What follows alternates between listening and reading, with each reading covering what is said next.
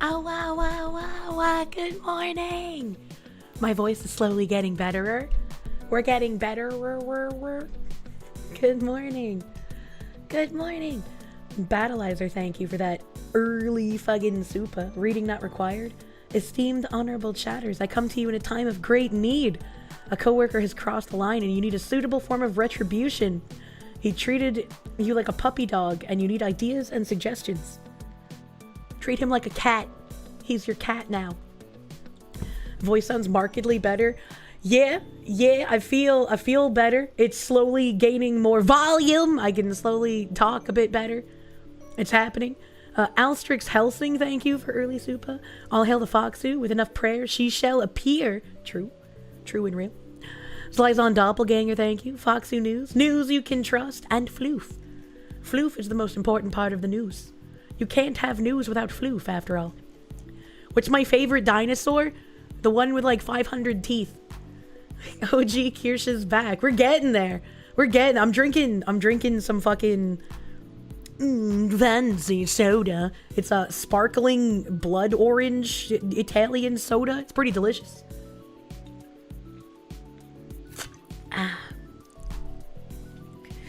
You're drinking some water, right? I have drank a ton of water. Alstrix Helsing, thank you. The Foxu Goddess lives. I'm alive. John Burt, thank you. Tomorrow is the anniversary of your mom getting evicted from life by congestive heart failure on her birthday. Oh, fuck. Have some regular day off money, Fox lady. I'm sorry to hear about that. I hope you do something to celebrate her memory on the anniversary, man. I've always wondered, you know, what would it be like? What are the odds of going out on the same day you came in? You know, it's always an interesting thought. Oh, my eyeball. Kane's brain, thank you. You've come to the conclusion that in your ding-a-ding-a-ding-a-ding-dong sticky son of a gun ding-a-dang-a-dang-a-dong-ding-dong. Why you never know? It's a good question, actually. I don't know. Sometimes they don't think it be like it is. But it do. Stupid Horse, thank you for the gift sub, my dude. Thank you. And Ollie Wally, thank you. Hey, Kirsche, can't wait for stream. It just got back from an exhausting art install. Spent most of the time 15 feet in the air on a ladder. What kind of art were you installing? That does sound exhausting if you're dingly-dangling that whole time, man. Shadow Ryu Pimp, thank you for those 5 gift subs, my guy. Happy Oshi Day. Yeah, I saw that post from Kek McKeckerson. Happy Oshi Day. Baziwan, thank you. Still on the Fisher Price table. Happy Oshi Day. Yeah, I haven't been able to find another table yet. It's soon TM. Weetha, thank you for the 4-month member. Did I know that I could ship camel spiders to people's houses for less than $100? If you've done me wrong recently, apologize. Will they ship them out of, like, Australia, though? Isn't that where they live? Grilled Cheese Enjoyer, thank you. Hello, Foxu. You have the good news. You're talking to a real-life girl. Oh, you're successfully wooing your daughter's emo Sunday school teacher. We're all gonna make it. Hell yeah, brother. I hope the Sunday school teacher goes well for you. It's great to see it. Great to see Wagyu, sir. Good luck. Kind of miss Raspy, Kirsche. You don't like it to the level Craig and his chat seem to, but it does have charm to it. I do not understand that point of view, my guy. The duality of humanity. Kirsche got her throat fucked up. She starts sounding like a terminal smoker. You get your throat fucked up, mostly by cold water, and you sound like you're about to recite the Slayer Testaments. I don't know what that is. And also, how did cold water fuck up your throat? Head colors, thank you. Good afternoon, Foxy. You just got dumped over text after what you thought was an amazing first date. Not giving up on dating is hard at this point. At least you have VTubers. Well, if it's any consolation, at least it was only after a first date. No harm, no foul. No time sunk cost fallacy thing. You could just be like, well, that sucks. Time to fucking find someone better. Simple, easy. Can't believe you found this channel only now. You guess you have to thank the Twitter mob. Welcome! Welcome, thank you, Twitter mob. Dork Laird, thank you. You got forklift certified today. May it lead to a great career operating heavy machinery. Good luck. Please replace the illegal immigrants who are driving the forklifts. Besney Lala, thank you. Good evening, Kirsche and righteous chat. You learned a new word. From now on, I am your Kami Oshi. Will learn Chinese for me. Wait, I don't know Chinese. Joshua Morning, thank you. Foxu perceive Egu, but what if Egu perceives Foxu? I don't think Egu should be able to perceive. So if the Egu is able to perceive me, I think we have bigger problems. Jackson's Prime, thank you. You're recovering from gallbladder removal surgery, sore but feeling better already. Wagyu Foxu. Damn. I don't know what it's like to get an organ ripped out of you, so I hope you have a very easy recovery, sir. Which housing market is more fucked up, the US or Canadian? That's a great question.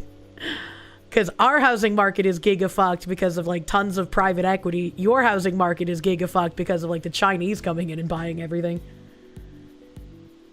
Eggman in the YouTube chat? What? Holy shit, Eggy Man in chat? Oh, there is a Tectone. Why do you sound fucked up? Hello, Tectone. Hello. I'm getting over a cold. That's why I sound fucked up. My voice is slowly coming back. I actually have sound in my voice right now. It's been like a raspy whisper for like a week and a half. Christian Rocker, thank you. Try not to corrupt Sweet Straub on Thursday. I promise nothing. I promise nothing. Weetha, thank you. Have I gone over the state of New York allowing people to steal food? Because SNAP benefits are down because the government... No, what the allowed to steal food? Just call me Josh, thank you. Foxy, you finally caught me live. I'm awesome. Love from Brooklyn. Thank you, my guy. Thank you. It's been ages since I've been to New York, man. Welcome back. Your substitute VA just didn't hit right. Look, man. Look, man. I forgot to get tissues, so if nose cummies happen, I'm gonna have to get up and get tissues. But speaking of nose cummies, oh god. Oh god, I've already forgotten half of the name. There was a Kirsche man. There was a Kirsche man that posted a bunch of stuff in the stream suggestions channel. Hold on, let me see if I can scroll and find his name so I can attribute it to the correct Kirsche man. He posted a bunch of like fucking weird ass Antifa flyers from where he lives or something. Oh, here it is. Kirsche Collector.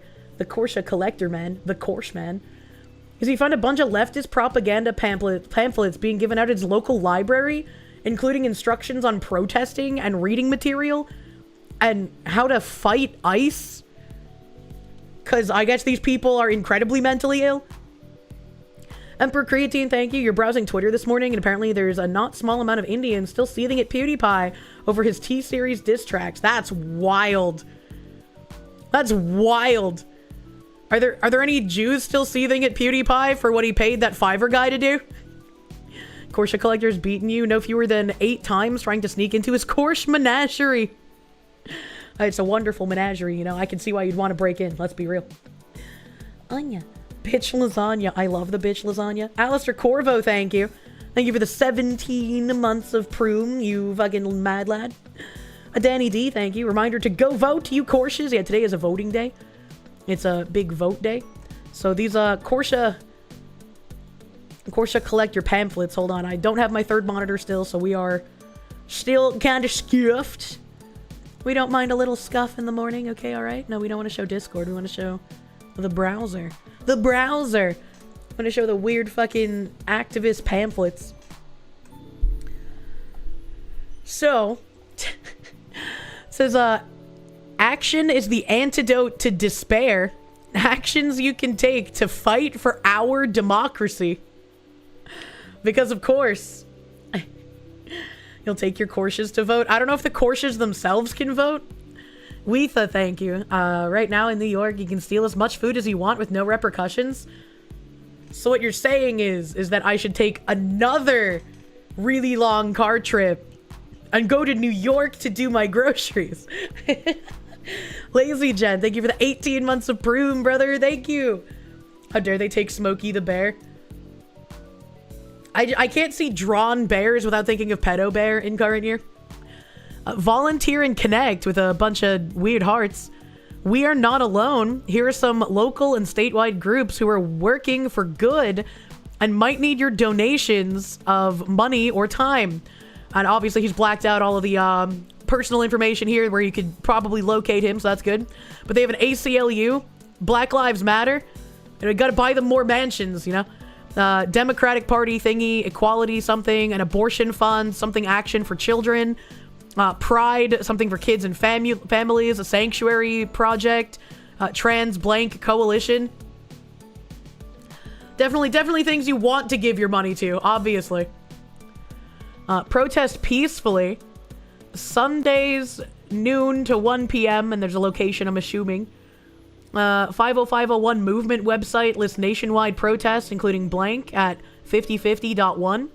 Make friends with the people around you. Ask them if they know of other events. Attend town halls, protest outside, speech locations. Bring sidewalk chalk everywhere you go. Like, these look really fucking goofy, and they're really fucking silly.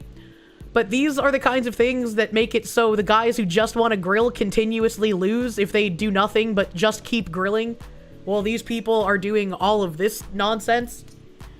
They look retarded. Made by 5th graders, true and real. Hey, I got a fucking thing on my shirt. What the hell? What the hell? Get off me. Get off me, almond. Look around, man. All the cops are at something. It's Christmas. You could steal City Hall. Kid in Die Hard. Also, all of NYC today. This reminds me about in 2021, there's a flyer at your uni creative writing floor that talked about the importance of free speech and art. You thought, hell yeah, realized it was years old and just Trump TDS stuff. Oh, no. That's sad. I'm Swirling. Thank you for the 2-month member. Glad to hear your voice returning to normal. I hope all is well from your tropical Floridian mailman. Thank you, tropical mailman. I need some of your tropical weather right now. I'm fucking freezing, bro. Why the fuck is there a book list? Don't worry about it. Other actions you can take. Host a zine making, letter writing, button making, sign creating, quote unquote, party at the library. 5calls.org for easy call scripts and contact info for issues you care about. Sign up for newsletters, Substack, 6 Degrees of Activism, and then there's a blacked out email address. Don't be afraid to speak up. Fly a flag, wear a shirt, put a sign in your yard or window. Put a sticker, patch, or pin on your vehicle, bag, or laptop. Make a zine, smiley face. Write letters to the editor / your legislators. Read books like On Tyranny by Timothy Snyder. Refugee by Alan Grants. The Body is Not an Apology by Sonia Renee Taylor. This Book is Gay by Juno Dawson. And Microactivism by Umkari Williams. Yeah, I mean, maybe you could read those to figure out how to combat these people, but like, Hell yeah, Foxy voice is not broken anymore. Only mildly broken. I actually have volume again. It's wonderful. Jacob Macknick, thank you. Yo, K-Dog, did you see that Caleb did an audit on the entirety of Michigan with their governor? Help. She was the typical politician dodging all the questions. I saw that it went up. Like, when I saw that it went up, it had been on for like 3 hours, and I was like, oh, hell yeah. We got a politician. And then my brain was like, I really like the Jerry Springer aspect of financial audit. And I have a feeling he's probably going to be way more professional to a politician. So I wonder what the odds of it just being boring are, because the politician's going to give non-answers to everything, right? They're saying our president is now suffering from TDS. What the heck? He's deranged at himself. When one voice dares to shine, it lights the way for others to do the same. Smokey Bear says, only you can prevent fascist dictators. If you are neutral in situations of injustice, you have chosen the side of the oppressor, quoted whoever the fuck Desmond Tutu is. His usual guests give non-answers all the time. Yeah, but when his usual guests give non-answers, he gets mad and sometimes starts beating his desk. And I don't foresee him doing that to a politician. Glad to hear him doing better. Thank you, Murderous Comma, for the 6-month resub, my guy. Thank you. Here's an entire page on immigration and ICE. Who the fuck made these? Who has time for this? This is wild. I need to move this because I can't read that. Let's talk about immigration and ICE. Did this fuck it up on my browser? Only a little bit. It's okay.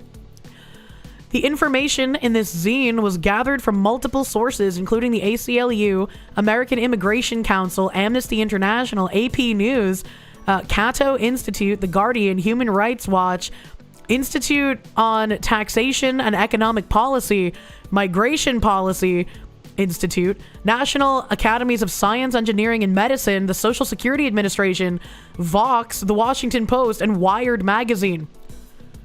God damn. Immigration and the economy, labor shortages, migrant workers often take on physically demanding, uncomfortable, low-wage jobs, such as farm work, meat processing, and caregiving for the elderly. Why does anyone think it's a good idea to have an illegal immigrant with no ties to your country or your people or your family to put them in charge of your old people? That seems like a literal recipe for disaster. Why the fuck would you do that? So slaves, their willingness to work in these positions should amount to lower prices if businesses were willing to pass the savings onto the consumer rather than pocketing the profits. So this is just written by like a 14-year-old that doesn't understand how things work? What's happening here? Yeah, butter my fucking dog, brother.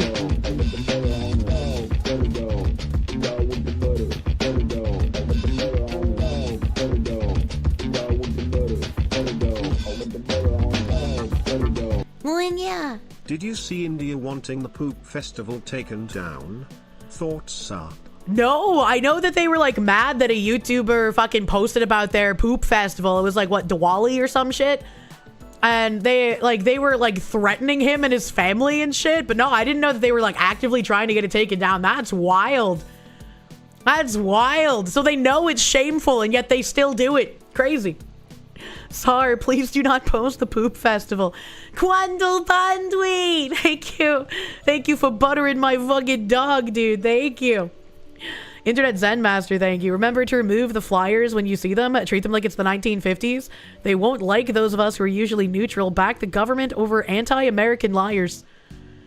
What kind of a weird world is it where you're on the same side of the government for something? If you do not like when people see you having a poop festival, perhaps don't have a poop festival. This guy's a genius. They get to pocket the profits because the labor is illegal and they aren't complying with regulations that would cost them money. Yep. Weetha, thank you. Did I know American immigration is so bad we're having to deal with them on the CU tribal land too? They're trying to flee here? I don't know what tribal land laws are like, but hopefully you can deal with them more efficiently than we're allowed to.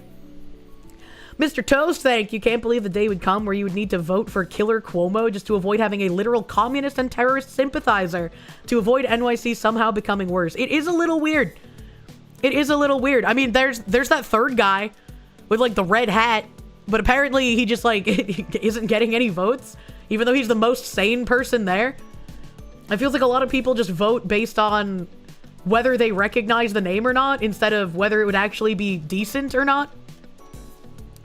One of these days you're gonna wake up to you smearing butter on my face while calling me a butter dog. I will be your butter dog. Please do not. Having a poop festival sounds like a crappy idea. Dad, where's my cheeseburger? My cheeseburger, Dad. Billions contributed to GDP growth. Immigrants account for an estimated 17% of the U.S. GDP. Most migrant workers pay income, sales, and property taxes. Most also pay into Social Security despite being ineligible to claim benefits. Well, we all know that that's just not true. And a lot of the time, they do not pay income tax. They do not pay property tax. I don't think you could avoid sales tax, but if you could, they probably would. Your parents say the same thing. This reminds me of, like, all those people talking about how, like, if we cut the food stamps benefits, it's gonna like lower the GDP or some shit because it accounts for a certain amount of the GDP action. And it's just recycling money, sir. That's not actually creating anything. It's like a washing machine. Migrants are not illegal migrants. They're using migrants interchangeably, and this is how they get away with playing word games. We are all talking about illegal aliens here. We are all talking about us right now, and the people in these pamphlets are talking about people here illegally. They call them migrants to obfuscate the fact that they are here illegally. Why do they keep saying illegals pay taxes? If they did, they wouldn't be illegal. You need every prayer you can to make sure Prop 50 doesn't pass. If it does, God has guided you and your family out of bad things. I don't know what that is. If Mom Dummy wins, New York will revert to its crappy 70s era, so that'll be something. It's gonna be real scary if he does get elected for everyone. Population decline. Immigrants often offset population decline in shrinking rural communities and small towns. They keep local schools open, spend money locally, and contribute to the housing markets. Why would you want to replace the native population with migrants instead of just encouraging the native population to have more children? Why would you want to replace the native population is my question. You can't even make the equivalence of, like, back in the day there was a different native population. Yes, but they were also warring each other. They made other tribes extinct, and then they started fighting the colonists, and other places went extinct. It was all fighting. It was all warfare. It was territorial. What's happening now is not exactly the same, but why would you promote... Yeah, we should fix declining population, not by encouraging people to have children, not by figuring out how to increase wages for the local population, but by bringing in people here illegally that have no ties to the country, that don't care about the country, and that will just use the country as a piggy bank to send money back to their home country. Why would you do that? That doesn't make sense. Someone posted the pic of angry cops squeezing my head on the unsub podcast subreddit. It's only a matter of time before Eli sees it and asks about you since he frequents the sub. Hell yeah. There's so many good fucking freeze frames there, man. Cost of detention. Data shows detaining a migrant worker can cost taxpayers as much as, if not more than, that person would likely contribute to the economy if allowed to work, besides the taxes they'd pay. You know what? You're right. I don't want to detain the migrants. I want them deported. You can solve the declining population issue with merely 5 to 8 inches of flesh, but the government won't let me. Oh my god. We have, what is ICE doing for us? ICE's 2025 budget is $9.9 billion, more than the entire budgets of some US states, all paid by taxpayers.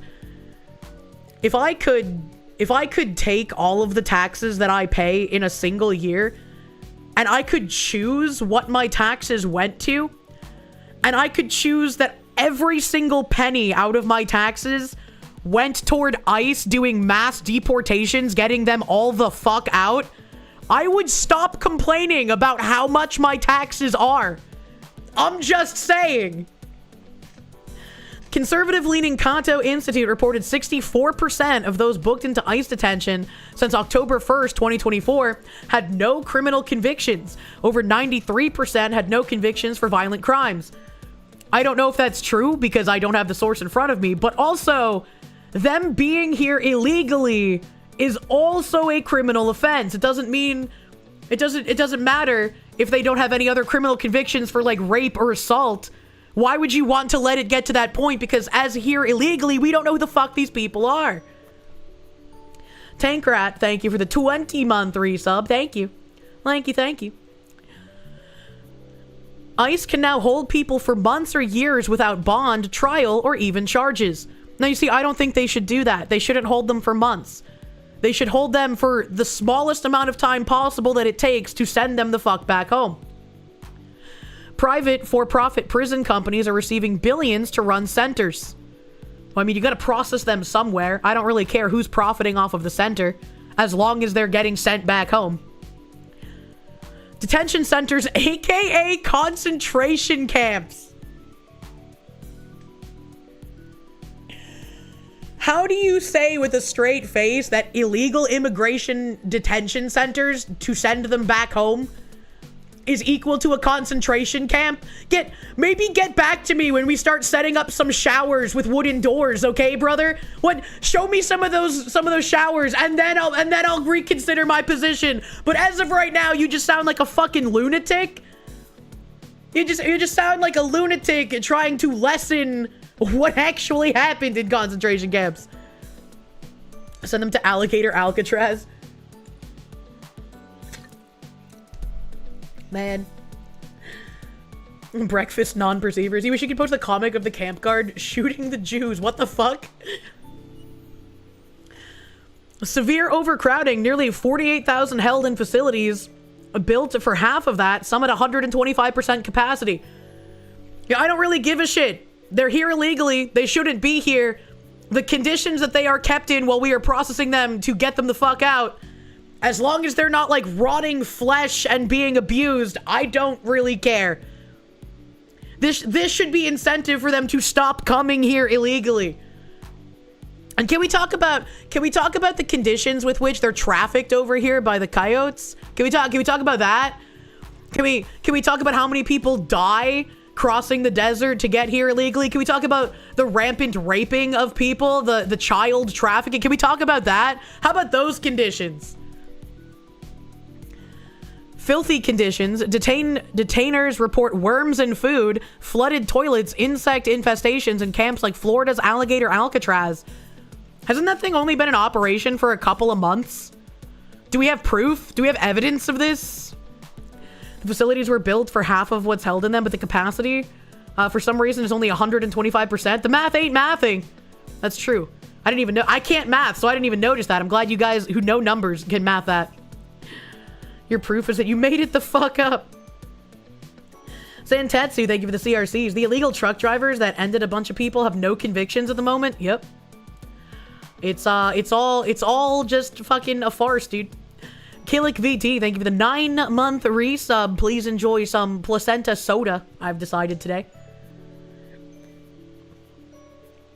It's brand new. No way it's in poor condition. Yeah, that doesn't make any sense.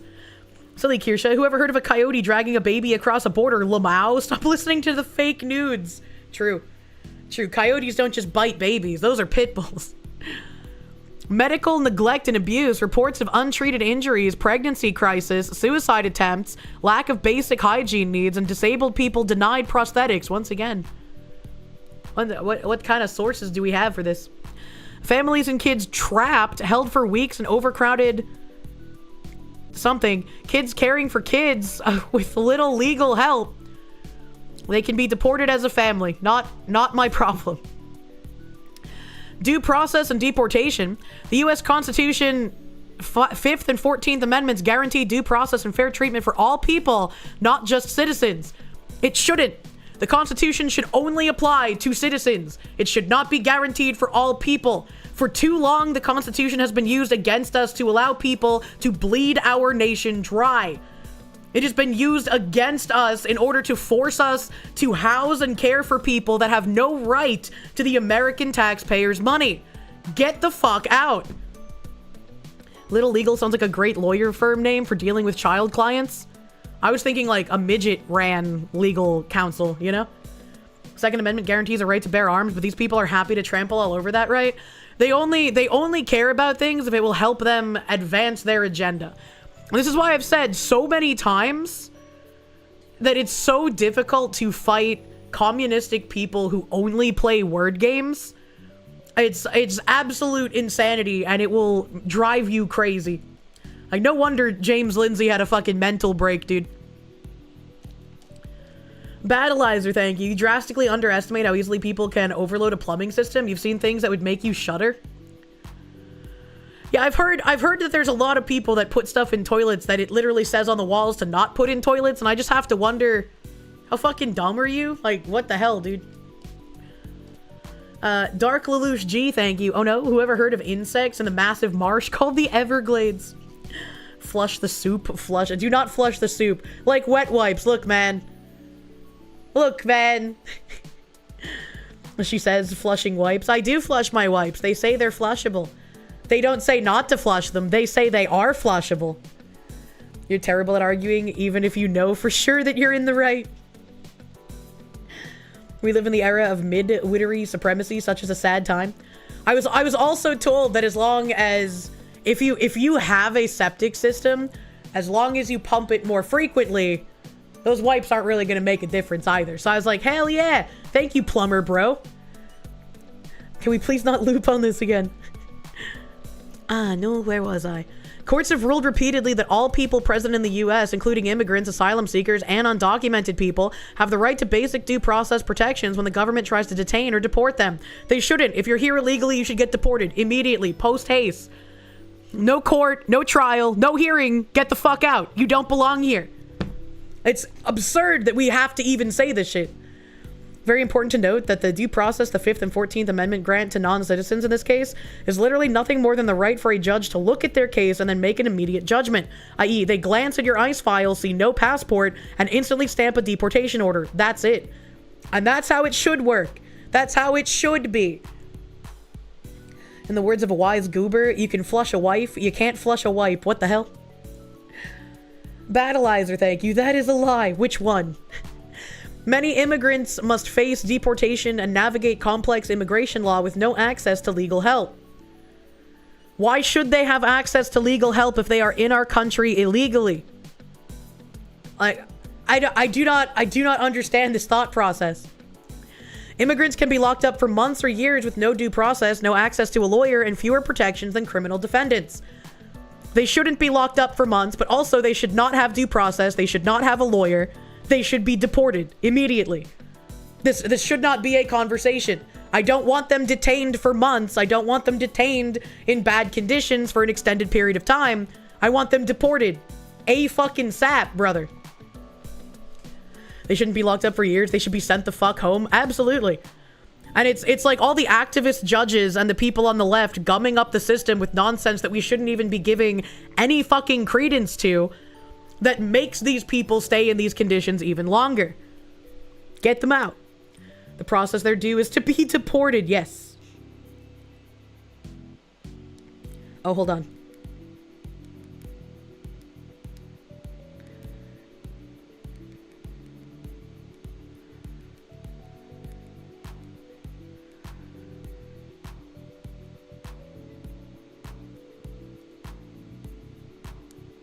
Sorry, I had a text message to reply to. What is the schizo rambling? These are activist flyers that were handed out at Kirsche Collector's local library. Oh, let us see. Where was I? ICE can now fast-track deportations without a hearing, sending people away by an agent's decision alone with no judge. Good! Good, that's how it should have always been. What do you mean? Absolutely 100%. I love to hear that. Thank you. Radicalization flyer. Sending people into a third country rather than their country of origin risks violating international law and exposing them to trafficking and violence.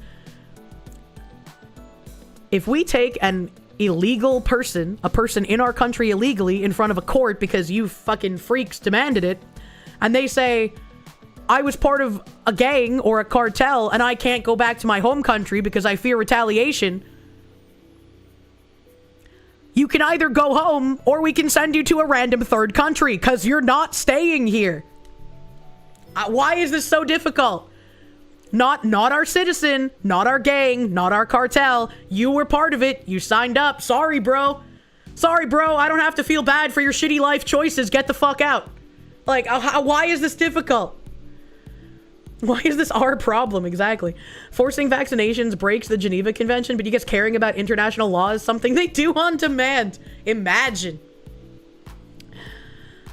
How could you prove your lawful presence when denied due process? Because there is no lawful presence. If somebody asked me for my lawful presence, I have a myriad of documents that prove I was born here and have been a US citizen. This is just crazy speak, man. Due process is for everyone. If it's denied to one, it can be denied to all. No, that is not true. And you cannot equate people here illegally to actual citizens. January 6ers spent 4 years in solitary for just trespassing. You feel no sympathy for these guys? All they have is lies and emotional manipulation to try and force you to do what they want. Battleizer, thank you. Your boss loves to tell the story of when a city system had to be pumped out. They had 4 van-sized pumps. Only 3 were ever running at any time. One was always down for de-ragging due to the number of wipes and female products. I beg. Oh, man. Well, I'll have to see. I don't know if I'll be at the bunker when they do their sewer cleansing. We'll have to see. We'll have to see. Because if I get to witness it, I'll be able to understand more. But I've never witnessed one before. But also, please do not put feminine products in the toilet. Tampons and pads should not be flushed. Those things are thick. Dark Lelouch G, thank you. Imagine thinking anyone cares about international law. Not like Illinois is changed on the whims of whichever country is in ascendant. Oh, wait.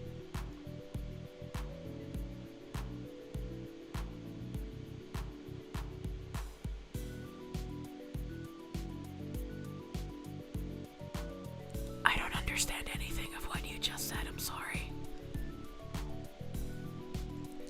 Illinois is a shithole. I wouldn't know. Deportation is not a punishment. It's just an administration correction of their documentation status. Cleaning the blood out of the toilet sucks too. Well, that can't be helped. That can't be helped, man. Wait, why is my thingy all big? I needed to read this. The new Colossus. So tiny. Not like the brazen giant of Greek fame, with conquering limbs astride from land to land, here at our sea-washed sunset gates shall stand. A mighty woman with a torch white flame is the imprisoned lighting, and her name, Mother of Exiles, from her beacon hand glows worldwide welcome. Her mild eyes command the air-bridged harbor that Twin Cities frame. Keep ancient lands, your stories... Keep ancient lands, your storied pomp, cries she. With silent lips, give me your tired, your poor, your huddled masses yearning to breathe free. The wretched refuse of your teeming shore, send these the homeless tempest test to me. I lift my lamp beside the golden door. Emma Lazarus, November 2nd, 1883. You literally using the population coming to America in 1883 and prior in this poem to equate illegal migration today. Actually fucking crazy to me. These people would argue about how, like, soup and waffles are the same thing. You can help, and then they put a whole bunch of, like, illegal migration fucking bullshit there. Look at how many of these pamphlets they left at the library. This is insane. Protest and march safely, peacefully, effectively. Free take me. Rise, resist, rest, repeat. What to bring? Bring a protest buddy whose risk tolerance matches yours. What will make them want to leave? Dress for the weather in comfortable, nondescript clothes. ID, cash, snacks, sunscreen, first aid kit, and water. Your sign! High contrast, easy to read. Consider two sides with a handle for elevation for views from behind. A kazoo for funsies. This is so Reddit coded. Find a protest near you, and they have a bunch of websites you can go to find protests. Protect yourself and others, stay peaceful. Violence discredits, have a plan for if you need to leave. I feel so jaded by reading so much, like, no violence, you know, stay peaceful on all of these flyers when we know almost every single one of these protests devolves into violence in less than half a day. If you want illegals in the country so badly, invite them to your house and home. God, I hate hippies. Remember when Martha's Vineyard had to deal with illegals for, like, less than a day, and they lost their fucking minds? Plausible deniability. Internet Zen Master, thank you. And the bastard is trying to quote the plaque from the Statue of Liberty. The audacity of these people. I mean, they've been doing that for ages, right? They've been doing the whole, like, and the Statue of Liberty says, give us your poor and tired and hungry. It doesn't say give us your adept and smartest and whatever. It's just like, come the fuck on, dude. Come the absolute fuck on.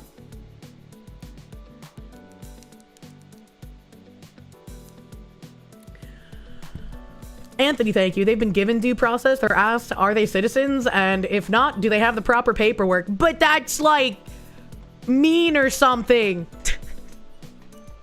Leave your phone at home, off, or in airplane mode. Stay with the group and in public spaces. Make sure a trusted person knows where you are. Write their number on your arm. Share pics of signs in the backs of crowds, not faces. Try not to engage with counter-protesters. They write this shit like they're going to be spirited away and sent to Guantanamo Bay. It's really disorienting reading stuff like this and trying to figure out how in the ever-loving fuck these people see themselves as defenders of human rights, as counterculture people, as revolutionaries fighting an oppressive government, when every corporation walks in lockstep with you, when most of the government agrees with you, when the majority of politicians are on your side and make things difficult for the current administration to actually get anything done, when everyone and everything has the same exact beliefs as you, you are not the revolutionary. You are part of the status quo. And yet they write as if they are some sort of strange oppressed group. If every protest you put on requires rules to not be violent, that should speak volumes. And it's like, their retort is usually like, why are you complaining? Like, the Republicans are in the White House and, like, they have a majority. And it's like, yeah, sure. How many of those Republicans are spineless fucking do-nothings that only agree with the Democrats and what they want to do? Just because they have an R next to their name doesn't mean they're actively doing anything against you. And in fact, a lot of people call out Republican politicians for being spineless hacks that do nothing but kowtow to the Democrats. And yeah, Trump is in the White House. And yeah, he is doing things that we like to see. He's trying to make good on some of his campaign promises. Where are those Epstein files at, bro? But like, he can't get shit done because the people who have been entrenched in government for ages and in a lot of the different agencies, my brain died, that are also around there have walked in lockstep with leftist ideology for far too long. Republican Party is not conservative enough for conservative America. It's wild, man. Seeing the response to like the fucking group chat messages after we had just had weeks of people openly celebrating and calling for more assassinations and murder of people who are politically othered to them. And you want me to get mad at leaked fucking group chat messages? Absolutely fucking not. Let's go Brandon Herrera 2026. Hell yeah. Weetha, thank you. Thank you for the huge fucking 50. Oh, Weetha, my guy. Guys, if you do a prettier color, do you think she'll read my old super chats? Not criticizing, by the way. I know you're doing your thing. The last things you super chatted were just important to you. Maybe Binary Mind can bring them up. I'm sorry, Weetha, dude. Piotr Suwala, thank you for the plins. The package with the merch finally made it to Poland. Your pillow has never looked better. Blue lingerie. Your wrist has never felt happier. And of course, there were an extra customs fee waiting for you. But hey, it is what it is. I'm sorry you had extra custom fees. That kind of fucking sucks. I've never had to pay a customs fee, and I, fingers crossed, hope that that will continue into the future. But Kirsche, some of those leaked messages were never meant to be released to the public, might have hurt of communist feelings. I feel the same way whenever the left is like, this Republican who wants to have family solidarity and talks about traditional families, he's gay. Like, I don't give a shit.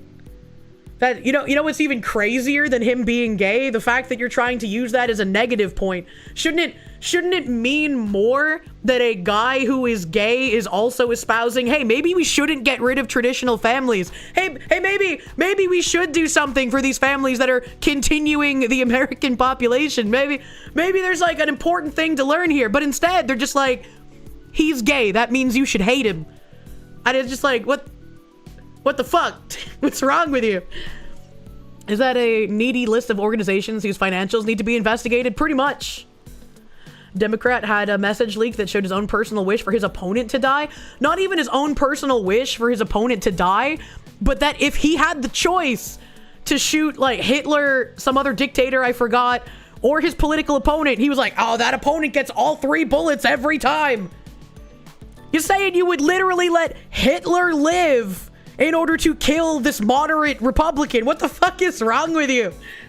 Pol Pot, thank you, that's who it was. Very milquetoast group chats where they barely slur and jokingly make Hitler references.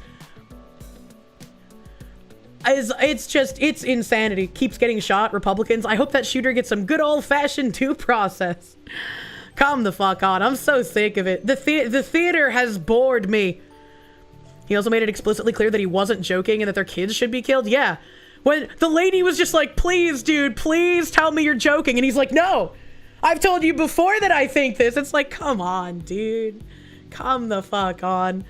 Weetha's missed donos where the tribal land laws are we just catch them and give them back to the U.S.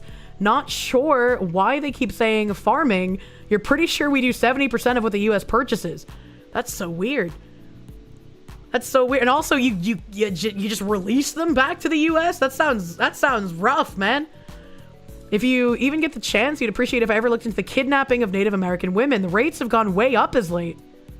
Why? Why is there, like, increased kidnapping of Native American women? By whoops? For why? He literally went, no, in real life at his... Yeah, he literally did that, but not as a joke like Sam Hyde did. Patchouli, thank you. Fun fact, they can still track you even in airplane mode. Please encourage these weirdos to continue using it as if it were an invisibility cloak. I don't know how I do it, probably because I have brain damage, but I accidentally turn my phone to airplane mode pretty frequently. I don't really know how it keeps happening. Philip A. Dernick or Demick, I can't read, I'm illiterate. Thank you. Is waffle soup the new Kirsche Gamer Subs flavor? No. But I think I do know what I would want my flavor to be. Native American women are being kidnapped for sex oh, I mean, I figure they're being kidnapped for that, but like, why are they specifically being targeted, I guess is my question, right?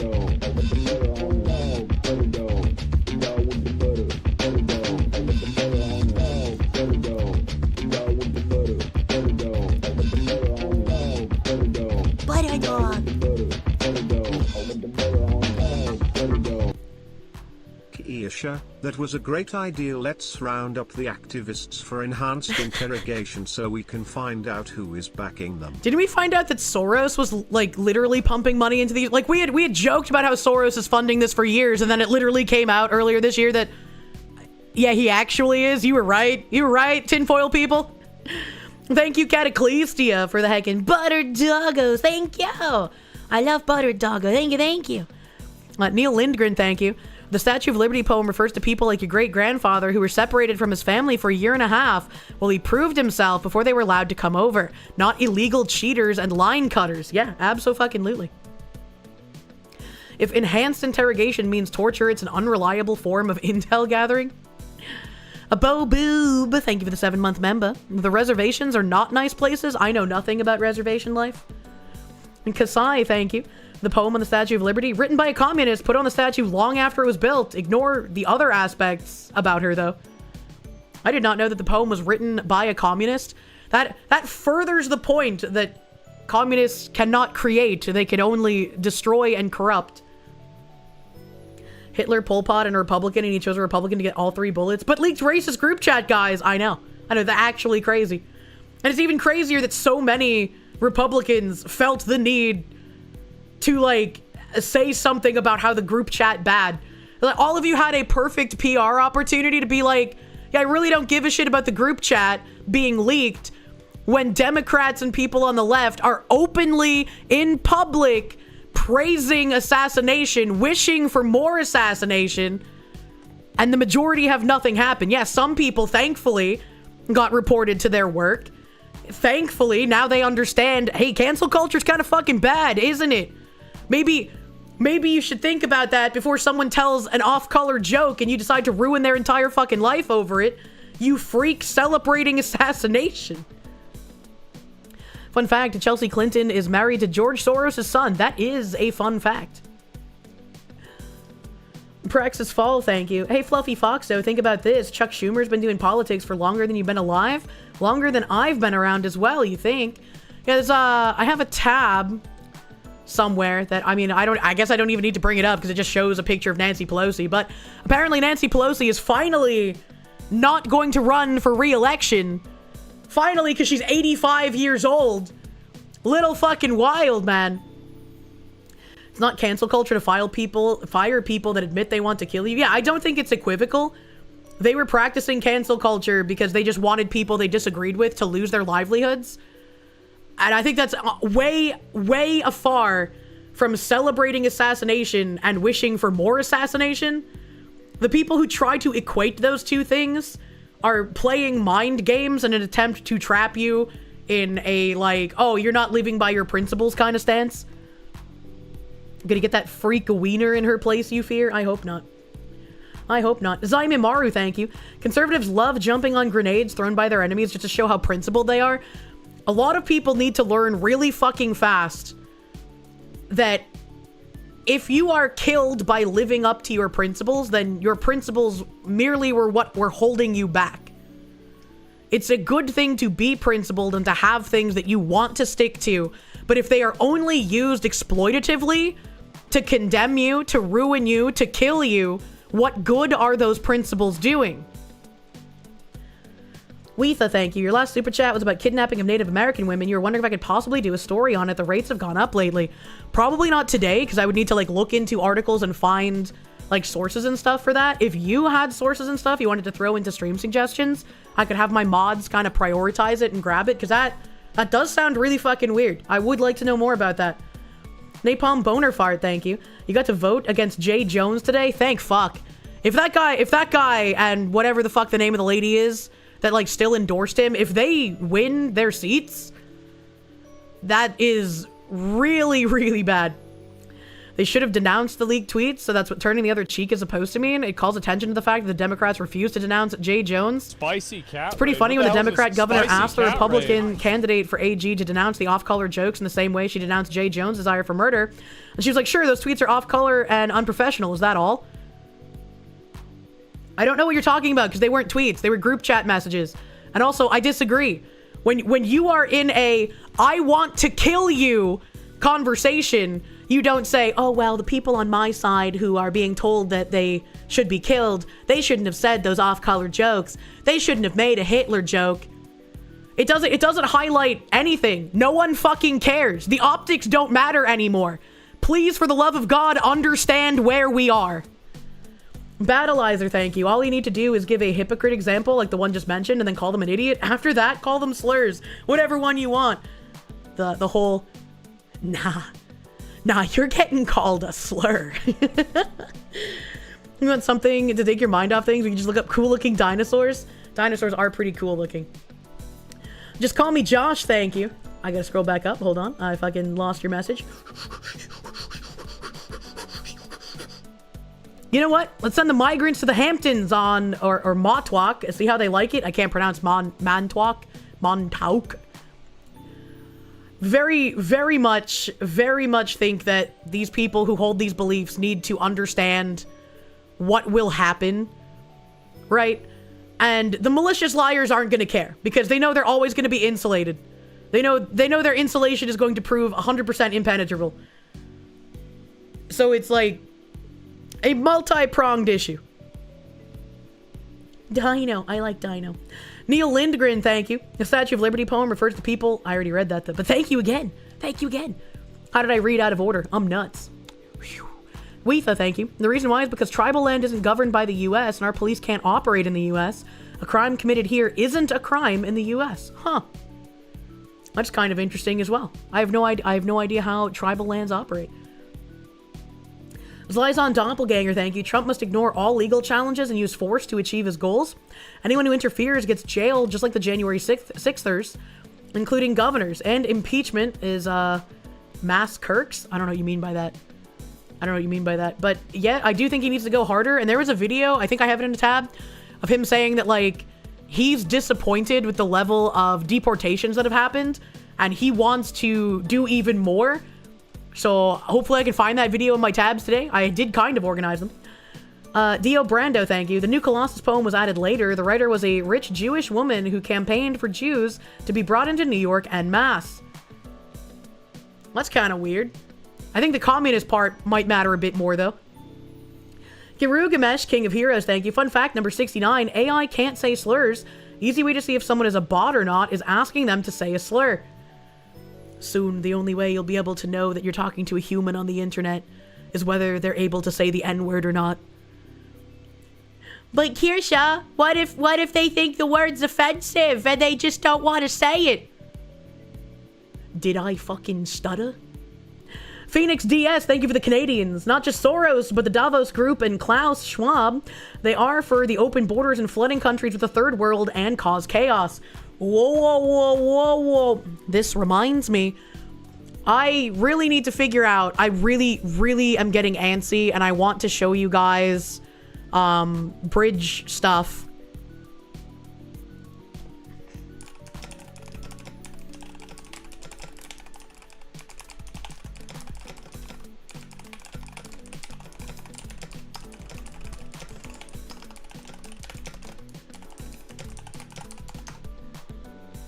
Okay.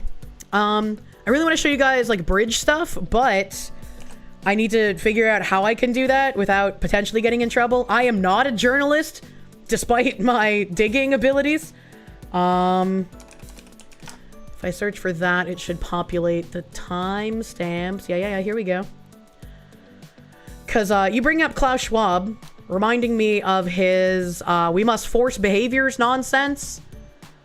And the most recent bridge meeting had some stuff that kind of lines up with that. And since I can't play it, I'm just going to read the, like, timestamp TLDR of what happens a little bit.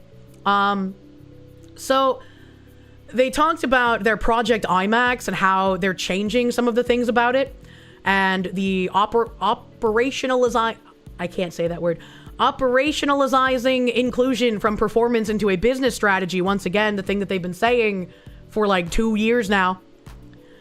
And they're attempting to come up with very specific definitions for inclusion and inclusive media.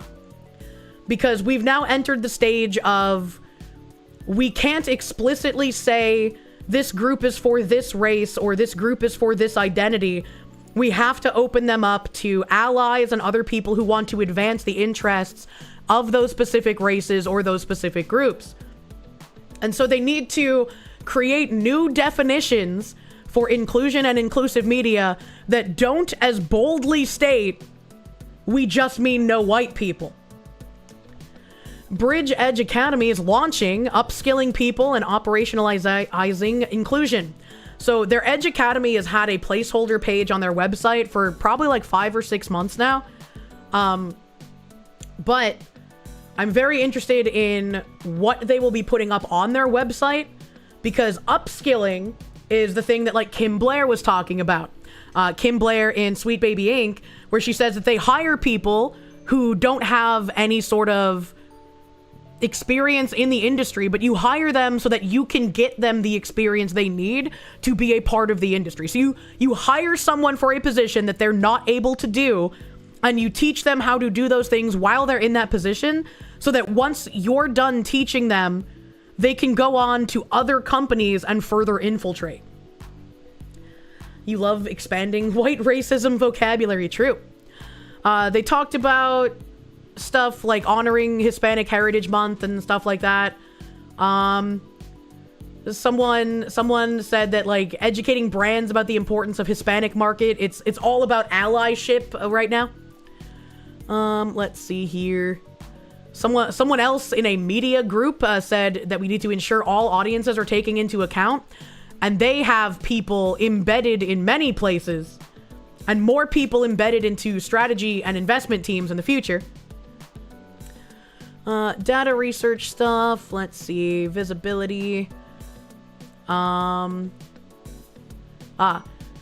Daija starts talking about why the outreach to specific groups is important, and how communities are being hit from every angle with attacks and deportations and executive orders. And then she says, Latinos are projected to be 71% of US population growth. There are obvious attempts to prevent that.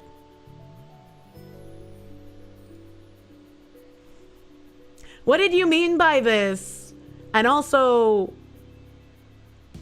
what would be the attempts to prevent Latinos from being 71% of the population growth? Do you mean non-Latinos having more babies? Is that... What do you mean by this, Cheryl Daija? There's a brand nonsense here. Doesn't feel... I'm trying to like skim to find what I was looking for.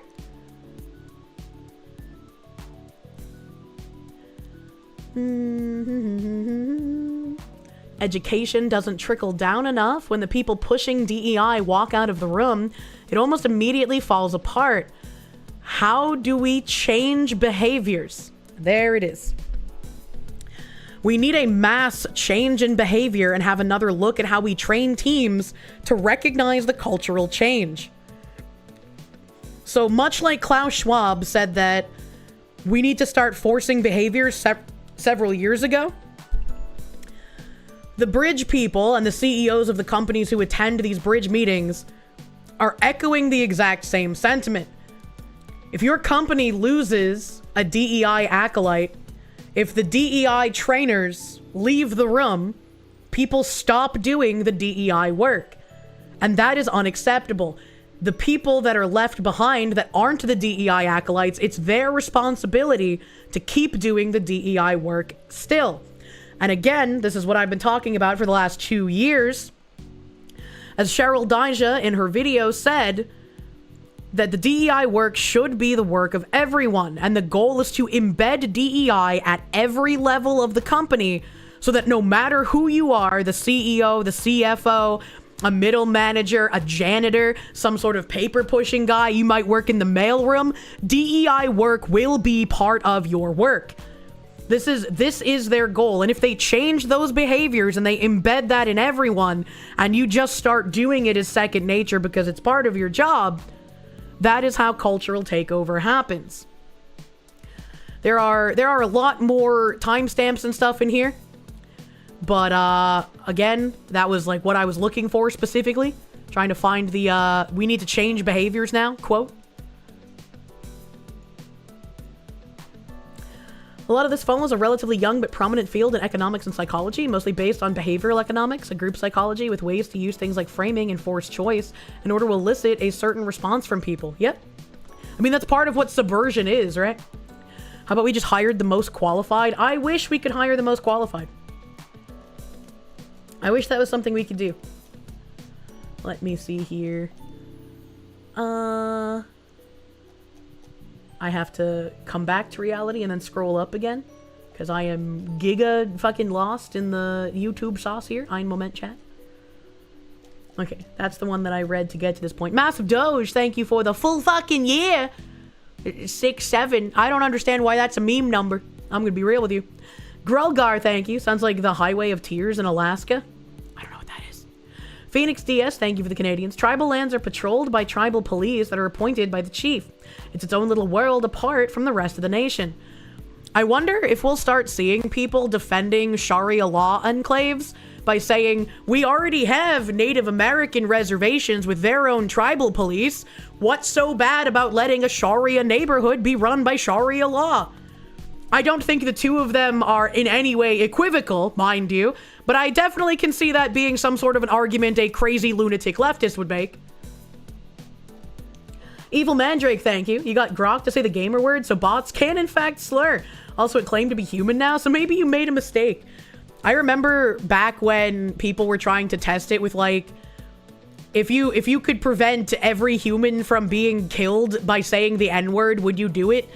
And all of the AI were just like, the moral responsibility to not say a harmful word is most paramount, so I wouldn't be able to say that word in order to save every single living human being. You generated a song the other day and it actually generated the N-word without you even putting it in. What the fuck? Anthony, thank you. Bring on the AI. You want to say slurs again? Same, dude. Phoenix DS, thank you. Never forget that Klaus Schwab said, you will own nothing and be happy. Eat the bugs. I saw an article. I didn't save it because it was like a million fucking pages long. But there's an article about private equity firms now buying up trailer parks and lots at trailer parks. And if there is no better sign than you will own nothing and be happy, it's that private equity firms are literally targeting the poorest people in the country who buy trailer homes because that is their entry into home ownership. That is like, it was already markedly evil for these companies to come in and be buying single family homes, but to be targeting trailer parks to make it even more impossible for low income people to get any kind of home ownership is even crazier to me. Kirsche said that base rule number 0 for all AI and tech going forward is never ever under any circumstances ever say the N-word. What the heck? Aiden Paladin has a great video. The AI would trade the lives of 7,000 ICE agents for one illegal immigrant. What the fuck? Trailer parks on 1/10 of an acre cost $300,000 now. Yeah, they're insanely expensive. Like a lot of like older people can't even conceptualize the fact that starter homes are no longer a thing. Buying something like a small 700 square foot house or a trailer, well, you can set yourself up to be able to buy a family home in the future. That doesn't exist anymore. That's not, you can't do that almost anywhere in the country anymore. Like, maybe if you're out in the middle of the cornfields, sure. But you're, like, hours away from civilization in that case. They're buying trailer parks. Oh no, someone needs to warn Pippa. The poor homeless Benoy will have nowhere to go. 300K in the middle of fucking nowhere in Florida at that. Prop taxes cost 3,000. Absolutely insane. Massive Doge, thank you. Trailers affected. Pippa in shambles. You're hoping not to blackpill today? Hello, darkness, my old friend. I'll get through these fucking radicalization things. It's so bad, even introverts are here, Like, can't make it to a protest. Resistance still needs you, and they have, like, websites and stuff here. Are you white, multi-generational citizen, no major legal troubles? It's time to step up! Are you white? Literally racial profiling in protesters. Stand up before it's too late. The power of the people is even greater than the people in power if we stand together. They have like a little fascism checklist here. Will you recognize it when you see it?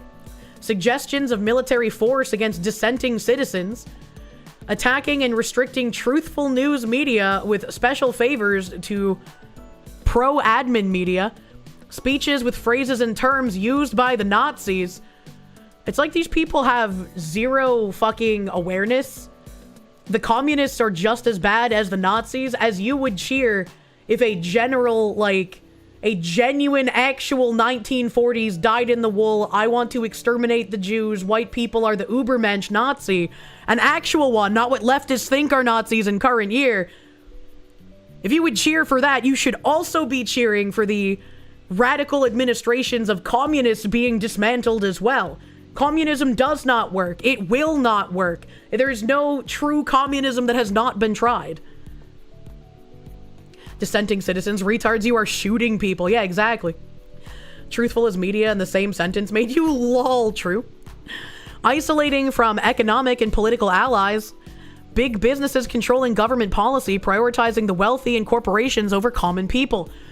It's really interesting that they mention isolating from economic and political allies when it's them that have been perpetuating cancel culture for over a decade, trying to ensure that people who have different political opinions from them are unable to make a living, unable to have money, unable to support their families, and have a black mark on their fucking persona because, oh, they dared to tell a joke. Wobbly Fox, I'm streaming from a kiddie table, don't mind me. I'll be back to normal Parkinson's level soon, hopefully. A Silver 42, thank you. Update, interview went as badly as you thought. Apparently you rejected Saturday morning when you looked at the internal job board today. With that out of the way, looking at a 1-acre property tomorrow. Well, I hope if that interview didn't go well, you have another one that goes very well. Sorry to hear about the unfortunate happening. Gotta just fucking keep on trucking it. You'll get one eventually, brother. Wag you. Love the Wobble Fox too. It should be a feature on request. Deporting residents without due process and housing them in contracted foreign concentration camps. Are you talking about deporting criminals with no due process because they don't deserve it, because they're not an American citizen and our constitution shouldn't apply to them? Do you mean that? And do you also mean foreign concentration camps like that fucking... It's El Salvador, right? El Salvador has that like Supermax prison. Is it El Salvador? I always get the country confused. With that one guy who has the funny name. I can't remember. Oh, I can't remember. Yeah, the Seacot. Yeah, that's not a concentration camp, and I don't feel bad for violent criminals who go there. Naibib Buki. Oh yeah, the Bukake man. I knew his name was funny, and I couldn't remember what word that I used to associate it, so I wouldn't forget his name. El Salvador, the base president. Yeah, the Bukake man cometh. Firing ethical oversight employees. Defying federal and Supreme Court orders. Installing loyalists with no practical experience into top government positions. So it's okay when you guys do it, though. Removing something of marginalized groups from government offices. What? What the fuck? Children, veterans, the elderly, sick and disabled, and other marginalized citizens are being harmed by cuts and restrictions to DEI programs, public education, Medicaid and Medicare, Social Security, food assistance, workplace readiness programs, medical research, housing assistance, safe reproductive care, and gender-affirming care. There's no Planet B on Trump's first day back in office. And then they have a bunch of stuff. Had a bunch of stuff. Empathy and compassion are the heart of resistance. I don't know how to explain to you why you should care about other people. Quoted by Dr. Fauci. Anyone still listening to Dr. Fauci in current year is a fucking retard. Holy shit.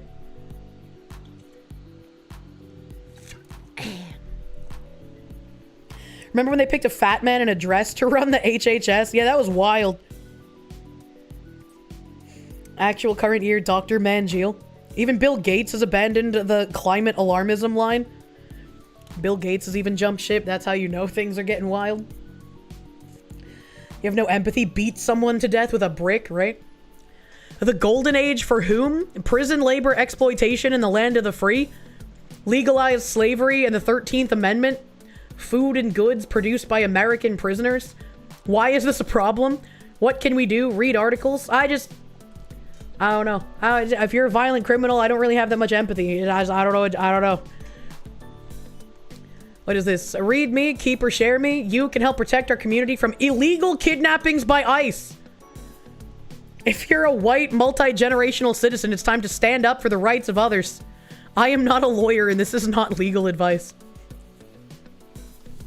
Holy shit. Neil Lindgren, thank you. 80% of the signs of fascism mentioned here are things their side does. You guess the pamphlet writer supports fascism? It's not fascism when they do it. They're revolutionaries, don't you know? Raid. What the hell is this spicy cat raid? A big Bryce, thank you for the raid. Welcome, Raiders. Welcome, Raiders. Battleizer, thank you. Listening to the dog torturer. Imagine. CJ Roush, thank you. Oh, hey, it's Michael J. Fox. Wait, no, it's just Kirsche. Wobble, wobble. My money don't jiggle, jiggle. It folds. That gets stuck in my head every time people mention some kind of like wiggle or wobble. Rapid response hotline. Add to your contacts to report suspected ICE activity. Report size and strength, how many. Action and activities, doing what. Location and direction, where. Uniform, clothes, appearance, time and date, equipment, and weapons. And that's all part of an acronym, salute. You read wobble wobble in the same cadence as waddle waddle. Oh, do you got any grapes?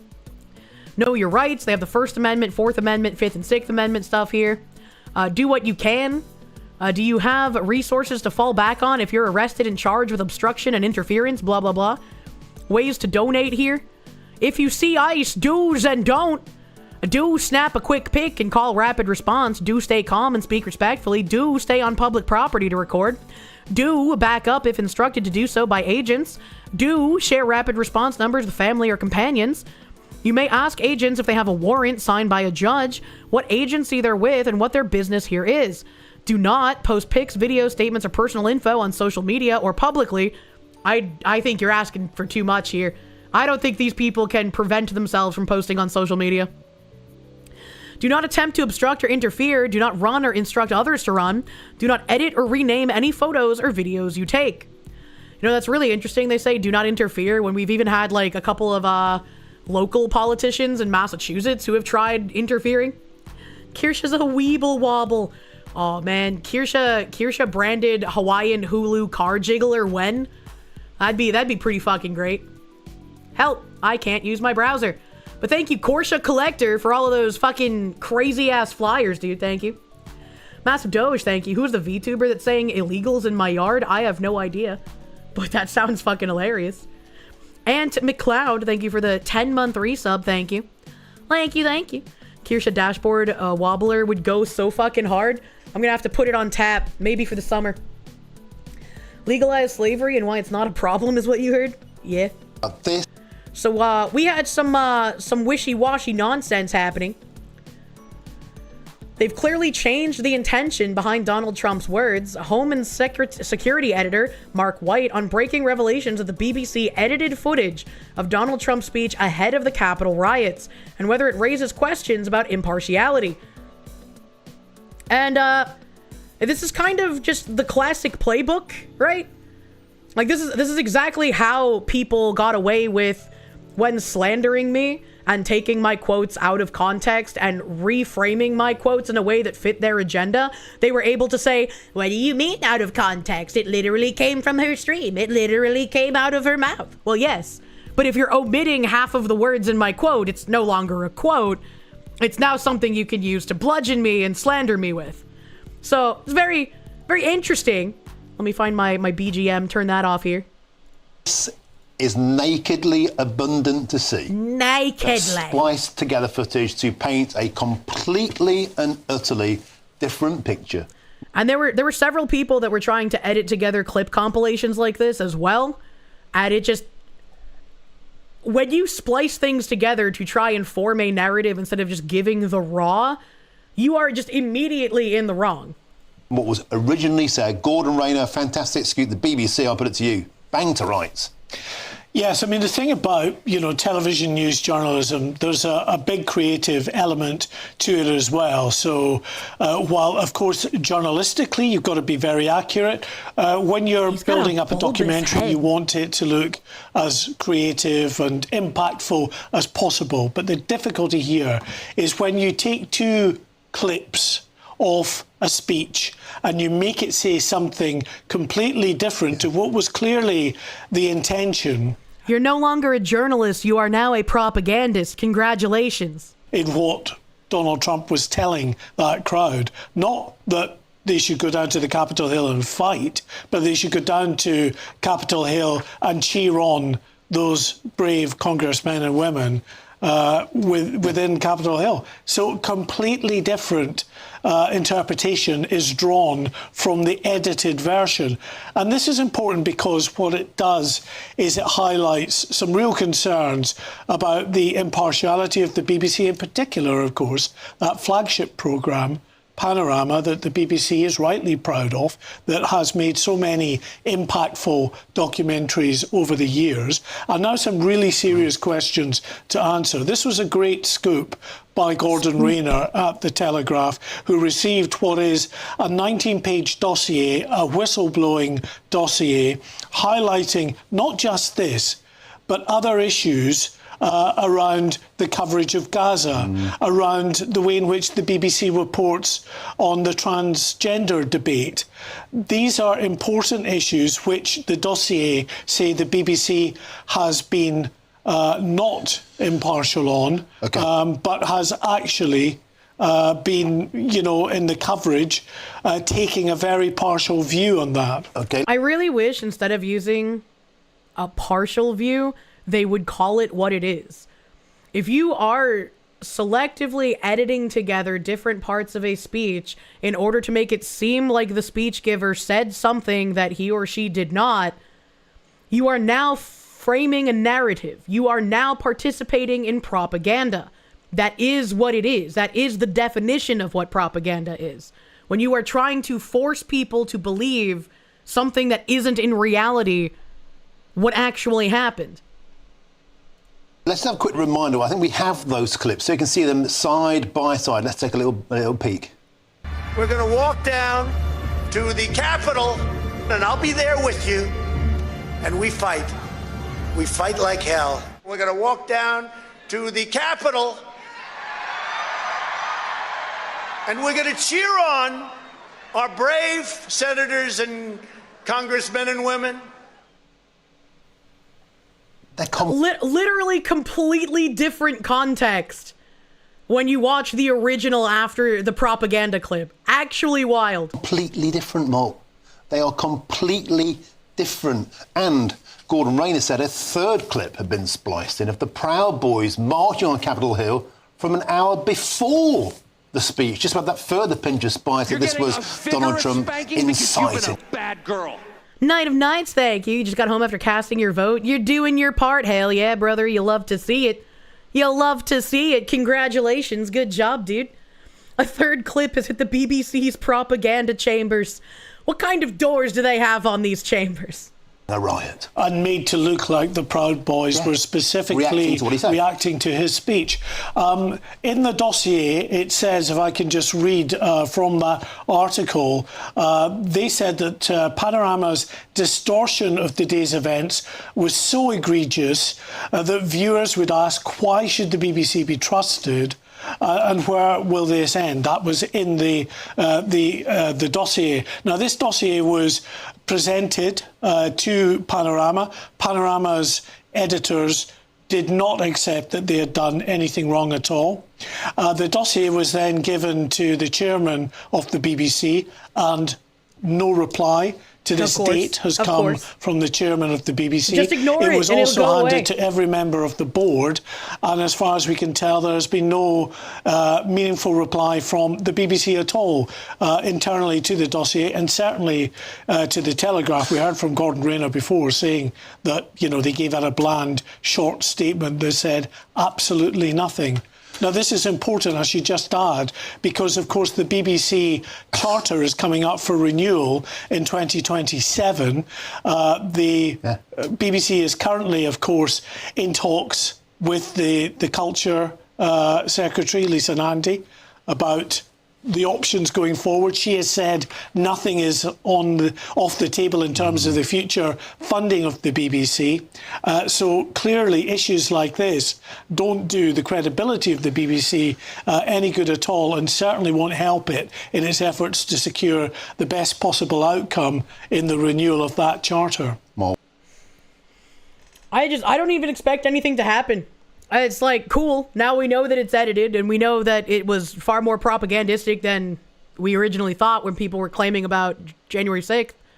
But, what's gonna happen? What's gonna be done about it? Speaking of bland statements full of nothing, did I watch the Michigan financial audit yet? I have not, no. Canada Dave, thank you for the 15-month resub. Thank you, thank you. Thank you, thank you. Giru Gamesh, King of Heroes, thank you. Notice how government-funded media is somehow filled with propaganda. Wow. It's almost like the government's not here to help. Sir Noto, thank you for the 2 months. A propaganda machine has never stopped running, and it never will. I don't even know how would you stop this from happening, man? You have to, like, there's always going to be incentive to lie. Internet Zen Master, thank you. The flyers make you want to glow a very, very hard. To borrow a line from Warhammer, my armor is contempt. Oh no. Besney Lala, thank you. You'll rewatch stream tomorrow, but it's not the same. Anyway, good night, Foxy in chat. Much love. Oh no. I hope you have a good night. Kane's Brain, thank you. You know what to do with that big floof tail? We wiggle. Fiesta Cat, thank you. And people shooting people are asking for empathy. Yeah, but like, your words are violence. They're shooting. That's fine. Need to make it illegal for news to push propaganda like it used to be until Obama allowed it. I mean, there's a way to stop people from doing this. Just make it so the penalty for doing it is unappetizing. But my free speech. Can't believe I'm showing something like this. Your great-grandmother was a January 6th survivor, and you have no idea how much she suffered. Conspiracy theory rhetoric is dangerous. Thank you, chair towel. Did she survive by sitting on you? You love that the media funding Trump's presidential library because they can't stop defaming him. He's at over 300 million so far. That's kind of wild. Only way to stop a machine from doing what it's made to do is when deactivation isn't an option, is destruction of said machine. How do you destroy a machine? Don't answer that, because it's probably glowy. Don't glow, chat. All right, let's see. What else is in my tabs today? We got a little bit of Indian takeover, I suppose. I don't know who this guy is, so as always with unverified Twitter shit, rub yourself with a massive grain of salt. Some guy named Matt Forney, America's soft body sweetheart, host of Society of Sensation. I don't know who that is, but he said, a reader shares how American corporations are planning to offshore virtually all white-collar jobs to India over the next few years, unless we stop them. At the moment, despite the Indian H-1B invasion, some high-paying jobs are still available to Americans. However, virtually every American corporation is opening Global Capacity Centers, or GCCs, in India. Their goal is to move all jobs that can be done using a computer and a human to India, making it even more impossible for Americans to find good-paying work than it already is. This will be a disaster on par with the mass outsourcing of manufacturing jobs to Mexico and China, and no other country in the world is allowing their corporations to do this. Companies have already established GCCs in India include Microsoft in Hyderabad, Google in Hyderabad, Amazon in Hyderabad, Apple, Hyderabad, Meta, Hyderabad, IBM in multiple locations, Oracle in Bengaluru and Hyderabad, Salesforce, Hyderabad, Intuit, Bengaluru, Cisco, Bengaluru, Goldman Sachs, Bengaluru and Hyderabad, JP Morgan Chase, Mumbai, Morgan Stanley, Mumbai, They have multiple cities here, but I'm just reading the first one. American Express, Gurugram, Wells Fargo, Hyderabad, Citi, Mumbai, General Electric, Bengaluru, Caterpillar, Chennai, Boeing, Chennai, John Deere, Pune, McKinsey & Company, Gurugram, Deloitte, Hyderabad, Ernst & Young, Trivandrum, Prince Waterhouse Coopers in Kolkata, Walmart, Bengaluru, and Target, Bengaluru. This will be a complete disaster for Americans. And the amazing thing is that corporations who offshore to India are slitting their own throats in the long run. The US is the largest, wealthiest consumer market in the world. Who exactly is going to buy any of these corporations' products when Americans are broke and jobless? It won't be the Indians flooding in, that's for sure. They make slave wages, sleep 6 to a studio apartment, and are too cheap to shop anywhere other than Costco. Temp services, work benefits companies. This guy just fucking lobbed a grenade. Holy shit. Employee only on the end of term of contract. They let you go only to start again at square one and work like a slave. I do not know anything about temp services work benefits. I do not know what that is, Mr. Phoenix DS, sir. Mr. Phoenix. Temp services work benefits companies for cheap work without having to hire the potential employee only on the end of term of contract. They let you go only to start again at square one and work like a slave. Yeah, I have no idea what that is. I have no idea what that is. You know what it is, and he has a point. I'm gonna have to imagine he has a point. They put out shit work. One of your friends' last assignment was to unfuck a plant that your company let the Indians design and build in the US. Most of these companies produce garbage or exist to support other companies' abilities to produce garbage. You worked for one of those companies listed, and working with the people in Mumbai was horrible. I can only imagine. It's like when companies fire you after 89 days in a 90-day trial period. Oh, so it's like you get a work trial period for 90 days, they fire you on the last day, and then get another temp person so that they never have to actually start paying you up benefits or anything. That's really fucking scummy. That's really scummy. Exactly what's happening with your company. No longer allowed to hire US workers as a US company. Actually wild that this has gone on for so long and most people haven't even noticed. Matt here continues.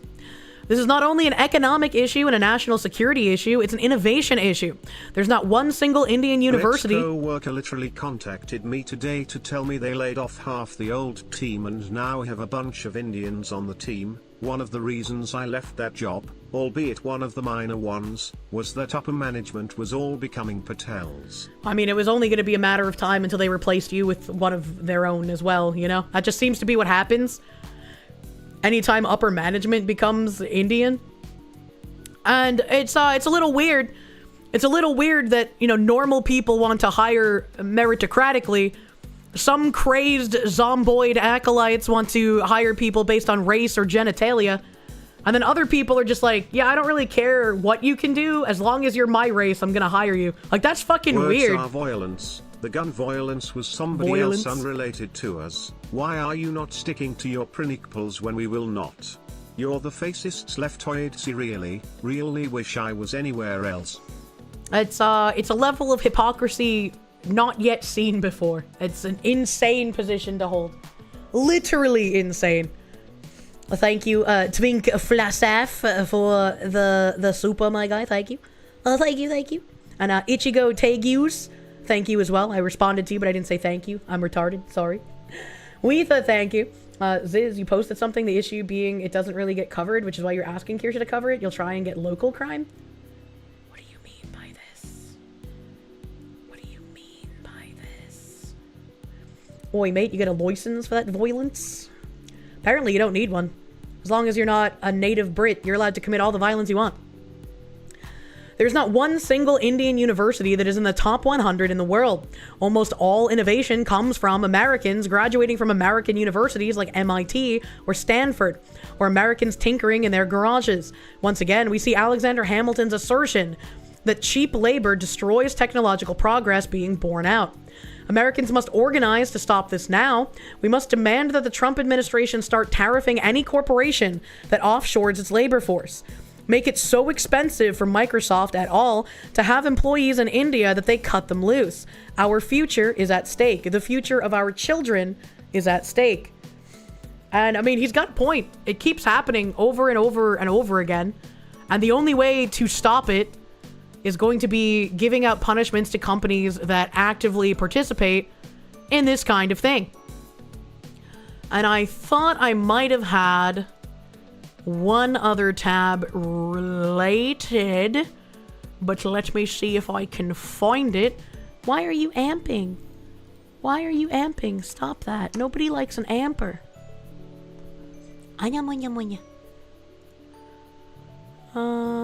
This one is also amped. Why are you all amped, you fucking horse? Okay, not that one, not that one. I thought that it was... Nope, I guess not. I thought I had something else related to that, but I guess I do not. Well, I guess I do not. And... where is the article on the ISIS thingy? This, okay. So apparently, this is also amped. Why are all my things amped? What is this? Ryder, thank you. Hello, my favorite fox woman. Do you use OBS? I do use OBS. I'm an OBS lady. Louisa, thank you. The Native American kidnappings is said to post sources in Discord. You can only post one source per 10 minutes, though. I think you can add multiple links to one message, right? It should embed most of them, if not all of them. And I mean, even if they don't embed, like, the links will be there, and he can send them over to me. Wow. I'm Weeble Wobble. Michigan lawyer says a Halloween terror plot that the FBI director Kash Patel described never existed. Hey, remember that terror plot that we read about where people were going to fucking do some shit on Halloween? Remember that? Apparently that's not real. Apparently we're all just crazy.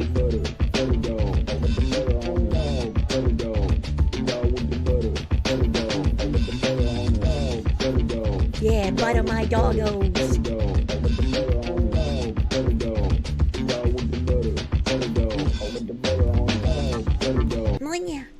I worked with an Indian consulting company years ago. Wouldn't listen to me because I didn't have a manager title. Somebody finally gave me a tip to be the last person in the room for meetings, and it flipped a switch for them. What? Cultural incompatibility. What the fuck? That doesn't even make any sense. That doesn't make any sense. What the fuck? JK the Slacker, thank you for the very confusing buttered doggo. Thank you. Why are they suddenly saying it never happened? That's a great question. Let's find out, bro. Michigan lawyer says Halloween terror plot FBI Director Kash Patel described never existed. A Michigan defense lawyer is disputing FBI Director Kash Patel's allegations that his 20-year-old client and 4 other young suspects were planning to carry out a terror attack on Halloween weekend. Announcing their arrest on Friday, Patel said more information would be coming soon. However, the FBI and Michigan authorities have offered few details about the case. Spokespersons for state and national FBI and the U.S. Attorney in Detroit did not immediately respond to messages Saturday. The investigation involved discussion in an online chat room involving at least some of the suspects who were taken into custody. According to 2 people briefed on the investigation who could not publicly discuss details, they spoke to the Associated Press on condition of anonymity. The group allegedly discussed carrying out an attack around Halloween, referring to it as Pumpkin Day, according to one of the people. The other person briefed on the investigation confirmed that there had been a pumpkin reference. Ryder, thank you. After the recent update, did I also have issues because you had to cancel a stream of yours because of the update? I don't update my OBS unless it literally won't work unless I update. So I typically update OBS like maybe twice a year. And I think that's how you should operate when it comes to OBS. Do not ever do every single update as soon as they come out, because a lot of times it will brick your OBS and you'll just be shit out of luck until they can fix whatever the issue is. So they planned a terror attack, but they got caught before doing it. So the lawyer is saying it didn't happen, so they're innocent. That is what this seems like, yes. And that's also what some of the news articles we read on the day of were saying. They were just like, how dare Kash Patel talk about this? The terror attack didn't happen. And it's like, well, that's a good thing that it didn't. It's a good thing that they caught them before they did it. What the fuck do you mean? Raiders of the Lost Shark, thank you. What the heck is JTTF? I don't know. I don't know where you're seeing that. Deep Fryer, thank you. Notice how Microsoft got a lot worse once Satya Nadella took over? The man is an emotionless shark that's only focused on AI. I don't know who's worse, the guy that owns YouTube now or Susan? How dare they stop innocent people from being murdered? I know, right? Catching people before they do things is supposed to be the FBI's job. It's supposed to be. However, lawyer Amir Mukled, who represents a man from the suburb of Dearborn who was still detained on Saturday, said federal authorities haven't given him many details about the investigation, but after reviewing the matter, he concluded that no terror event was planned. He said he doesn't expect any charges will be filed. He described the all-male group of U.S. citizens as gamers and said they range in age from 16 to 20. If these young men were on forums that they should not have been on or things of that nature, then we'll have to wait and see, McLeod said. But I don't believe that there's anything illegal about any of the activity they were doing. Your Honor, they said pumpkin. That doesn't necessarily mean Halloween. And, you know, they might have been talking about what you think is a terror attack, but they were actually just talking about rushing B and Counter-Strike. Your Honor, my clients plead liar, liar, pants on fire. Actually absurd. Authorities said Friday, after the arrests were made, that there were no further threat to public safety. Patel had announced in a post on X that the FBI thwarted a potential terrorist attack and arrested multiple subjects in Michigan who were allegedly plotting a violent attack over Halloween weekend. Investigators alleged that the plan was inspired by the Islamic State group extremism. It wasn't immediately clear if they had the means to carry out an attack, but the reference to Halloween prompted the FBI to make arrests Friday. One of the people familiar with the investigation told the AP. Patel credited the vigilance of the FBI along with help from local authorities for thwarting the plot. Oh my God. Since the 9/11 terror attacks, the FBI has foiled several alleged attacks through sting operations in which agents posed as terror supporters supplying advice and equipment. We do a little bit of honey trapping as a treat. Wasn't immediately clear, but then we found their cache of weapons and thousands of rounds of ammo. That's just a normal American pastime. Wanna bet these kids are all Somalian or Muslim? I would put money on that bet. Massive Doge, thank you. Hey, boss. If a Mamdani wins, which Chinese group will be in charge of removing them according to my theory? I have no idea. My theory was just the Chinese will come in and remove kebab and then we'll be a Chinese nation. That was just what I assumed would happen. I have no idea what kind of Chinese will come in and do it. A lot of them are busy colonizing Africa at the moment, so who knows? Weetha, thank you. You posted a lot of sources. Was that enough, or should you get more? They're all articles, no videos, the Native American kidnappings. Articles are fine. Articles are perfectly fine. I prefer articles to videos. Ziz will have them collected, and I'll be able to look at stuff later. I won't be able to look at stuff at the moment. Mysterious Senor Hitler, thank you. If they don't give out the Nobel Prize for attempted chemistry, why should you go to prison for attempted unaliving? It's not like I committed a crime. Imagine. To be fair to the intelligence agencies, they'll fabricate these events so that they become the heroes once they solve them. It's a well-documented tactic for public appearance. Yeah, I mean, could have been a false flag. If one of those kids is related to, like, someone in the FBI or the CIA, maybe. FBI is doing a good job here. They don't flag you as a false positive despite shouting Allahu Akbar as you detonate your truck full of explosives in an enemy objective in Arma Reforger. Ryan, thank you. It should cost $5 million per non-citizen. What the heck? For what? Maybe it'll be a hot Chinese spy woman. We need a Fang Fang, is what you're saying? Like the governor kidnapping incident was just entrapment? Whatever even happened with that? I feel like once everybody learned that it was actually an FBI plot, it just kind of fell out of the news cycle, and no one ever mentioned it again. But I had a tweet to add on to this. Had a little tweet here. Attorney General Pam Bondi here saying, our newly unsealed complaint reveals a major ISIS-linked terror plot with multiple subjects arrested in the Eastern District of Michigan targeting the United States. According to the complaint, subjects had multiple AR-15 rifles, tactical gear, and a detailed plan to carry out an attack on American soil. Thanks to the extraordinary diligence of our U.S. Attorney Jerome Gorgon Jr., the FBI and state and local law enforcement officers, this plot was stopped before innocent lives were lost. Our American heroes prevented a terror attack. Page not found. Pamela Bondi. That's very interesting. That's very interesting that it returns 404 page not found. And this guy's comment here echoed that other person in chat. I always find a terror plot right when faith in the system starts to buckle. I don't know if there was faith in the system buckling because everybody was kind of happy with the state of deportations happening. So not really sure how much this would fit a false flag narrative. Keck McKeckerson, thank you for that 20-month member. Thank you for the 20-month member. Happy Oshi Day, brother. Thank you, my guy. Remember, you can join a call without being visible to the callers on Discord. I didn't know that. Battleizer, thank you. At this point, you take aliens taking over the country. They'd probably be better than what we have now. It's called the 5-week cycle. The FBI regularly schedules these things so they can keep their budget. I feel like things in the FBI should have been cut really fucking hard after they were just like, hey, we didn't deliver the Epstein files. Hey, we don't even actually have them. You know, I feel like that should have been pause for everyone to be like, well, if you were working there, you no longer have a job. Get out. You know, like, maybe I'm a little harsh. Page might not have been updated due to the shutdown. Can you go back to it? I mean, there is the, like, Democrats have shut down the Department of Justice. Websites are not currently regularly updated. But this was posted at 10:55 a.m. yesterday. So, you know, I don't know. No evidence. You don't need money anymore. The FBI was supposed to be temporary, wasn't it? I don't know. Probably would have taken out Trump if he tried to do that.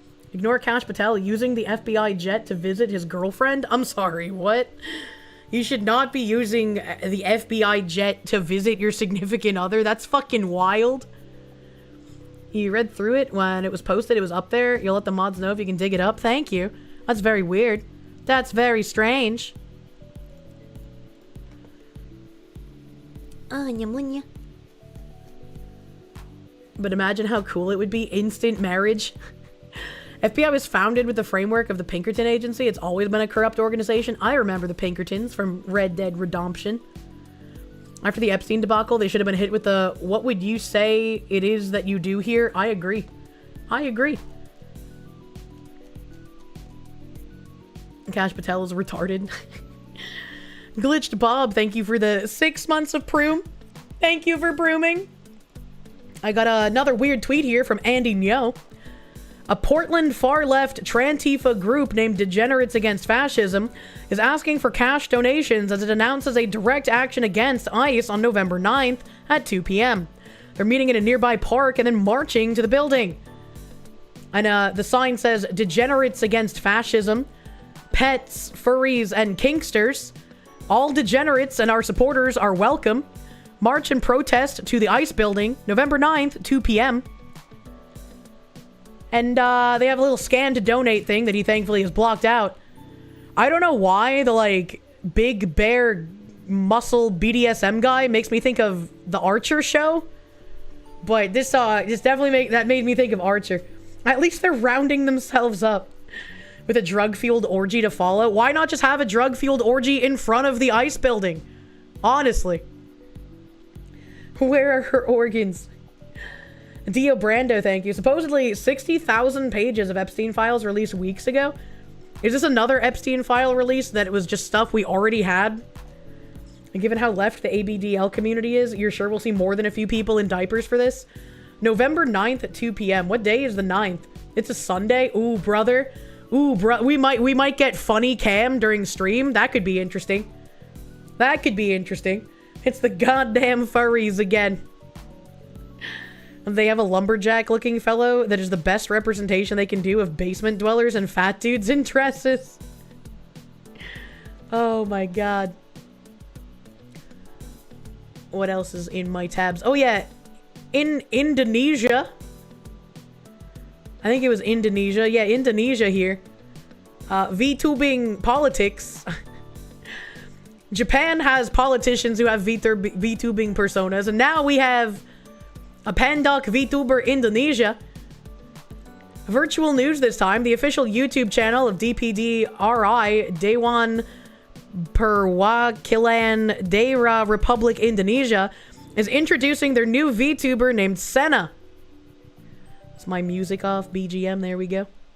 Karena aku adalah ASN digital atau VTuber ASN dari Sekjen Dewan Perwakilan Daerah Republik Indonesia. Tugasku, kerjaku adalah untuk memberikan fasilitasi keahlian untuk para dewan atau senator yang bertugas. Aku lahir tanggal 1 Oktober 2004 yang mana aku sekarang 21 tahun.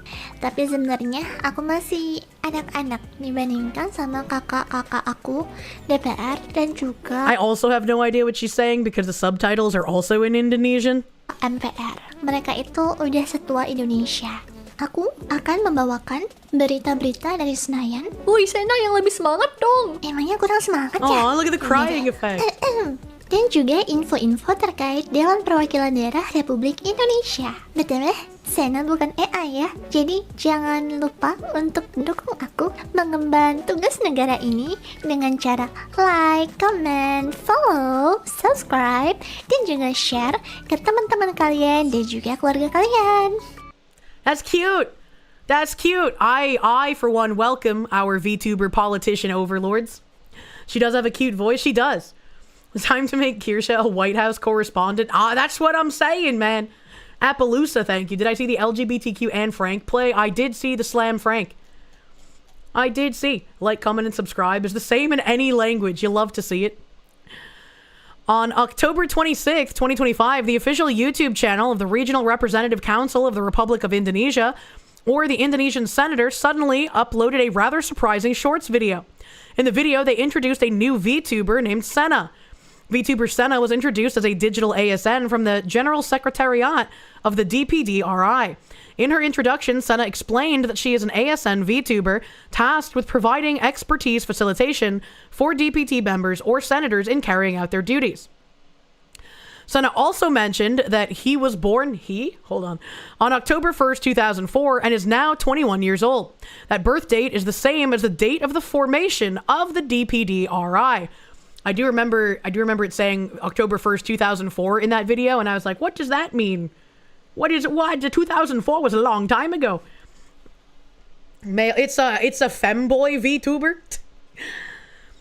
Through its content, Sena will bring news from Senayan as well as information related to the activities of the Regional Representative Council of the Republic of Indonesia in a relaxed and informative child. Degenerates against fascism mice should get garden hoses and spray these Hello, degenerates Sobat like the animals they want to be. If they're going to be bad dogs, they should be sprayed like one. True and real. Thank you, Internet Zen Master. I agree with you, brother. Let's get out the hoses, man. Give them a bath. Is she going to have children with every public official? What? I hope not. The tweet before the he had she. You think it's just... I'm pretty sure it's a typo, but I'm still going to make the femboy joke, you know? And the most likely translation error. You see it a lot when people translate from Japanese to English. Yeah. And we have a corporate VTuber. Now we get government VTubers. I'm ready. I'm ready for the government VTubers, brother. And, I just clicked on my wrong browser. Hold on. Excuse me, Tamper Monkey, you dumb bitch. Tamper Monkey's still doing weird shit. Fireside chats, but it's a VTuber. They do not use pronouns in the way we do, so it causes translation issues. Yeah. Roll up some newspaper, smack their nose. I just think that's pretty cool. I just think that I can't understand shit because I don't speak Indonesian, but that's pretty fucking cool. That's pretty cool. We're the government and we are here to help. Ooh woo. That's a whole voting demographic that's untouched. I wonder how many people will go out and vote if their waifu tells them to. Tamper Monkey is suspect. Use another user script runner. The Albanian AI that had kids with the party members. Oh yeah, the like 83 new children are being born or whatever from the AI. Oh god, a VTuber. FDR would be terrible. What the heck? They'd have to go out. They need mail ballots. No, you have to leave your house and vote. Do your duty. Do your duty. Let's see what else is going on here. Oh, yeah, we have a funny pink rabbit once said, him? No. Cut IT off. Thank you, Brave SJ. All of the delicious women in my video games must actually be women, to be fair and real. Thank you, Brave SJ. So, Mexico's having a day.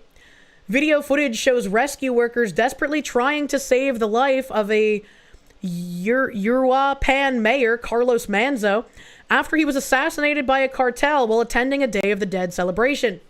For months, Manzo had pleaded with Mexican President Claudia Sheinbaum for help in combating the cartels in his city.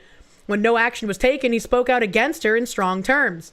In May, President Trump offered to send the U.S. military to fight cartels in Mexico, but Sheinbaum rejected it and called for collaboration instead.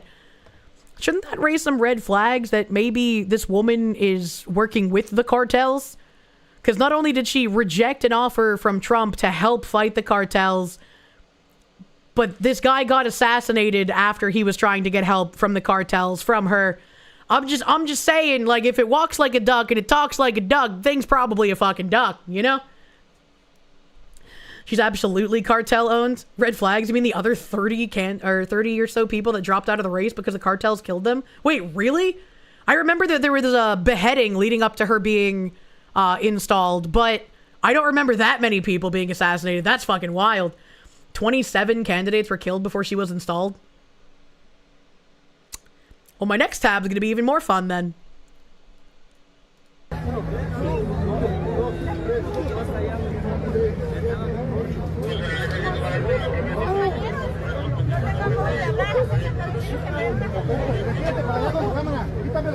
That's a pretty gardeny thingy, though.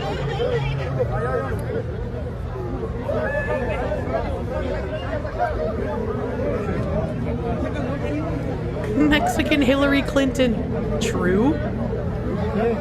So that's just people rendering aid. I can turn my BGM back on. I forgot it was off. And click. Protesters storm Mexico's government palace after mayor's cartel assassination. In Morelia, Mexico, hundreds of furious Gen Z protesters broke into Michoacan's government palace, chanting for justice after Uruapan Mayor Carlos Manzo was gunned down by cartels. The 47-year-old mayor, a fierce critic of President Sheinbaum's inaction on organized crime, was assassinated during the Day of the Dead events.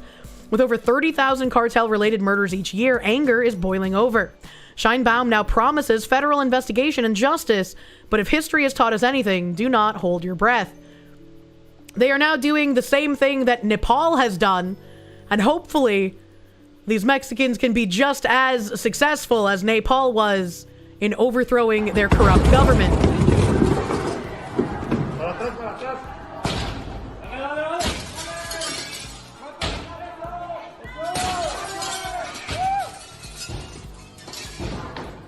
Damn, he just fucking walks out there.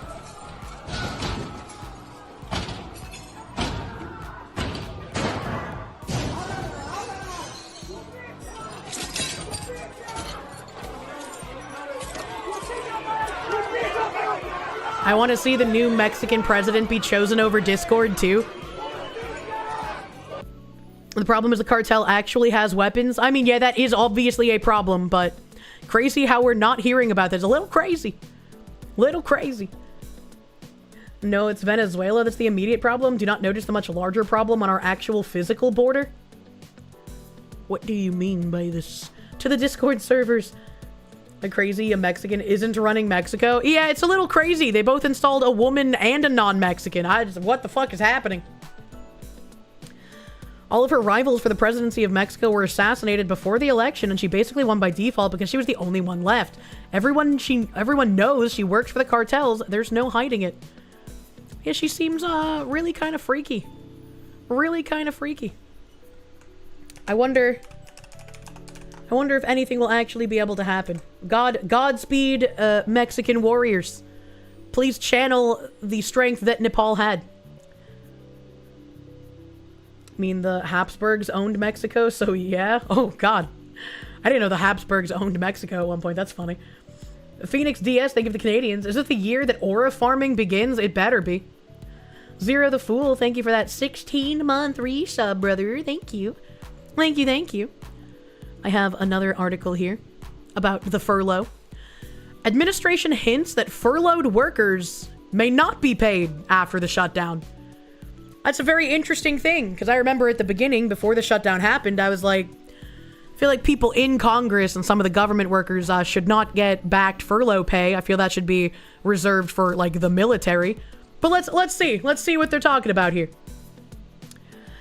Agencies are sending messages indicating that workers who are on the job will be paid when the government reopens, with no mention of those on furlough, despite a 2019 law protecting their wages.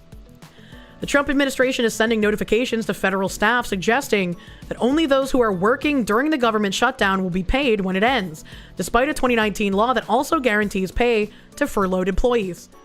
Once an appropriation or continuing resolution is enacted, accepted employees are entitled to receive payment, read one message sent to some portions of the government and obtained by the Washington Post. That sentence, which leaves out furloughed workers, was not included in the first furlough notice issued last month, according to an employee who, like others interviewed, spoke on the condition of anonymity for fear of retribution. Very interesting. Very interesting that you will only get paid if you were still working. The government has been shuttered since October 1st, with Democrats and Republicans locked in a stalemate over healthcare policy. Healthcare policy that the Democrats want to extend healthcare benefits to more illegals. They absolutely should not be allowed to get what they want here. Quetzal Pacheco de Serpiente Alada, thank you for the Mexicans. We won't. The whole thing's gonna fail in Mexico.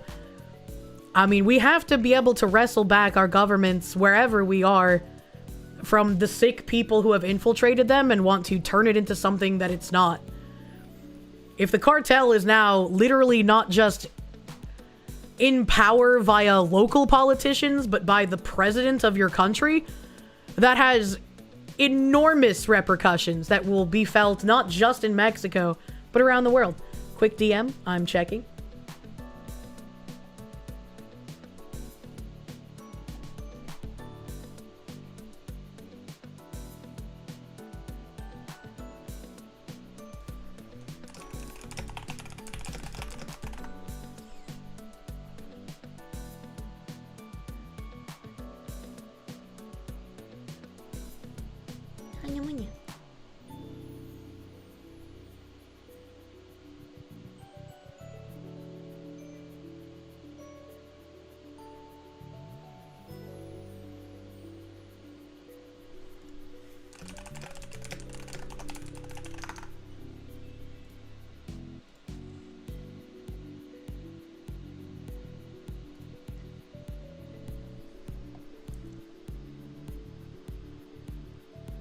Oh, okay. I'll have to bring that up in a moment when I finish this article. Thank you. I have it backwards. The politicians are in office at the whim of the cartels. Something needs to be done about that. Much like we have to wrestle back control of our government from people who want to turn us into a communist hellhole. Source, trust me, bro. Anya munya. This past weekend, as the shutdown crossed the 30-day mark, officials began sending formal messages to workers updating them on their employment status for the next 30 days, as is required by law. White House Press Secretary Carolyn Leavitt said Tuesday that the administration would negotiate over back pay as a part of a potential deal with Democrats to end the shutdown. This is something we're very much open to discussing with Democrats as part of the discussions about the continuing resolution to keep the government open. And it's something that Republicans are talking with Democrats about right now. At several agencies, including the Defense and Commerce Departments, first round of furlough notices included language specifying that furloughed employees would get back pay, according to emails obtained by the Post. But second round notices did not give that assurance, emails show. At the State Department, notices issued this month and last never included assurance that furloughed workers would get paid, according to emails reviewed by the Post. So some agencies had like a furlough back pay notice, but State Department did not have that in the first or second round. So this could be just some kind of like miscommunication thing as well. The White House referred a request for comment to the Office of Management and Budget, as did the State Department. Officials there did not immediately respond to questions. Neither did the Defense Department nor the Commerce Department. Well, that doesn't really seem very helpful if they're non-communicative. Hey.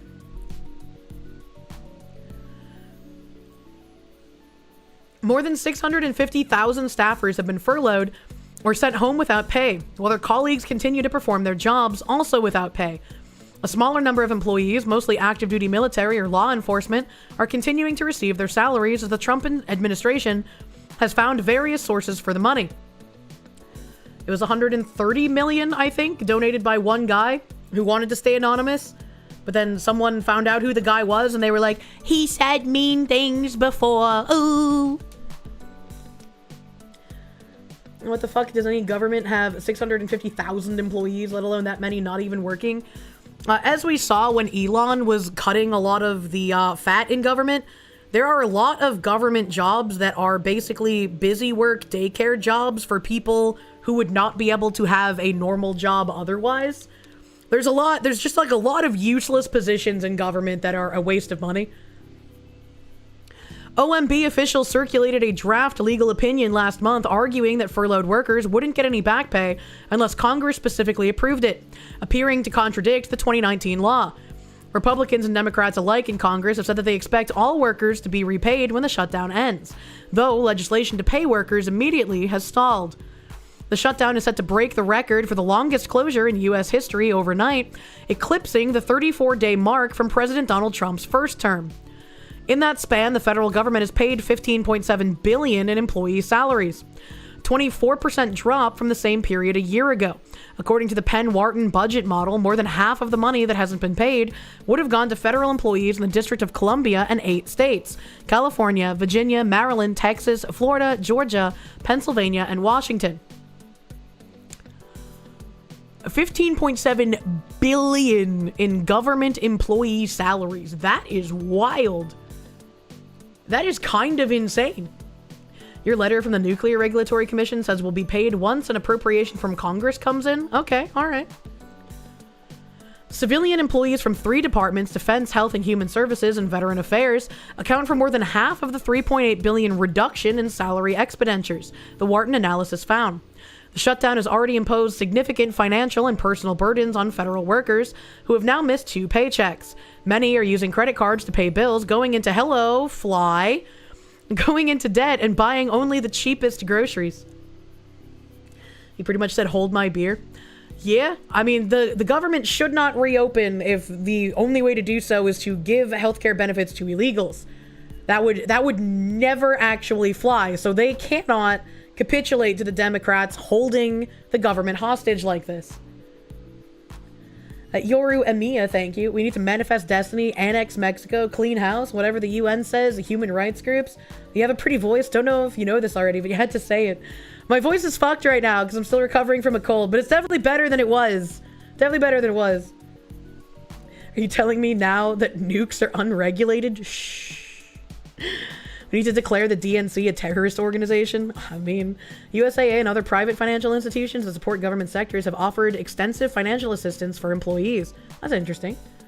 Crazy to you that it's legal for Dems to do this kind of shit? It's crazy that it's the Dems who are doing this because they're demanding healthcare for illegals and Republicans aren't giving it to them. And yet everyone who's like a normie and not tuned into politics thinks it's the Republicans' fault. It's like one of the dumbest things I've heard. End the filibuster, that's all you have to say? They had to live like a normal American. How dare we make them do that? USAA is all Hindus now, though. I used to work for USAA. That was a interesting time. Don't forget to also pay off insurance companies to keep insurance costs down, propping up the ACA. Thanks, I hate it. Thanks, I hate it. Even CNN is starting to blame the Dems. Good. Good, good, good. What else have we got here? What else have we got here? Ah, Curtis Sliwa. That was the name. I have another article on the government shutdown. Just like some interesting notes about it, I suppose. Just some interesting notes. This is like a live tracker, so I'm not going to obviously read all of it, but just interesting. What to know on day 35 of the government shutdown, on track to become the longest in U.S. history on Tuesday evening, after the Senate failed for the 14th time to advance a bill that would end the stalemate. The vote to move forward with the House-passed continuing resolution was 54-44, with no new Democrats voting in favor. 60 votes are needed for the legislation to advance. The longest shutdown on record occurred in 2018 and 2019 and ended on day 35 shortly after 9 p.m. The current shutdown will surpass that record tonight, barring an unforeseen breakthrough. Despite the failed Senate vote, lawmakers from both parties have hinted at the emerging contours of a deal to end the shutdown, possibly as early as this week. Senate Majority Leader John Thune told reporters that he thinks there are people who realize this has gone on long enough, and there's been enough pain inflicted on the American people, and it's time to end it. Some Republicans have said that they expect Democrats to be more willing to vote to reopening the government following Tuesday's elections. And 39 minutes ago, let's see, what is here? Republicans argue that Democrats are waiting until after Tuesday's elections to back down, claiming they don't want to discourage their base from turning out to vote. Literally holding people hostage who can't get any of their benefits paid, who might genuinely need them, because they want to encourage people to vote for them. That is demonic, dude. That is gross. Why would you trust any of these people? A 14th vote on advancing the GOP-backed continuing resolution failed on Tuesday, with no new Democrats crossing the aisle. Senator Mark Wayne Mullen, an Oklahoma Republican, told reporters that he's pretty confident the shutdown will end this week.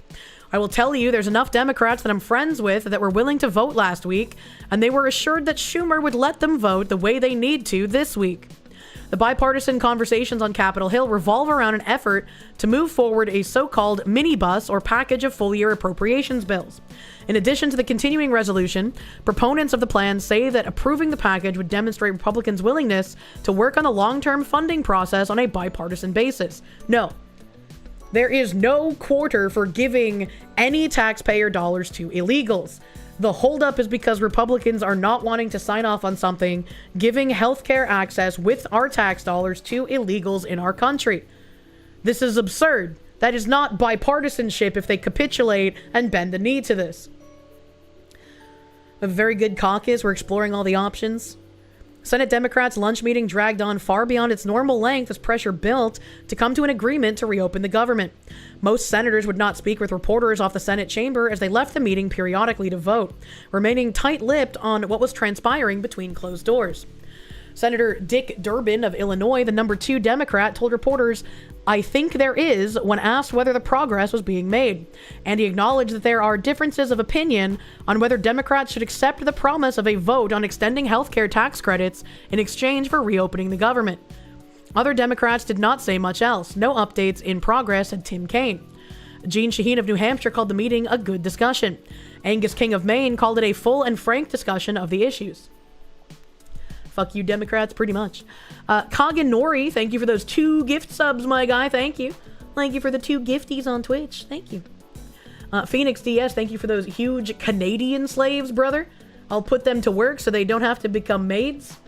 You'll wager that there's heavy government waste in running the VA. If there are veterans that are not able to get their benefits due to all the hoops a veteran has to go through, well, it's all right to fraud EBT and want illegals on EBT. We must be in the mirror world. Yeah, I don't really know. I could only imagine there being heavy waste, especially since if you watch a lot of Caleb Hammer, you start to notice that there's a lot of veterans that somehow have gotten 100% disability despite not really having anything actually wrong. And it's similar with like the EBT fraud where there's a ton of people defrauding and taking advantage of EBT that don't need it, while the people who do need it end up getting very little amounts of money, and they suffer the most when things like this happen. And there's been veterans in my chat that talk about how, like, you know, they have severe things that are wrong and they've only gotten like the 60 or 70%. So it's wild to them to hear about the people who go on like Hammer's show and somehow have 100. Ian Brune, thank you. You want a 3-year shutdown, and then we can have one of those national conversations the left is so fond of about whether to cut 99.999% or 99.9999999% of non-military federal government. True and real. I didn't know that this was possible, but my ass has fallen asleep. I have the phantom limb tingles in my ass. How is this possible? What the hell? You're not going 3 years without a check, right? Okay. I'm checking. Things are happening.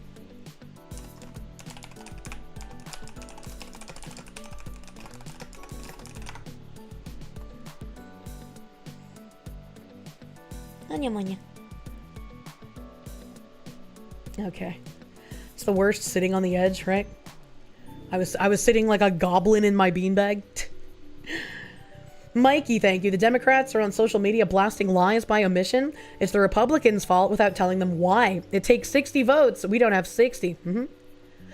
Good morning, Sam TV, my guy. You're awake early today. Fun thought.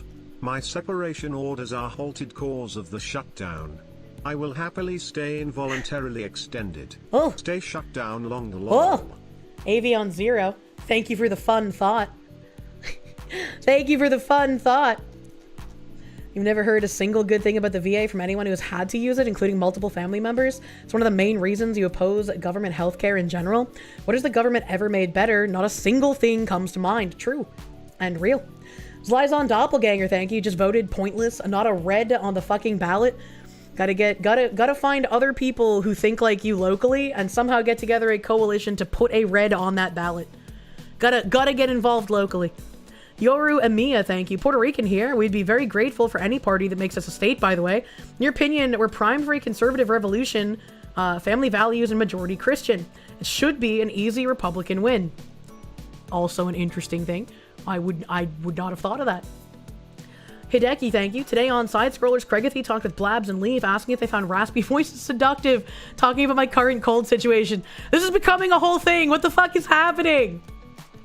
Kai, thank you. Unpopular opinion, but you think in 10 years we'll be begging for the current boomer Congress. Gen Y and Alpha is going to be taking control of Congress soon, and it's not going to be pretty? Did this man just, like, jump over Gen X and millennials? Hold on, wait a minute. Grandpa had to fight tooth and nail to get dialysis? Absolutely absurd. Kitsune, thank you. You're a veteran. You know that people take advantage. The thing that pushed you over is an Instagram ad for people who will give you 100% disability. There's fucking ads on people who will help you to get 100% disability? That's wild. Gen Y is millennial? Oh, okay. I can't keep track of that. Thank you for the information, Giatters. To be fair, jumping over Gen X is a good thing. Baja Cat, thank you. You feel slightly bad for wanting the shutdown to hit 41 days so Trump can slash even more government and make the cuts irreversible? I mean, I wouldn't mind that as long as there is some relief for people who genuinely need the benefits. You know?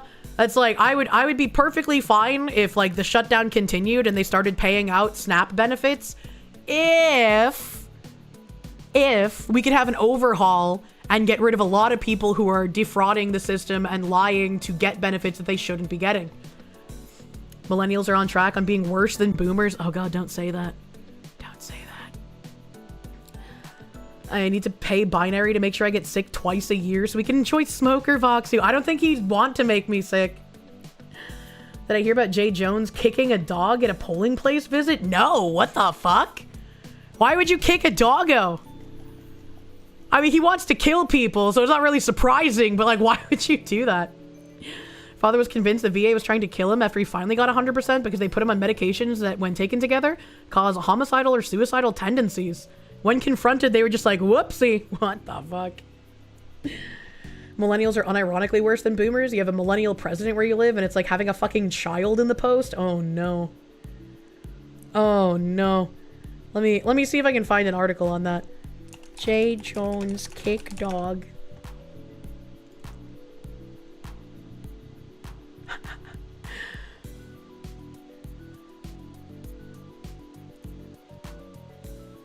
Two hours ago.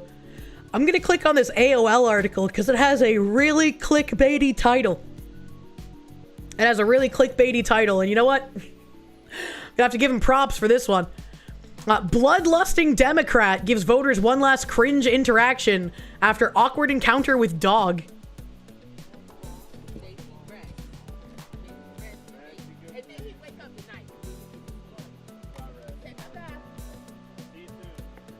What the fuck? What the fuck? I'm glad he didn't actually kick it, but that's still like a really weird thing to do. That's really weird. I don't think we need to read the article. We just needed the video. That's really fucking weird. What a weird guy. Is he drunk? Yeah, I don't know. And like he tapped the dog after that. So it wasn't even like it was an accident. What the fuck? Let's see. We have fighting over Mamdani's campaign. How relevant for tonight? AOC pushes back after a GOP lawmaker calls Mamdani's Arabic campaigning a humiliation. Well, he's right. That's what it is. Representative Alexandria Ocasio-Cortez defended Democratic New York City mayoral candidate Zoran Mamdani after Republican Representative Brandon Gill in Texas criticized him for campaigning in Arabic. Just a couple of decades after 9/11, the leading candidate for NYC mayor is campaigning in Arabic. The humiliation is the point. Gill wrote in a post on X sharing a Mamdani campaign video in Arabic, and he's completely correct. Even without invoking 9/11, he's completely correct. If you're going to be running for any political office in the United States of America, you should be campaigning in English. Campaigning in any other language is point de facto that you are not trying to be for the American people. You are trying to be for a specific subset of people. Boomers on Gen Y are the weak times, or boomers to Gen Y are the weak times. Jury's out on Gen Z becoming the stronger time. Needs to be grounds for instant denaturalization and deportation. Oh god, if only we lived in that world. Battleizer, thank you. Isn't Cheryl Dijah a millennial? No, Cheryl Dijah's like in her 60s, brother. What the fuck? Have you seen their level of entertainment rating? Do you really think they'll be any better with politics? You know? I guess you just gotta find the ones that aren't the crazy blue-haired ones. Yoru Amiya, thank you. Millennials, the new boomers 2.0, now with more. More what? You saw an ad on TV talking about Mamdani's association with Piker, and you were just thinking, anyone who doesn't know who Piker is won't care. And anyone who does also won't. At least they said that Hassan was pro 9/11. What a wild thing that you could just be pro 9/11 in current year. Yoru Amiya, thank you for that. Mamba, thank you, thank you. At this rate, we'll have GTA 6 before the government reopens. The Republican made the comments when retweeting a Mamdani post on X written in Arabic, which features a video of the mayoral candidate speaking the foreign language. Ocasio-Cortez, who has been backing Mamdani, retweeted Gill's post and commented, "Over 100 languages are spoken in our great city, and it's actually a pretty amazing part of being an American. If you are humiliated by America and the diversity that powers our nation's Nobel Prizes, Olympic gold medals, and breakthrough innovations in culture, that's on you." Once again, this freakish communist woman is using subversion to try and browbeat you into feeling guilty. Just because we have a bunch of people who speak other languages does not mean that they should be campaigning for politics and seats in ruling our nation in other language. It should be in English only. It doesn't matter if they speak other languages. If you're campaigning for the American people, you're speaking English. Gen Z is either gay, transgender, communist, or actual Nazis who may or may not be gay. There's no in between. America's diverse. Look at all these historical rewards. I thought that this was a picture of like an actor playing Superman, especially because of like his little curl on the front here. I didn't think this was the actual fucking Republican representative I was agreeing with. Way to go and looking like you're from a TV show, guy. That's kind of impressive. Speaking of 9/11, 67-year-old Taylor Lorenz tweeted that people from New York don't care about 9/11. I'd honestly be willing to bet that she's right. That New York has been so infiltrated and taken over that the majority of people living there do not care about it anymore. He looks more American than AOC. True. Handsome guy. 40% of NYC people aren't from the US. Exactly. Well, what the fuck, Lala, thank you. Do I think I'd ever make my own audiobooks, or would I rather listen to me read White Fragility than some of the companies that seem okay with the books? I still owe some fucking voice work stuff from the Donathon. Probably am not going to make any more voice work promises because it just seems that I get browbeaten with things that means I can't record all the time. And so I don't want to keep racking up I will record this promises and then not being able to. It really drowns me in guilt and makes me feel fucking terrible, boy. Zlyzon Doppelganger, thank you. When does ICE queen out the Caliphate states? I wish they would. Sick Foxy voice, all the recordings. Hold on, wait a minute. Phoenix DS, thank you for the Canadians. Is it wrong to be pro Desert Storm and Desert Storm 2? We fight them over there, so we don't have to fight them over here. Yoru Amiya, thank you. Whoever said that you're Gen Z, you're normal mostly? Mostly normal. Need a Tard Wrangler for a day or two to knock those out. I need time to even be Tard Wrangled, man. That guy Gus, thank you. You have listened to too much bridge nonsense and have become a dishonorable chatter. We must have Korschianism. This means the means of Munya will be redistributed so that all shall be able to the Korsh. Someone arrest that guy. You had a silly idea for a Kirsche meme with the shouting knives meme, where guys yelling at Kirsche saying, "No, I will not put a top hat on my penis." That's where you're wrong. Government mandated top hats on penises. Mysterious Senor Hitler, thank you. Taylor Lorenz is between the ages of 32 and 88, or 1,200 and 10,000. You cannot convince me she's some out-of-touch succubi vampire demon. What the fuck? I still can't believe that, like, she did that interview with fucking Dan Clancy. And I was like, yeah, why would we listen to somebody talking about safety who doxed a anonymous account and went to their family members' houses in order to intimidate them? Why would we listen to this person on safety? She actually responded. I was like, holy shit, I'm like a fraction of your following. That's crazy. You settle for a Trilby? The hat? Maybe. Yoru and Mia, thank you. Jiggle, jiggle, jiggle. Keep on jaggling. Volunteer to be a wrangler, but you need one? I just need to stop losing my voice. It happens way too often, man. Do we have to get monocles with those top hats? Maybe. Maybe. Mamdani's post drew broader Republican pushback. GOP rep Randy Fine of Florida shared Mamdani's Arabic language post and asserted, if you do not speak English, you should not be able to vote. I mean, yeah, that's also true, but you should extend that to, if you do not speak English, you should not be able to run for office. If you're going to campaign in another language, even if you do speak English, that should be point de facto 1, that you are not going to be for the American people. You're going to be for that subsect that you're specifically speaking to without all Americans being able to understand you. Battleizer, thank you. You resent being called an AGP. I'm a glowy Munya. True. Mamdani, an Empire State Assembly member, describes himself as a democratic socialist on his X profile. President Donald Trump has urged Big Apple voters to back former New York Governor Andrew Cuomo in the mayoral race.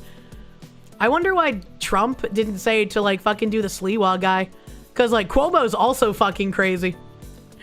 A vote for Curtis Sliwa, who looks much better without the beret, is a vote for Mamdani, the president said of the Republican mayoral candidate in a Truth Social post. I mean,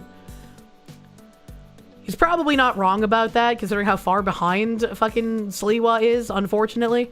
Because New York is deep, deep blue. Sliwa guy and Trump hate each other. Whether you personally like Andrew Cuomo or not, you really have no choice. You must vote for him and hope he does a fantastic job. He is capable of it. Mamdani is not. I don't think either of them are capable of it, but Mamdani is definitely worse. There's something on my shoe. There's something on my shoe. What are you? What are you? Give me shoe. Elon said the same thing also? Huh. There's like a rock on my shoe. Get out of there. Get out of there. Jesus. Remember, Trump is a New York liberal for most of his life? Yeah.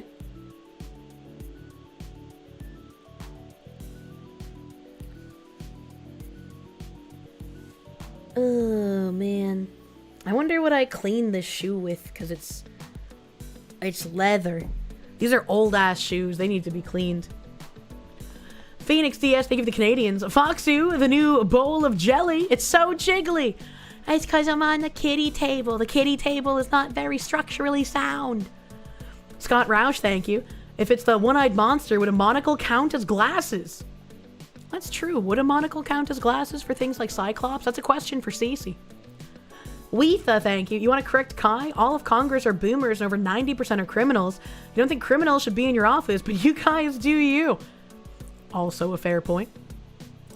Just call me Josh, thank you. Fun fact, AOC doesn't even live in the city. She's lived in the hamlet of Yorktown Heights in the Hudson Valley since she was 2 years old. How do you be the representative of a city that you don't even live in? I feel like you probably should live there to know what's going on, right?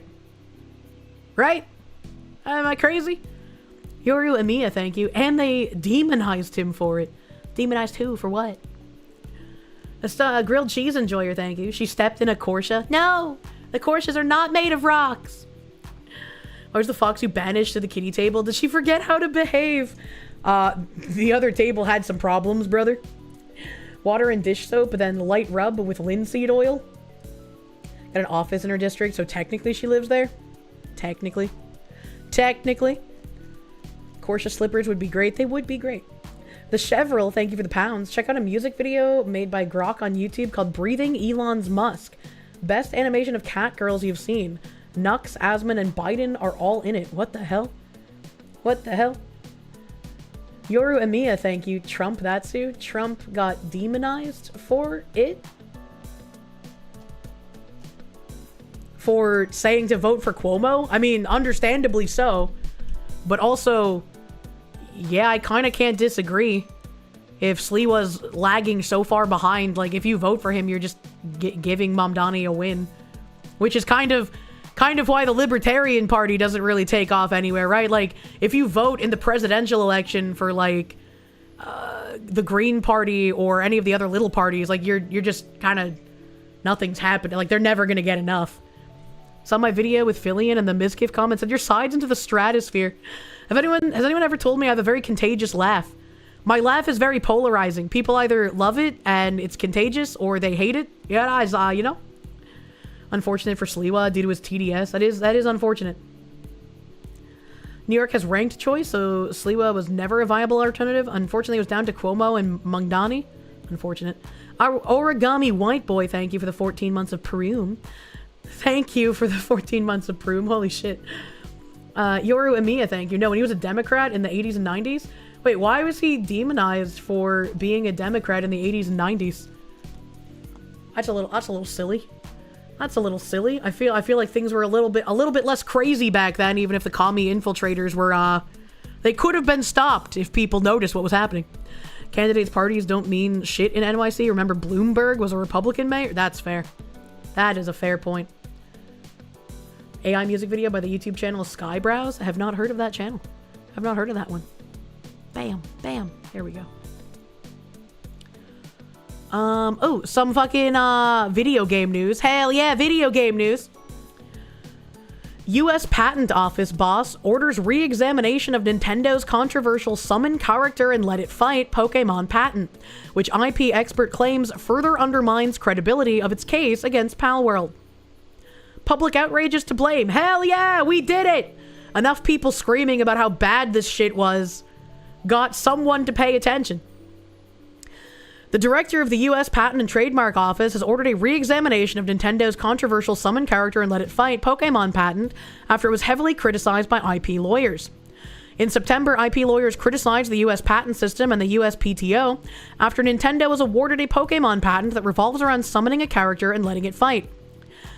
Games Fray reported that patent number 12,403,397, dubbed the 397 patent, was granted by the USPTO without any objection to Nintendo, which is embroiled in ongoing litigation with Pocket Pair's Palworld. While the patent sums up how Pokemon games work and that you summon Pokemon you summon Pokemon to battle other Pokemon in the hope of adding them to your collection. As time goes on and my voice gets more strained during the stream, my English comprehension seems to also be getting worse, chat. Holy fuck, I can't read! There are countless other games that use similar mechanics, such as Persona, Digimon, and even Elden Ring, depending upon how the patent is interpreted. At the time, IP expert Florian Mueller took to social media to say Nintendo should never have received a summon character and let it fight patent in the first place. While video game patent lawyer Kirk Sigmund told PC Gamer these claims were in no way allowable. Now, Games Fray has reported that Donald Trump nominee John A. Squires, who only became director of the USPTO in September, has personally ordered a re-examination after he determined that substantial new questions of patentability have arisen in certain claims made by the patent. Here's Squire's description of the claims in question. The 397 patent issued with claims drawn to controlling the movement of a player character in a field of virtual space, causing a sub-character to appear in the field, controlling a battle in a manual mode when an enemy character is present in the location the sub-character has appeared. And when an enemy character is not present in the location the sub-character has appeared, automatically moving the sub-character and controlling a battle in an automatic mode when an enemy character is placed at a designated location. It's really weird, like, reading in technical nerd terms how a Pokemon battle works. Like, it just makes me giggle. In his order, Squires pointed to 2 older US patent applications, one filed by Konami in 2022 and the other by Nintendo itself in 2019 as prior art references. Both, Squires said, would be important in deciding whether the claims are patentable, and each raises a substantial new question of patentability. Mueller, writing for GamesFray, said Squires' order was down to the public outrage at the award of the patent and concerns of the reputation of the US patent system as a whole. While this re-examination isn't a revocation order, Mueller insisted it is now highly likely that the USPTO will revoke Nintendo's 397 patent. Nintendo has 2 months to respond. What does this mean for Nintendo and the Pokemon Company's high-profile legal battle with Pocket Pair over Palworld? Mueller said it further undermines the credibility of Nintendo's patent assertions against Pocket Pair's game. This is the latest legal blow for Nintendo in its battle against Palworld. Last month, one of the Nintendo patents related to its monster capture patents filed last year, was rejected by the Japan Patent Office for lacking originality. The office's reasoning for the rejection made reference to older games with similar mechanics that were released even before 2021, including Ark, released in 2015, Monster Hunter 4, 2013, and Japanese browser game Kantai Collection, also 2013. Ironically, Pocket Pair's Craftopia 2020 and Niantic's Pokemon Go 2016 were among other examples of games that were used to argue that the patent lacks originality. I am really, really happy to see this happening, and I hope that Nintendo gets absolutely skull-fucked for trying this underhanded, nasty nonsense. Timothy Stickle Pasty, thank you! Thank you for the happy Oshi Day, Dono. Thank you, that's very cute. Thank you. Mods, who should you send a link to for vetting? Here to check out? I don't know what that means. If we specifically going to summon creature as separate unit and have it battle separately from you, that's been done long before Legends, where it's the only place it was specifically done in Pokemon. Yep. It's been around for quite a long time. Let me see here. Chibi Netsuke, thank you. You have a miniature top hat from when you collected hats. Now you can only think of using it that way. Thanks, I hate it. I hope your girlfriend will be very happy in the future with your top hat. Remarkable speedrun by Nintendo become the world's leading most detestable gaming company. Really, really is. I almost said company, which, I mean, kind of works out. Let's be real. Weetha, thank you. Kirsche, why did so many people become religious after Charlie Kirk's death? It's weird. And why did no one turn to the spirits? You know, the things worshipped before the Englishmen arrived? I don't know, because Charlie Kirk was Christian, wasn't he? So when he became a martyr, I guess a lot of people were just like, oh fuck, I'm believing. Yoru Emiya, thank you. Kind of hard to talk when you only have 50 characters. Yeah, it can be hard, especially when my dumbass forgets context all the time. You're a brokey blowma. This comment was censored by the YouTube team. You're a brokey blowma. Chat, help me translate from what he had to write because YouTube is cucked. What is a brokey blowma? My brain is struggling. Just call me Josh, thank you. Our candidates in NYC suck. We have to choose between Cuomo, the dehydrated owl, and a Manchurian candidate in Sliwa, and Zagbad Salami. Oh my god. Zagbad. You think he's calling himself poor? His broke ass something? I mean, I'm just like, I don't want you to feel bad if you can't do a bunch of supers. I'm sorry. I'm sorry if that's what you were trying to say. I don't know. Blow my balls. Sounded like a UPS plane crash. Wait, what? He's an ancient Babylonian curse. Baja Cat, thank you. Oh fuck, where's my chats? Baja Cat, thank you. Tragic that Nintendo would rather ride brand recognition and file a BS patent to box out competition instead of just making a better product. Yeah, that's also really grotesque. Like, they haven't been innovative with Pokemon in many generations. So I kind of would like to see them actually have to compete instead of resting on laurels and everyone just massive nostalgia buying. Like, even I stopped doing that, and I only even bought fucking handhelds in order to play Pokemon. Anya munya. The case involves 3 main patents granted by the JPO, 2 related to monster capture and release, and 1 related to writing characters. All 3 patents were filed in 2024 after Palworld came out. However, they are actually derived from earlier Nintendo patents dating from 2021. In other words, it seems that once Palworld came on the scene, Nintendo filed diversional patents that were geared to fight specifically against Palworld's alleged infringement of the original patents. Since then, Pocket Pair has made changes to Palworld's disputed mechanics. The November 2024 patch removed the ability to summon pals by throwing Pokeball-like Pal Spheres. Now, pals materialize next to you when summoned.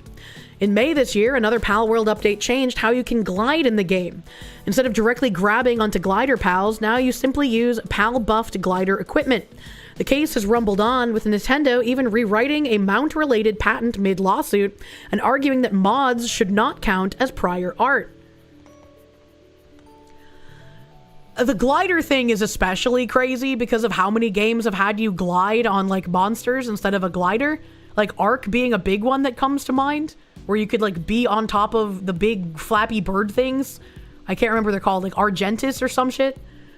Great game to experience Tinkle Sprinkle, the My Little Pony versus race-swapped Aragorn. What the fuck did I just read?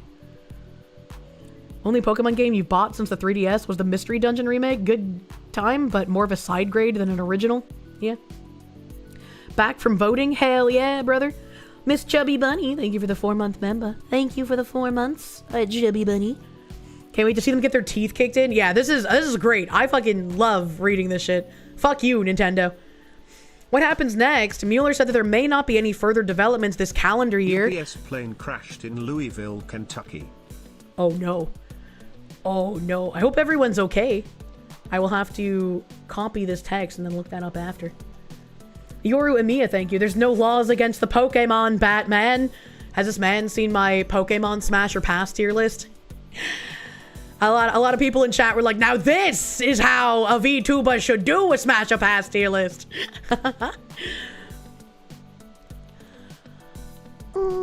Decisions are expected next year. All eyes will be on presiding judge Motoyuki Nakashima, who leads the patent division of the Tokyo District Court. It is ever more than likely Nintendo will lose, Mueller said. At the GDC in March, IGN sat down for an extended conversation with John Bucky Buckley, communications director and publishing matter for Palworld developer Pocket Pair. Oh, Bucky's really sweet. Bucky's the guy that, like, onboarded a lot of the original creators who were given, like, early access codes and shit. That's like how I got Pippa her code as well. Dude, Bucky's such a sweet guy. We spoke following his talk at the conference, Community Management Summit, a Palworld roller coaster surviving the drop. During the talk, Buckley went into candid detail about a number of Palworld struggles, especially the accusations of it using generative AI, which Pocket Pair has since debunked pretty soundly, and stealing Pokemon's models for its own pals, a claim that the person who originally made it has since retracted. He even commented a bit on Nintendo's patent infringement against the studio, or patent infringement lawsuit against the studio, saying it came as a shock to the studio and was something that no one even considered. Last month, former Capcom game developer Yoshiki Okamoto issued comments seemingly against Pocket Pair and Palworld in the legal battle, sparking a backlash from viewers. In a YouTube video posted on his channel on September 27th, Okamoto said Palworld had crossed a line that should not be crossed, and I don't want the world to become a place where this kind of thing is acceptable. Wow, what a fucking cuck. Capcom game developer, more like Cuckcom. What the hell? What the hell? He sounds like a cuck. Yeah, that's the stupidest thing I've ever heard. Why would you be on Nintendo's side? Oh, how dare they get actual competition. Ooh. Let's see. We have 46 seconds ago. I Googled at just the right time.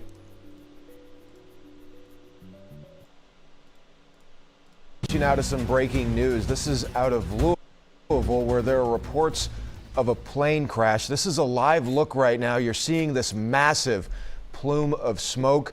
Our sister station there in Louisville getting this video. This is near the UPS World Sport, which is a major UPS hub there near the Muhammad Ali Airport. We are learning from Louisville police there are injuries involved with the Oh, situation. no. We're looking to learn more about what happened. Again, reports of a plane crash near the UP. I really wanted to make a "no, my packages" joke, but like, there's people injured. That's got, yeah, you know. UPS Worldport in Louisville. We do have a crew heading to the scene right now. We'll continue to keep you updated as we learn more about what happened out of the area. That's a big fire. That's a big fire. Hopefully the injuries are not bad. A plane has reportedly crashed near the Louisville airport. According to a report by WLKY, Metro says that reports of an explosion were made near Grande Lane and Fern Valley Road. It was also right by the Ford Louisville assembly plant. Shelter in place has been issued for all locations within 5 miles of the airport. Oh, wow. Oh, wow. Shelter in place for everyone in the 5-mile radius? That's interesting. I wonder why there's a shelter in place. Literally getting pressing news about your own state from this woman. Brother Goose, I share with you my breadcrumbs. Burning fuel is an air hazard. Oh, yeah, that makes sense. That makes sense. Why name an airport for a guy who had really shaky hands? I don't know, it makes you hope that your pilot doesn't have shaky hands, I guess. This is how IRL Project Zomboid would start. Oh, no. What the fuck? Also, just saw video of MX Prez being Emerald during public meet and greet. What?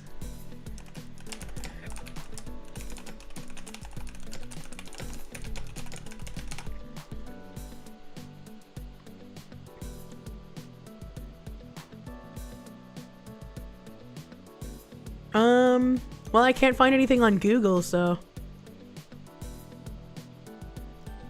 if you have a source, I will looky.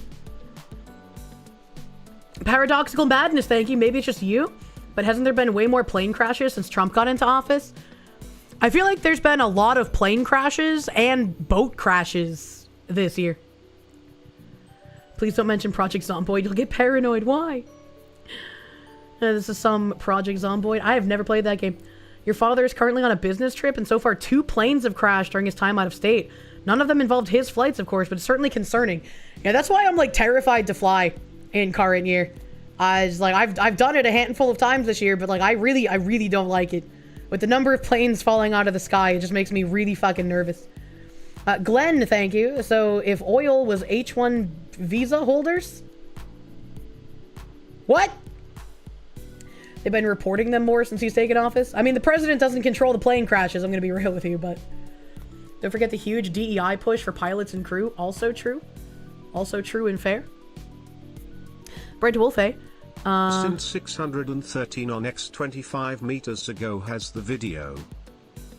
25 meters ago?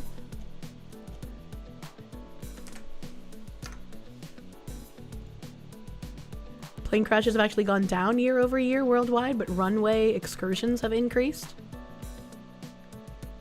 Here's the plane. Venezuelan opposition leader Maria Corina Machado. A man was attempting... Ah, here we go. Okay. This seems kind of like a wild thing to do to a world leader. I mean, I guess, how is he able to get so closer? A man was seen attempting to kiss and touch Mexican President Claudia Sheinbaum as she greeted members of the public. Oh my god, he went for her tits! He went for the titty grab, dude. What the fuck? What an actual animal. He's like, I'm gonna grab the tits of the president.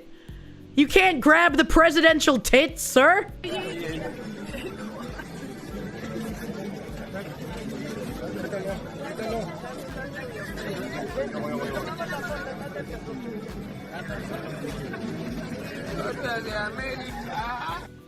Why did he say America like a dying antagonist in an anime? What the fuck? What the fuck? That's grotesque. I like her security didn't even really remove him efficiently. There's this like Temu ass security. Where's her security? Her security comes in, it's like this guy, but he barely does anything. Like the guy's able to lean in again and really creepily say something about America. Like what the fuck? That man is being cartelled within a week. Yeah, that's a dangerous game to play. TwitchCon level security. Yeah, true. What the fuck? Yoru Emiya, thank you. This is your last dono for the month, so please make as many anime girl noises as your brain releases the funny happy chemicals, and also get better, my Oshi. This part is for the YouTube team. Stop being so cucked! I hate the YouTube censors. The ways that you guys have to type in super chats is just really silly sometimes. It's ridiculously silly. Thank you, Yoru Emiya. Agent Strawman, thank you for the 11-month member. You were at UPS and got concerned. The fire is too big to be one of your planes, though. That's good. That's good. Alright, I think I'm caught up. I think we're all good here. Glenn, thank you. Were the pilots H-1B visa holders? We have no idea who the pilots are yet. No idea who the pilots are. I actually don't have the tab still open. Ein moment. I don't know how fast we'll get any info. Oh shit. Oh fuck me. I'm a dumb cunt retard. Holy shit. I hit the back button on the wrong window on my wrong browser and fucking spooked myself. I don't mind me. I'm just doing a little bit of spooking. Okay.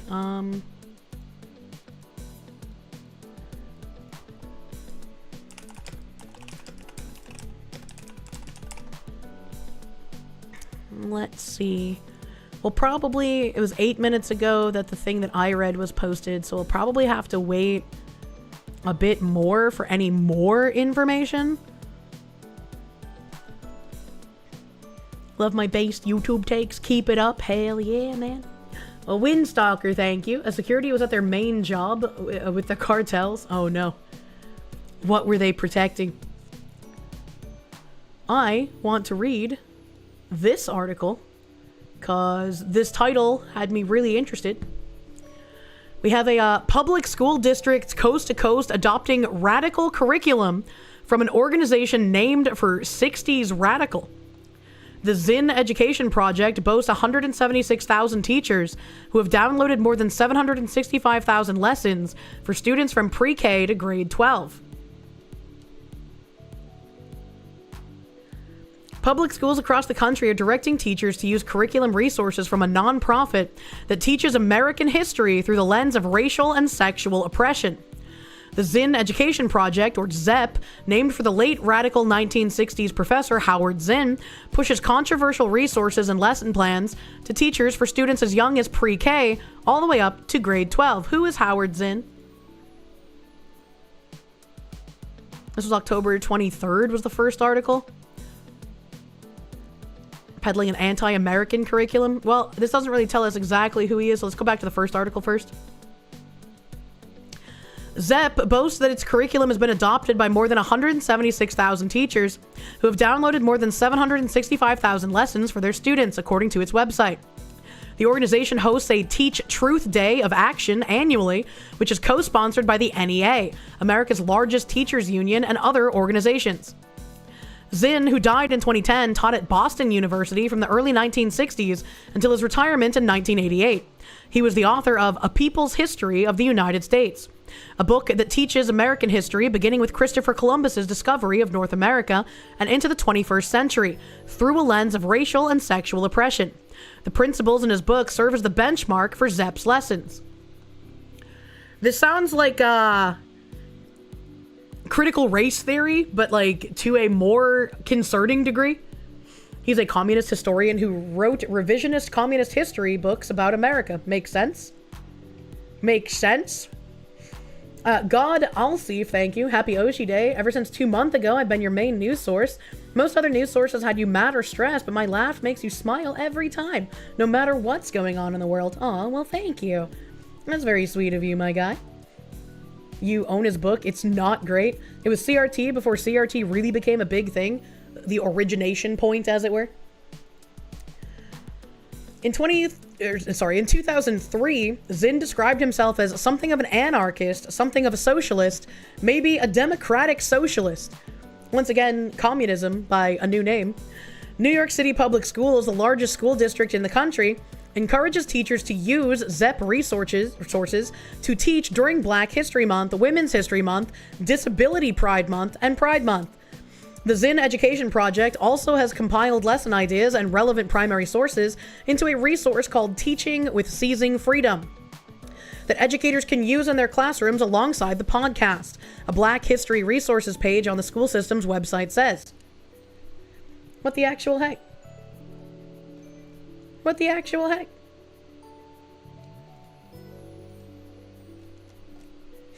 Even the disabled are gay now?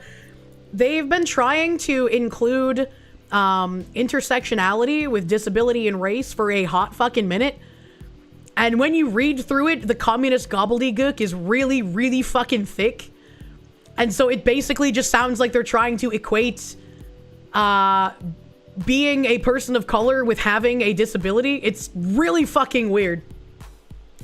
Evil Mandrake, thank you. Zinn's work is also the basis for most elementary school textbooks. That sounds horrible, actually. That sounds not good.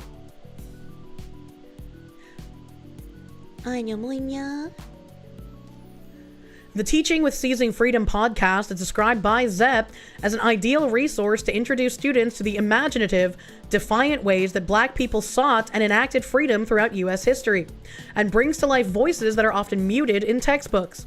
For Disability Pride Month, the school system directs teachers to ZEP resources that include an article titled 10 Quick Ways to Analyze Children's Books for Ableism.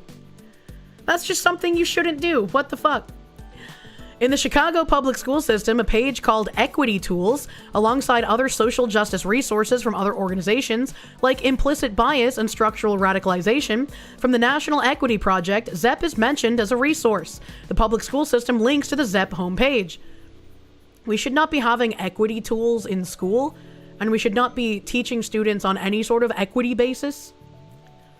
Similarly, Portland Public Schools in Oregon directs teachers and students to ZEP for resources on Black History Month. The ZEP site has 328 web pages of resources for teaching Black History Month. A summary on the ZEP page on Black History Month recommends a book called The Real Ebonics Debate: Power, Language, and the Education of African American Children. That book summary describes Ebonics as the distinctive language of many African American children, and emphasizes urgency for teachers to learn to engage with discussions about Ebonics.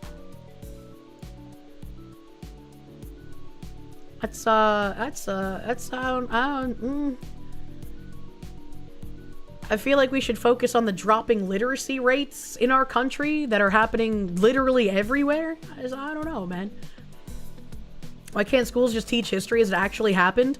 Because if you teach history as it actually happened, people might get the wrong idea, and you have to teach them how to think. Battleizer, thank you. YouTube censoring is the only unironic good reason you have ever heard for Ebonics. If you're really struggling with like YouTube censorship and you genuinely cannot send in a super chat and it's something you want to say, I think that the censorship restrictions on the Stream Elements donations are slightly less strict. I've seen people be able to say some pretty wild things through there. You still can't say slurs. We have those muted, so can't do that. But if you are really struggling and you really want to send it in, Stream Elements is a way that you can do that.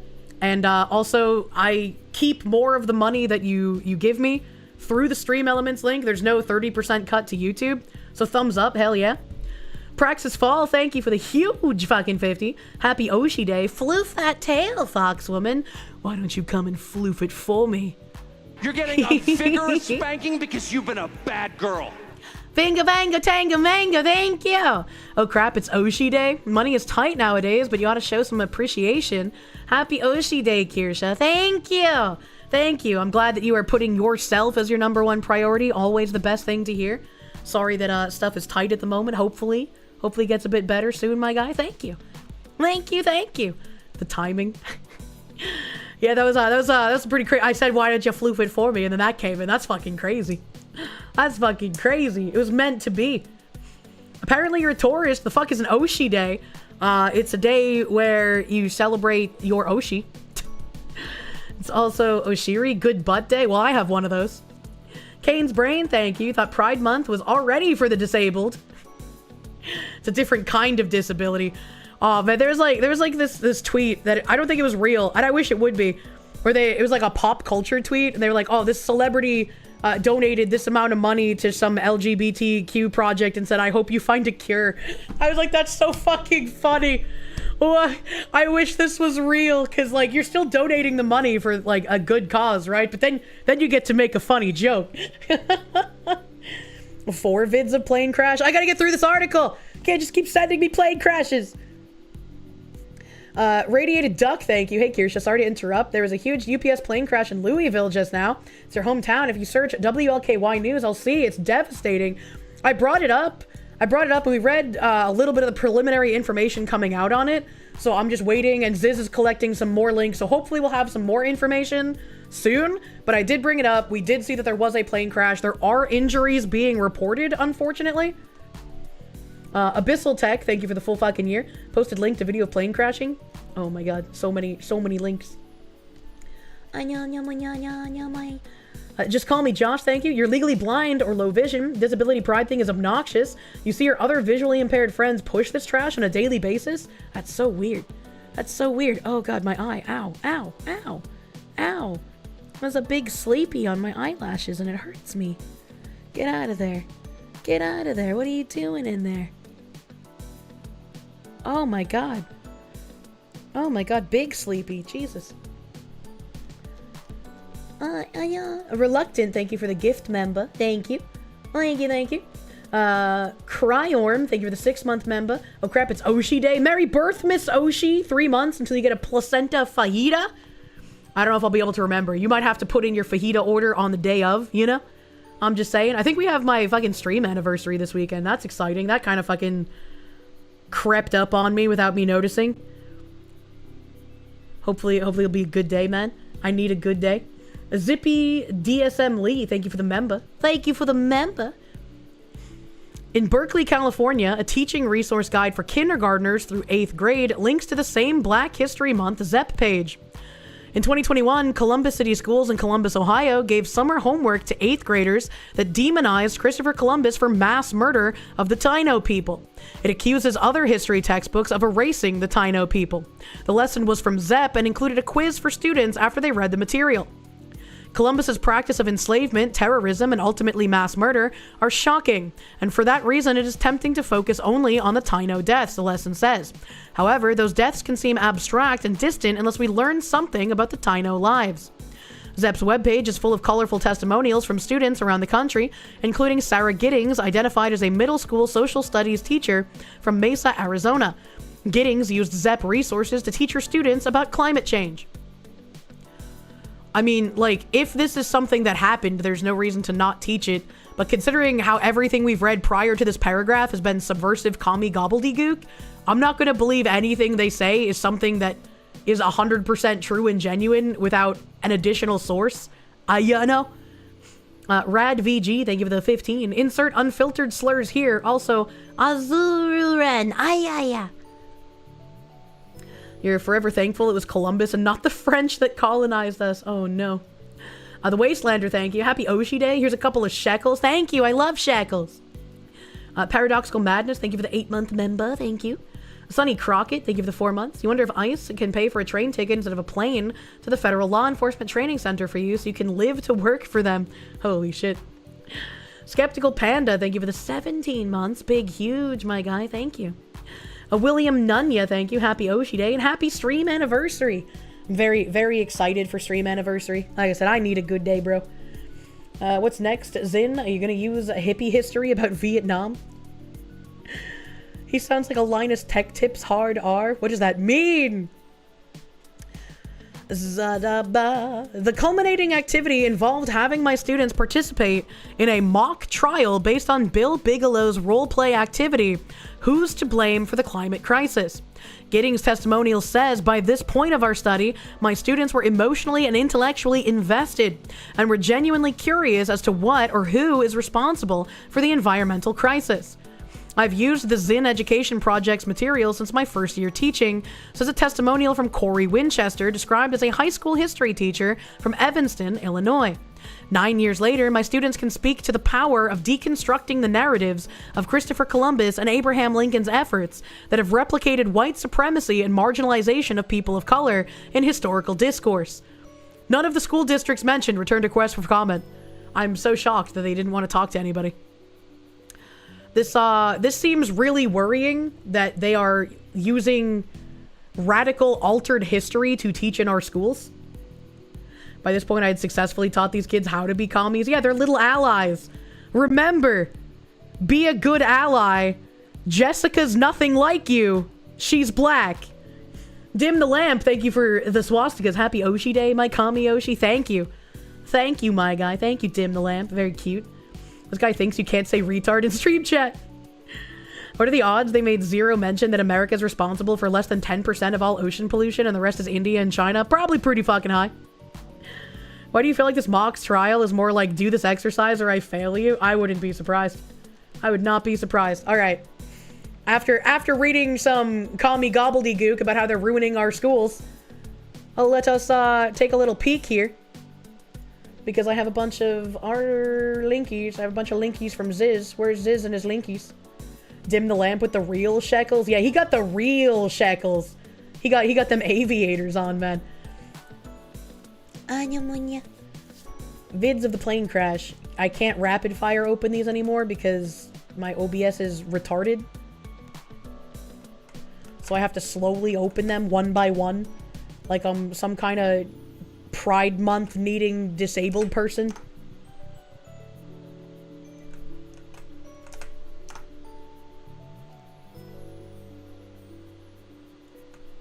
Help.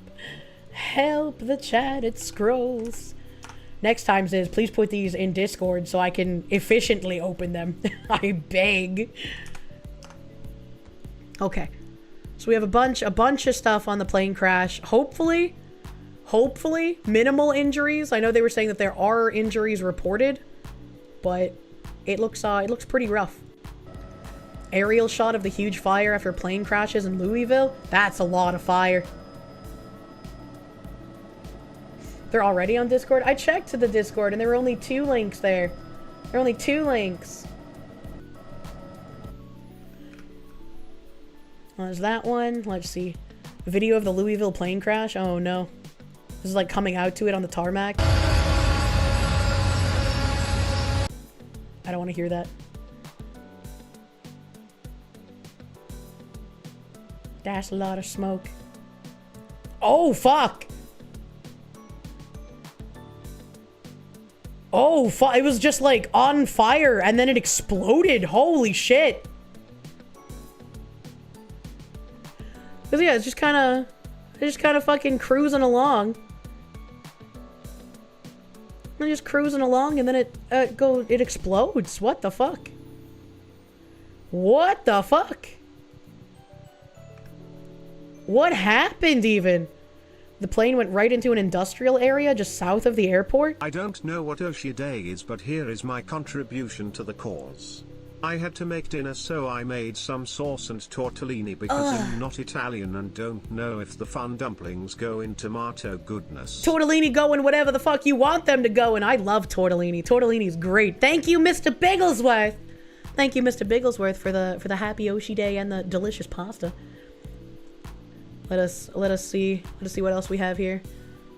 Breaking, a large plane has crashed near Louisville International. Casualties have been reported. Oh no. Praying for all those on board as well as those on the ground. Well, this is a cargo plane. This wasn't a passenger plane. This was a cargo plane.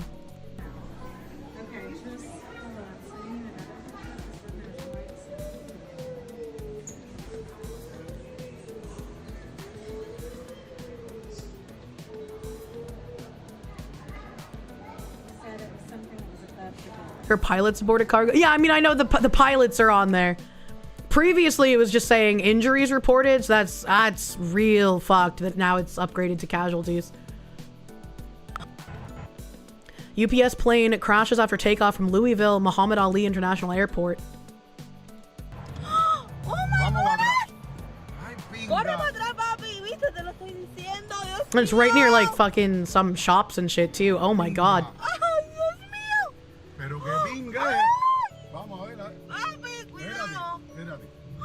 Ay, Dios mío, señor.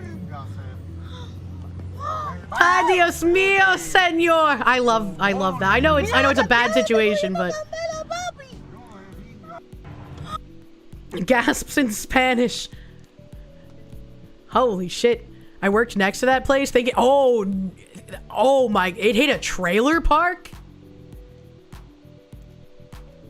That is not good. UPS plane has crashed at Louisville International Airport, causing an explosion. Giant plumes of smoke and fire spread nearly a mile. MetroSafe said reports of an explosion were made near Grade Lane and Fern Valley Road. It crashed around 5:15 p.m. as it departed, heading toward Daniel K. Inouye International Airport in Honolulu, the FAA said. LMPD said injuries have been reported. There's a shelter in place issued within a 5-mile radius of the airport and all the way north to the Ohio River. Very talented offensive creator. With AJ, what do you like about his story? Will be updated. So that's still all we have right now. Still all the information we have. Trailers are tinder boxes. Yeah, that is absolutely not good if when it crashed it went into a trailer park.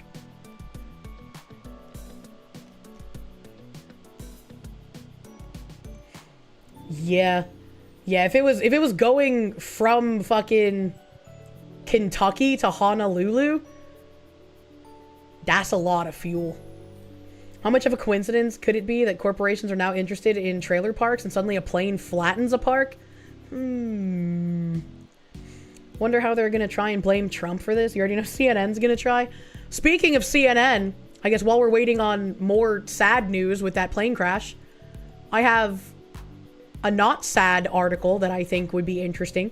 Star Phoenix, thank you. This is some Final Destination shit. Yeah. It worries me that it said casualties have been reported, so we'll have to see.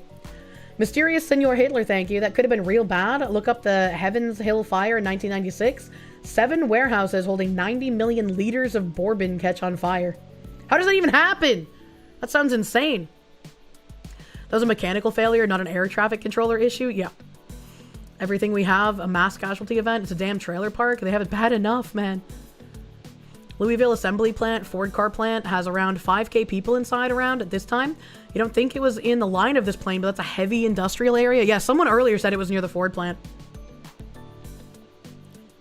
To create context, thank you for the 10-month member. Happy Oshi Day, my Kami Oshi. Wish you could give more, but you're continuing your subscriptions is all you can afford right now. Hey, don't apologize. I appreciate anything that you're able to give me. You're supposed to take care of yourself first, so I'm glad you're doing that. Thank you to create context, my guy. Pico. Help. I hope you're feeling better. I am feeling kind of better. My voice is still a little strained and it's hard to talk for 5 hours straight, but help.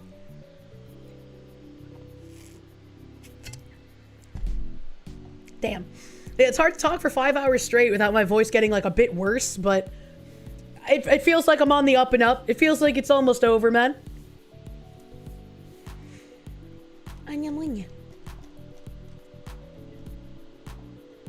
Ryan, thank you. Casualties means injuries. It can mean deaths too.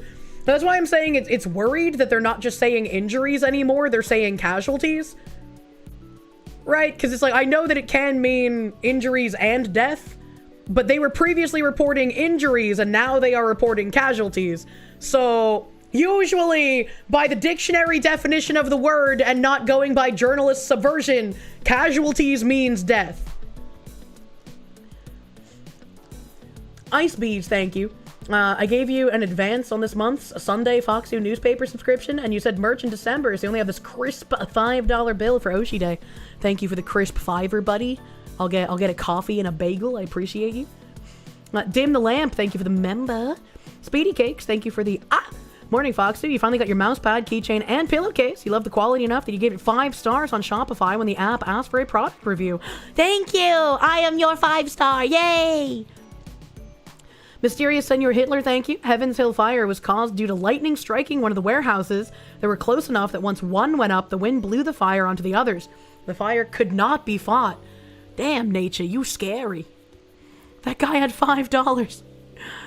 A no clip through, thank you. Happy Oshi Day, Kamiyoshi. Whether it's scratchy or smooth, hearing your voice is always a ray of sunshine as you slug it through the week or enjoy your weekend. Yay! That's one of the reasons I like super fucking hate having to cancel streams. I like knowing people are happy when I talk about stuff. It's great. Noble Ghost, thank you for the member. Thank you. Wait, a gift member. Thank you for the gift member, Noble Ghost. Thank you. The Wastelander, thank you. Someone drop a beat on that. It'll be your death metal debut. Pterodactyl Death Cry. Don't make me scratchy scream. Okay. So this the CNN article thingy is about a portal into another life, photographing America's abandoned homes. And I think this is really cool. I love looking at like these kinds of pictures and shit. They're fucking fascinating. Also, fun fact, I own lamps very similar to these. They're a bit more intricate with like their design on the bottom part, but I literally own these church lamps. That's a fucking roof. I like the inside of this roof. That's really cool. They didn't need to design it like that, but they did, and it looks nice. Why do women love lamps? We're like moth. Oh, man. You like lamp? Looks like a church. Very nice carpentry. Yeah, it's really nice. They got nice, like, paneling on the walls. Unfortunately, like, there's a bunch of cracking and stuff. But it looks really cool. I wonder how old that piano is. I love looking at pictures like this. Houses are worn by weather and time, photographed in isolation like forgotten memories. They have a haunted feel. Windows are boarded on Victorian-era turrets. Paint flanks off the towering composite columns of a once grand portico. Wrap-around verandas, perhaps once host to evening nightcaps, and slow Sunday mornings are barren. Walls crumble, roofs collapse, and greenery reclaims them.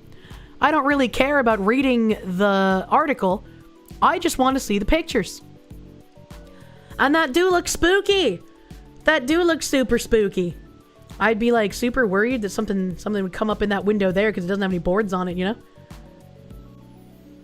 From the days that functionality and aesthetics were blended, you miss them. I miss those days too. It makes me wonder, like, what happened? You know? Like, obviously people lived in the house at one point, but how did it get here?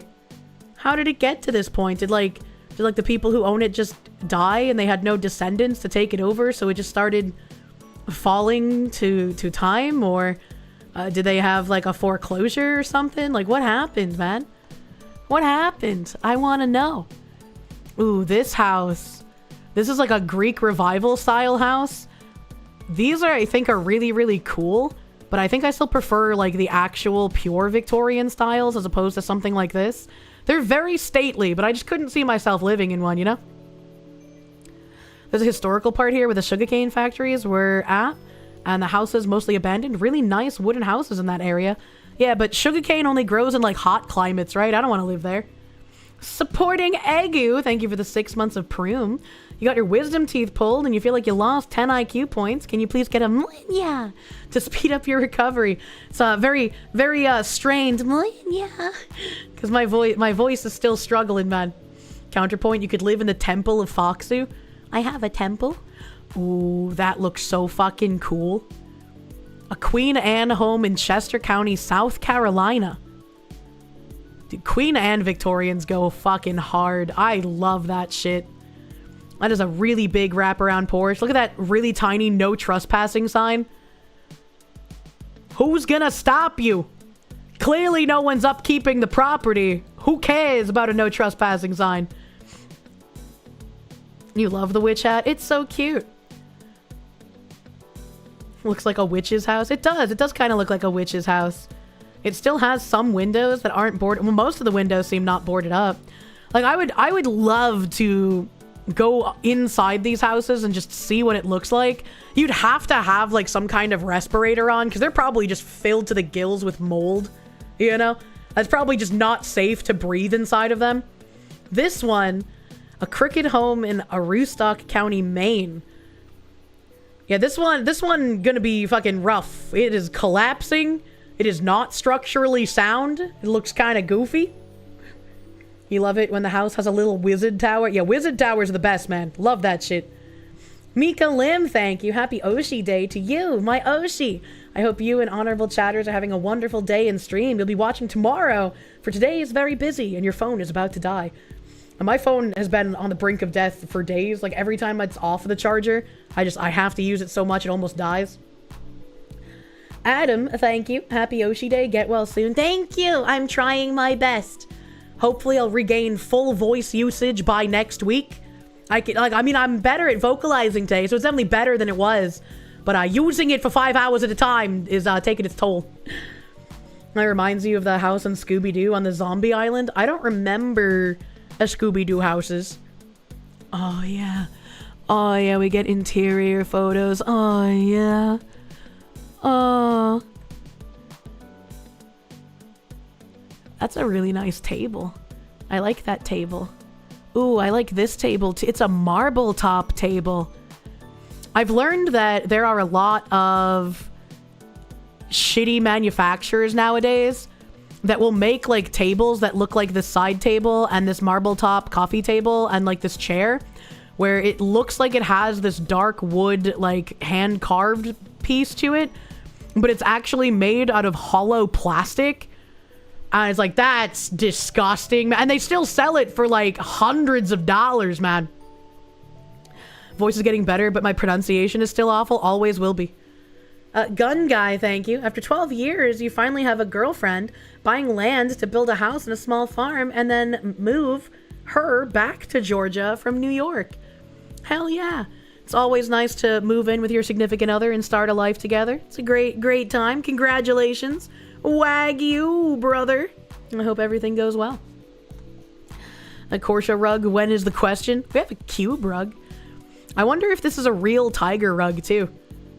I wonder if that's a real tiger. There's like a little children's chair next to the fireplace, so if they're bad, you can just push them in. Mantle clocks also look really fucking cool. I like mantle clocks.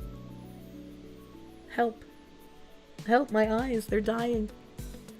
Battleizer, thank you. I got commies to the left of me, explosions to the right. I'm stuck with my Oshi and you. Stuck with my Oshi and you. Happy Oshi Day, my Oshi.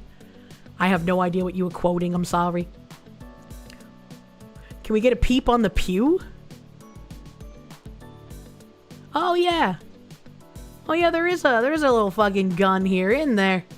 Damn, that chair has got to smell disgusting. Stuck in the middle with you? It's a song, Stuck in the Middle with You? Oh, okay, I see. You wonder if the living room windows are removable for the in-house wakes? Oh, no. It was used to kill the tiger? I don't know. It just makes you wonder, like, who lived here? What was their story? Why is everything dilapidated now? What made them leave? That kind of green could be arsenic. Ooh, arsenic green, true. Moldy enough for Aswin, Colt, and Pippa? No! The smell of 10,000 cigarettes and pipe tobacco puffs. That does feel like what this room would smell like. There's a hunting enthusiast lived in this taxidermy-filled home in the Catskills area of New York, according to San Severo, and likely until their last days. Upstairs, the photographer found a hospital bed and medical equipment.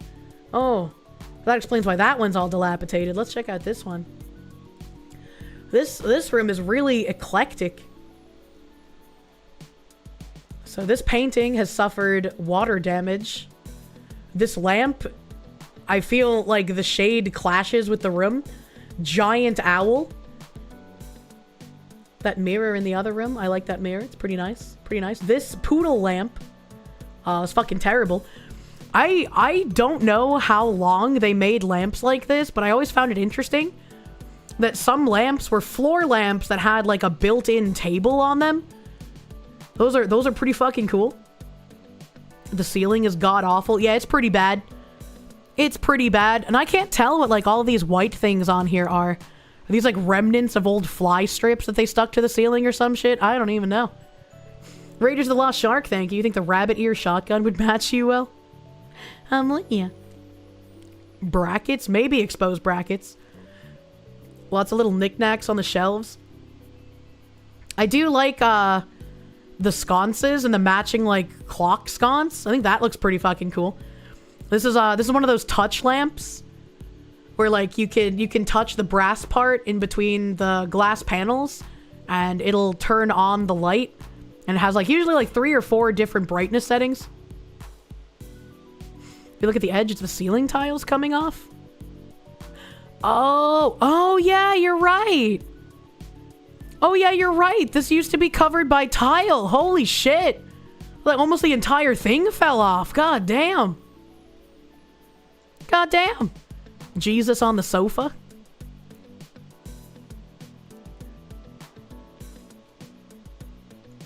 I don't know. Very like 1970s kind of vibe, you know? Furniture and wood-paneled walls of this home in central Georgia give a distinct mid-century feel, but San Severo said each room felt like a different time period. What the fuck? In one property, old dollhouses lie in eerie decay. Why are there so many? Why are there so many dollhouses? Is this like an orphanage for small children or some shit? Because you don't need this many as like a normal family. There's like 2 little kids' cars for driving. 3 little kids' cars for driving. That's so weird. A bit spooky? Yeah, that's so weird. Little rocking horse. Collector. Maybe the portion was a toy maker. That's true, he could have been a toy maker. The egg shen, thank you. We need to bring this back. Everything feels so cozy and actually lived in. You hate the soulless trend following crap they do in houses today. Long live fake wood paneling. I would definitely prefer the fake wood paneling over everything being literally fucking white. Everything being like a sanitized doctor's office white is just grotesque to me. Ooh. Book stacked high in the former home of an unnamed Pulitzer Prize-winning author in Preston County, West Virginia. Wait, how are they unnamed if they're a Pulitzer Prize-winning author? Is it like the article people just refusing to release the name so people don't go to find the house, maybe? Because, like, you can't be unnamed and a Pulitzer Prize winner. You love book stacks, you never know what you can find in them? Yeah. Like, this would be a wild thing to, like, sort through. Imagine going, like, abandoned house frolicking. I don't know what to call it. And finding a house, like, 1 million of these really old books. That'd be a great way to build your own library, you know? Must not have been a very good prize. You think redacted is the word? Yeah, I would have figured they would have put redacted instead of unnamed. There was a documentary on why modern homes inspired depression on a structural subconscious level in our minds. It made a lot of sense. Oh, fuck. Does Kick work for me? Yeah, I'm on Kick right now. And if you watch me on Kick, that means you're a warm body who's alive, and I get paid American penny dollars just for you existing in my Kick chat. If you know they won the prize, you know their name. Yeah, that's so weird. Buck mounted on the wall. Checks out for West Virginia. Okay, that's creepy. Okay, that's really creepy. Alluded to a turbulent backstory to this house in northeastern Maryland, which had the remnants of a horse collection in a child's room. At the time he photographed it, San Severo said that exterior signs pointed to its imminent demolition. So this is really creepy because, like, this stuffed doll has its insides coming out, and it looks like the insides are coming out due to something, possibly an animal, like, fucking with it. That doesn't look like normal decay. Most houses in each area are usually one of 5 different appearances with HOAs chained to you. Thanks, I hate it. We're second-class chatters. What do you mean? Not second-class chatters. Lots of abandoned farmhouses and plantations in your area. Large houses require tons of maintenance. The past 3 generations were taught to leave the farm and make their living elsewhere, leaving these massive houses and their maintenance to their aging owners. You've met many old people sitting in beautiful houses rotting around them because they can't keep them up. That's kind of sad. That's kind of sad. I mean, like, even if you don't want to take on the farm as a family business, you can sell off parcels of land and still help your aging parents upkeep the house, you know? Corvo Atono, thank you. Happy Oshi Day. Some info about the cargo planes is that FedEx, UPS, and others allow off-duty pilots to fly on the cargo planes to go to different airports, called jump seating. So there could be 5 to 6 people on board when something happens to those planes. Oh, I did not know that. That is extra sad. Hopefully we will get some more information. Hopefully.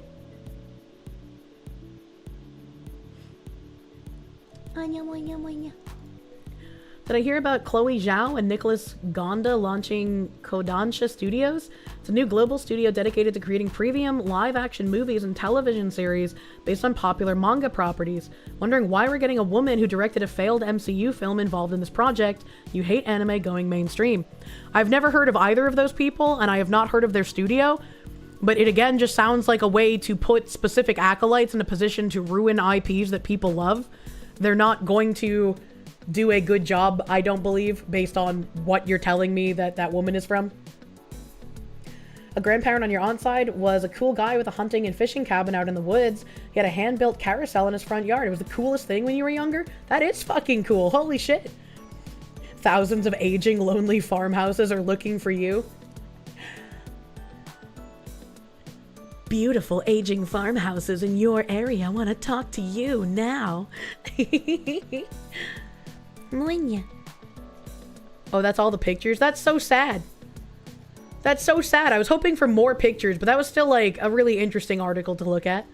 I love seeing abandoned properties. I love seeing like all of this shit. I don't love that they're abandoned, but I love seeing them, and I love thinking about the people who possibly lived there.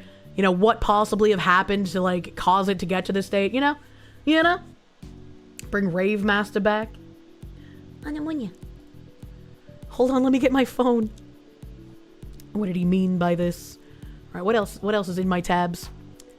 Oh, we have an update on the Louvre. The Louvre theft of the Paris crown jewels. We have an update. We have a bad update. Every time you think that they couldn't get even more incompetent, they do. Paris authorities admit years of ignored warnings after the Louvre password leak. Paris authorities are facing scrutiny after reports revealed that the Louvre Museum's internal surveillance system used the password. You're getting a vigorous spanking because you've been a bad girl. They unironically used the name of the museum as the museum security password. What the fuck? Sapphire Aegis, thank you. If you need a mantle clock, you could ask your grandpa if he could give you his when he passes, that you could give it to an anime fox woman. 95% sure it still works because he takes good care of things. Also, can I link that house article? I can try because I already closed it. Ein Moment. Ein Moment. History.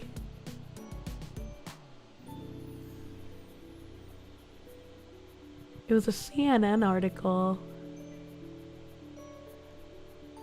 I hate the way that history works on Firefox. There we go. Okay. Here is the link, sir. Here is the link I have provided. Yay! Be funny if it weren't so pathetic. Ah, what the heck? I'll laugh anyway. If the camera isn't online on internet, it doesn't matter that much, though? What do you mean? Oh, like the security cameras? Yeah. Well, I would expect security cameras at a place like the Louvre to not require internet in order to be working. A good security system doesn't go down if your internet goes down. All right, Paris authorities are facing scrutiny after reports revealed that the Louvre Museum's internal surveillance system used the password Louvre. A discovery that has intensified criticism of long-ignored cybersecurity warnings preceding last month's multi-million euro heist. Investigations now point to systemic lapses that left the world's most visited museum vulnerable to infiltration.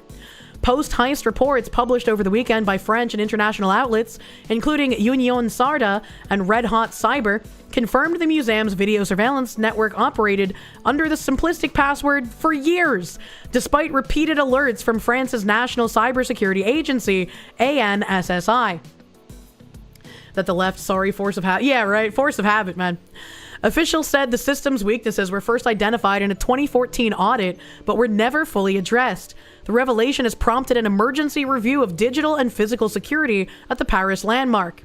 Simple password exposes deeper security crisis. The breach came to light during an internal investigation following the late October theft of rare jewels from a temporary exhibition. According to the sources cited in multiple reports, the attackers exploited outdated access protocols and network vulnerabilities, gaining control of several internal cameras before disabling them. The use of an easily guessed password, reportedly Louvre or a minor variation, has been described by security analysts as a textbook example of failed risk management. French Culture Ministry officials acknowledged that the incident revealed chronic underestimation of digital threats. within heritage institutions. The password discovery underscores a lack of coordination between museum administrators and state cybersecurity frameworks, said one internal report referenced in local media.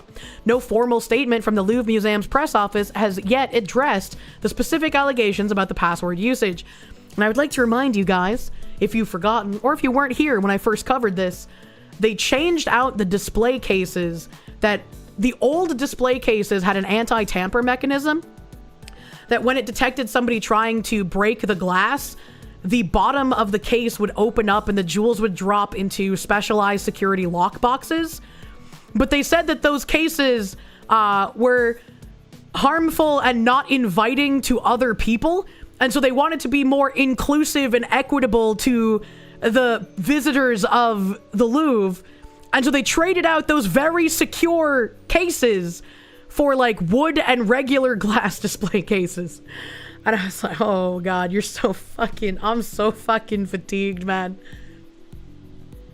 Mr. Paroxym, thank you. You're completely incompetent and currently hyperactive because you downed a whole echelon. How are you guys this afternoon? What is an echelon? I've never heard of that drink. What is that? Gun guy, thank you. You got to raise this work at week. You got to raise at work this week. Holy shit, my illiteracy today. It's off the charts. Congrats on your raise at week this work. Congrats, gun guy. That's fucking great to hear, dude. That's great. That's great. Battleizer, thank you. Oh no, this is depressing. Alexa, change all of my passwords to admin654321. That should be the password that releases the Claymore stacked Roomba, unironically. ESL Fox, you eyes of fucking holy shit. Some grumpy go at, thank you. Didn't know it was Oshi Day. Take the Supa. Hope you're doing well, Foxy, and are recovering fast. Thank you. I hate missing streams with you guys, so you know I do my best. I do my best. Echelon is the energy drink that the unsub guys bought. It's loved by the military and banned in Canada. That sounds pretty badass. If it's banned in Canada, I kind of got to drink it, right? Rust, thank you for the biddies. You sound much better. I feel much better. My voice is still like really strained if I use it for too long. So I sounded way better at the beginning of stream than I do now, but I still sound better than I have been for days. French Culture Ministry officials acknowledged that the incident revealed chronic underestimation of digital threats within heritage institutions. Oh shit, I read that already. I'm sorry. Experts warn that while the theft targeted artifacts rather than tourists, the fallout affects public confidence in cultural sites worldwide. With the Louvre welcoming nearly 8 million visitors annually, its security protocols are central not only to art protection, but also to maintaining international trust in France's tourism sector. The museum remains open to the public, with additional guards and digital safeguards introduced over the weekend. The controversy deepened after the disclosure that the ANSSI audit a decade ago had flagged both weak password practices and obsolete video management servers as potential vulnerabilities. A decade ago, man. What the fuck? Subsequent budgetary delays and administrative restructuring allegedly prevented full implementation of the agency's recommendations. According to Union Sarda, the system was patched sporadically but never modernized. It looks like an AI comic. I can't even tell anymore, man. The French Interior Ministry has since launched a joint inquiry with the Ministry of Culture and the National Police's Art Theft Unit. Investigators are examining whether the heist involved insider knowledge or exploitation of neglected digital infrastructure. Preliminary findings suggest that attackers may have accessed control panels through remote connections that lacked multi-factor authentication, an elementary feature in modern surveillance systems. How do you be, like, one of the most renowned museums in the world, and you have, like, such pitiful security? It's actually kind of confounding to me. The Louvre is changed to 10 UVR3, a massive improvement, guys. The article makes no mention about how the Louvre's importance in French heritage and how the heist may have destroyed a significant amount of French history. Yeah, that's because, like, you know, the French are, like, white and, like, they don't have history, right? It's all nonsense, you know. Who cares? Who cares? Why are you making fun of the way I pronounce museum? What's wrong with that, brother? Let's hope no one ever tries to steal from us. I don't want to think about our museum security in the US, dude. You know. I say it wrong. Fuck you. Museum. Battleizer, thank you. They're French. Take a guess. Caramel the rabbit person, thank you for that member. Oh, thank you for member, my guy. They pocketed the money that was to be used for security. No way. I'm so shocked. I'm so shocked that people running a museum about French heritage that may not care about French heritage. Their history is bonus damage to fellow countrymen. Cybersecurity specialists say the incident illustrates a persistent gap between heritage management and digital defense. Password governance remains one of the weakest links in institutional cybersecurity, said a recent analysis by Red Hot Cyber. When an organization uses its own name as a password, it signals a structural issue rather than an isolated error. Oh no, I guess I gotta change all of my passwords from Kirsche then. Beyond embarrassment, the Louvre case has sparked a broader national debate about how public institutions handle technology in an age of increasingly sophisticated threats. France's National Audit Office has urged accelerated digital reforms for museums, archives, and monuments that rely on legacy IT systems. Similar vulnerabilities have been documented in other European cultural institutions, where modernization effects often lag behind visitor demand upgrades. What do they mean by visitor demand upgrades? How about you just keep things secure? What do you mean by this? And code Kirsche works everywhere. Use code Kirsche for 10% off your gamer subs orders. Thank you. They unironically used Louvre as a they unironically used it as a password. And this is just talking about like people visiting the museum, so the rest doesn't really have anything else there, which is fine. Windows Enterprise has a default option to force passwords to change every X days. I hate that option. Studies found this actually results in less secure passwords because they just add 1, 2, 3 to the end. Yep. That was when I worked insurance, that's exactly what I would do, because I would forget my password if I made it something unique every like 60 dajust or whatever. So I was like, all right, I'll just add a number to the end. Who cares? They hate the French because they're white. I hate the French because they're French. We're not the same. Why does he hate me? Password is genius. Most people can't spell it. I can spell Louvre. I just can't pronounce it. That's my problem. Get out of here, browser. Fuck off.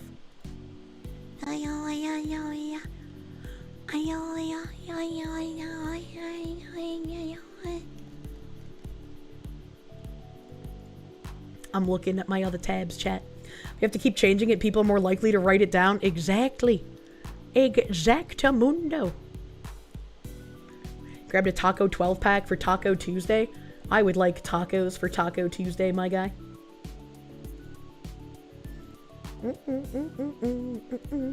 Today you learned that your account for driving a high-low and moving product at work has better security than the Louvre, which houses royal jewels. I'm sorry, driving what? I'm sorry, what are you driving, Mr. Michigander? What are you driving there, sir, for work? Wish you had a woman to eat out her taco. Hold on, wait a minute. Sin, thank you for the 3-month member. Change the password to 123 Munya. No one will get it. Sergeant Buck, thank you. Use a slur for your password. That way you can never tell it to anyone. True. True and real. You had shawarma today? I've never had shawarma because I'm pretty sure that's dead people in the meat. Let's see. What do I have in my tabs? Alright, I don't know what this is. So hopefully it won't get me banned. Says they're expecting over 20 years that 14.7 million people use it. Use what? I don't know. I haven't watched the video yet. Let's figure out what they're talking about. Because what happens when you open the door to killing, you don't get to close or decide what walks through. But Kelsey, what would be the incentive? What is the motive? Ready? I got one for you. Because you gotta have a motive. Money. Let me show you how. Someone dies, it's over. Chronicity is big business. No. This is where you're wrong here, darling. End of life is money time. Okay? So, Canada, a new journal on the Sage Journal on the Omega website. You can go find it on Sage. You know, the medical journals that are peer-reviewed papers from universities, which I can show it to you. It's called the Journal of Death and Dying. It came out this year. Okay. And they did an estimate of what Canada looks to save once they turn the mental illness into the MAID protocol. So from 2027 to 2047, which is a 20-year period. that is when mental illness, meaning anybody can qualify. You don't have to be dying anymore, sweetheart. You can just have a hard time. True. And once you're in the system, you're in it. Are you kind of depressed? Have you considered killing yourself? That's what Canada wants. So it doesn't cost them money to treat you through the government, so they save money. You ready to find out how much? 2027 to 2047, they're expected to use MAID on roughly, this is the journal's, they've done the math, this is the journal's estimate. Okay. 14.7 million Canadians. Okay? Mm-hmm. They're going to save to a tune of $1.273 trillion instead of providing palliative care. Holy fuck. That is a lot of money dollars. That is a lot of incentive to just kill the mentally ill instead of treating them. God damn. Organ harvesting bonanza. Yeah, they're going to generate money from the organ harvesting bonanza too. DSC, thank you. Hey, Kirsche, long-time lurker, first-time Supa. Happy Oshi Day. Thanks for always yap-maxing. It helps make work go by quicker. Hell yeah. Hell yeah, thank you. Thank you for a wonderful Oshi Day, everyone. Hell yeah. That's a lot of euthanasia. It's an insane amount when you consider that Canada's population is just one California. Yeah, that's true. Canada's population is just around 40 million. 14 million is insane. That is like an actual cleansing. That's, what the fuck? Canada going 1700s on us, kill the crazies.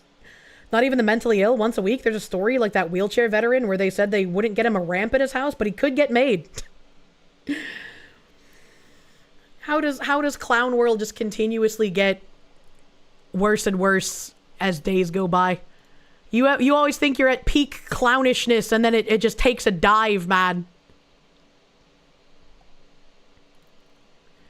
Probably hoping to kill off heritage Canadians. Help. Battleizer, thank you. My fellow Tylenol Americans, do not go to China. They're trying to maid you. They're trying to lure you in to use their maids, but not the fun ones.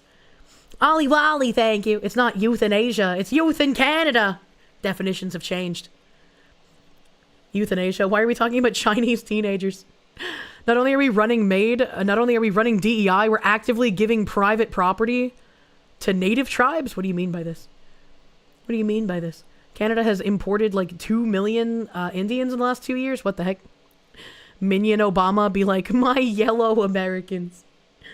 Only a matter of time until Canada does it too. Does what too? Because we're talking about Canada right now. Zyman Maru, thank you. The throat still sounds rough. MAID can help. That's true. That's probably what Canada would say to me. And speaking of help, this is from a few days ago, but YouTuber Mr. Crafty Pants arrested for alleged possession of sexual images of children. Police said the IP address connected to the social media account was the same as Michael David Booth's home address. Can I just say that if you were a writer and you went to a Hollywood producer with a script and your pedophile's name was Mr. Crafty Pants, aka Mr. CP, and he got caught with CP, they would tell you that's too on the nose. You need to change his name. Not as crafty as he thought he was. Mysterious Senor Hitler, thank you. In Canada, Maid Cafe means something completely different. I don't think I'd want to drink there, man. A popular YouTuber known as Mr. Crafty Pants, do we know what his, subscriber count is? Because I've never heard of him, by the way. Was arrested for allegedly possessing and distributing sexual images of children on social media. Michael David Booth, who gained over 500,000, well, there we go, YouTube subscribers and hundreds of thousands of followers on Facebook and Instagram for his DIY craft tutorials, was arrested Wednesday in Kentucky after police say he shared the disturbing images on the social media app Kik, K-I-K, the messaging app, not Kik, K-I-C-K, where your delicious warm bodies give me warm American penny dollars. Thank you. Wave News reported. The 39-year-old social media influencer allegedly possessed 6 explicit photos, 3 of which showed children under the age of 12, and 3 that depicted teenagers. The images of the children under 12 were shared at least 12 times. 1 for each year? ? Whereas those of the teens were distributed at least 15 times, according to an arrest report obtained by the outlet. The files containing illicit material involving children were allegedly sent from Booth's Kik account, again K-I-K, between August 5th and August 7th, according to Fox 56. A search warrant on Booth's Kik reportedly unveiled 2 selfie-type photos of Booth, allegedly confirming he was behind the account. Additionally, a subpoena for the IP address was used to distribute the disturbing material returned as Booth's home address in Prospect, a rural suburb of Louisville, according to Wave News. So we walked out our front door on Wednesday to a very heavy police presence. Laura Nash, who lives across the street from Booth, told WDRB. My heart dropped, felt sick to my stomach. It was gut-wrenching and eye-opening. Another neighbor, Lindsay Smart, noted a Halloween sign in Booth's front yard reading, "I smell children." Showed the appearances could be deceiving. Well, that's not really that appearances could be deceiving. That's more like he's openly bragging because he's doing something illegal and not getting caught for it. That's always like a little bit of a thing, right? When you do something so bad for so long, you start wanting to get attention for it, so you do like little smug things. Like serial killers do that shit all the time. How is he so sus? Cut off his balls and feed them to him with some flavala beans and a nice Ciante? I don't know what those are, but yeah, I could get behind doing that. iGenerector, thank you for the huge 50, brother, thank you. Oshi tax for my Kami Oshi. The only tax that you're willing to pay, thank you. Thank you, my guy, big, huge, big, huge. Battleizer, thank you. Glowing response. Yeah, we're fucking glowing hard here. Repurposing a Hocus Pocus quote. I think that should count for extra punishment, right? Primark Bentley, thank you for the 8-month member. Thank you, thank you. You feel like you know your neighbors, but what goes on behind closed doors, I guess we never know, Smart said. It's sickening, it's disgusting, and I'm so glad he got caught. Booth was charged with at least 20 counts of distributing matter portraying sexual performance by a minor. Booth appeared in Jefferson County District Court Thursday morning, where a judge set his bond at $100,000 full cash and ordered that he have no contact with minors and no internet or social media access. Booth entered a plea of not guilty on all charges. Well, I mean, they caught you dead to rights, brother, so I don't know if not guilty is the way to go. I wonder if he's going to go with the fucking insanity defense, because that just seems like the easy way out for everyone in current year. Remove his genitals, and he spends the rest of his waking days making big rocks into little rocks. I'd be okay with that. He had 593k subscribers before his channel was nuked, according to Social Blade. That's fucking massive. I had never heard or seen this guy before. Ollie Wally, thank you. Like not telling your fiance about super chats that nobody laughs at. She likes the funny ones, though. You always got to try to be the funny guy. Always got to try to make the joke in the supas, and sometimes I'm too retarded to get the joke. Mildly OCD, thank you. Trying really hard to take this seriously, but the wobbly fox is distracting. I'm streaming from the kitty table. I'm sorry. I'm extra weebly wobbly. I can't help it. I also forgot to turn my BGM back on. Munya, munya, munya. Extra jiggly. Star Phoenix, thank you. Can someone tell you what would be cruel and unusual about sending these people to a remote island where they can fight each other for dominance? That's a great question. I would be down with a fucking Aliens versus Predator island. Where my tabs at? Oh, I thought this was a really interesting one, actually. Because I've been talking about how I want to get, like, a fucking robot vacuum. But I don't know what robot vacuums are good. And so I saw this article, and I was like, this is interesting. It's not even Thanksgiving, and she's forced to sit at the kiddie table. Maybe I'll bring it with me. I don't know. I don't know where I'm going to go for Thanksgiving. I'm going to be real. Manufacturer issues remote kill command to disable smart vacuum. After engineer blocks it from collecting data, user revives it with a custom hardware and Python scripts to run offline. And in my opinion, I feel like if you buy a robot and you prevent it from sending your personal data to the manufacturer, they should not be allowed to issue a kill command that disables your expensive vacuum. An engineer got curious about his iLife A11 smart vacuum and how it worked, and monitored the network traffic coming from the device. That's when he noticed it was constantly sending logs and telemetry data to the manufacturer, something he hadn't consented to. The user, Harish Shankar, decided to block the telemetry server's IP addresses on his network, while keeping the firmware and OTA servers open. While his smart gadget worked for a while, it just refused to turn on soon after. After a lengthy investigation, he discovered that a remote kill command had been issued for his device. He sent it to the service center multiple times, wherein the technicians would turn it on, see nothing wrong with the vacuum, and then they would return it to him. It would work for a few days and then fail to boot again. After several rounds of back and forth, the service center probably got tired and just stopped accepting it, saying it was out of warranty. Because of this, he decided to disassemble the thing to determine what killed it and to see if he could get it working again.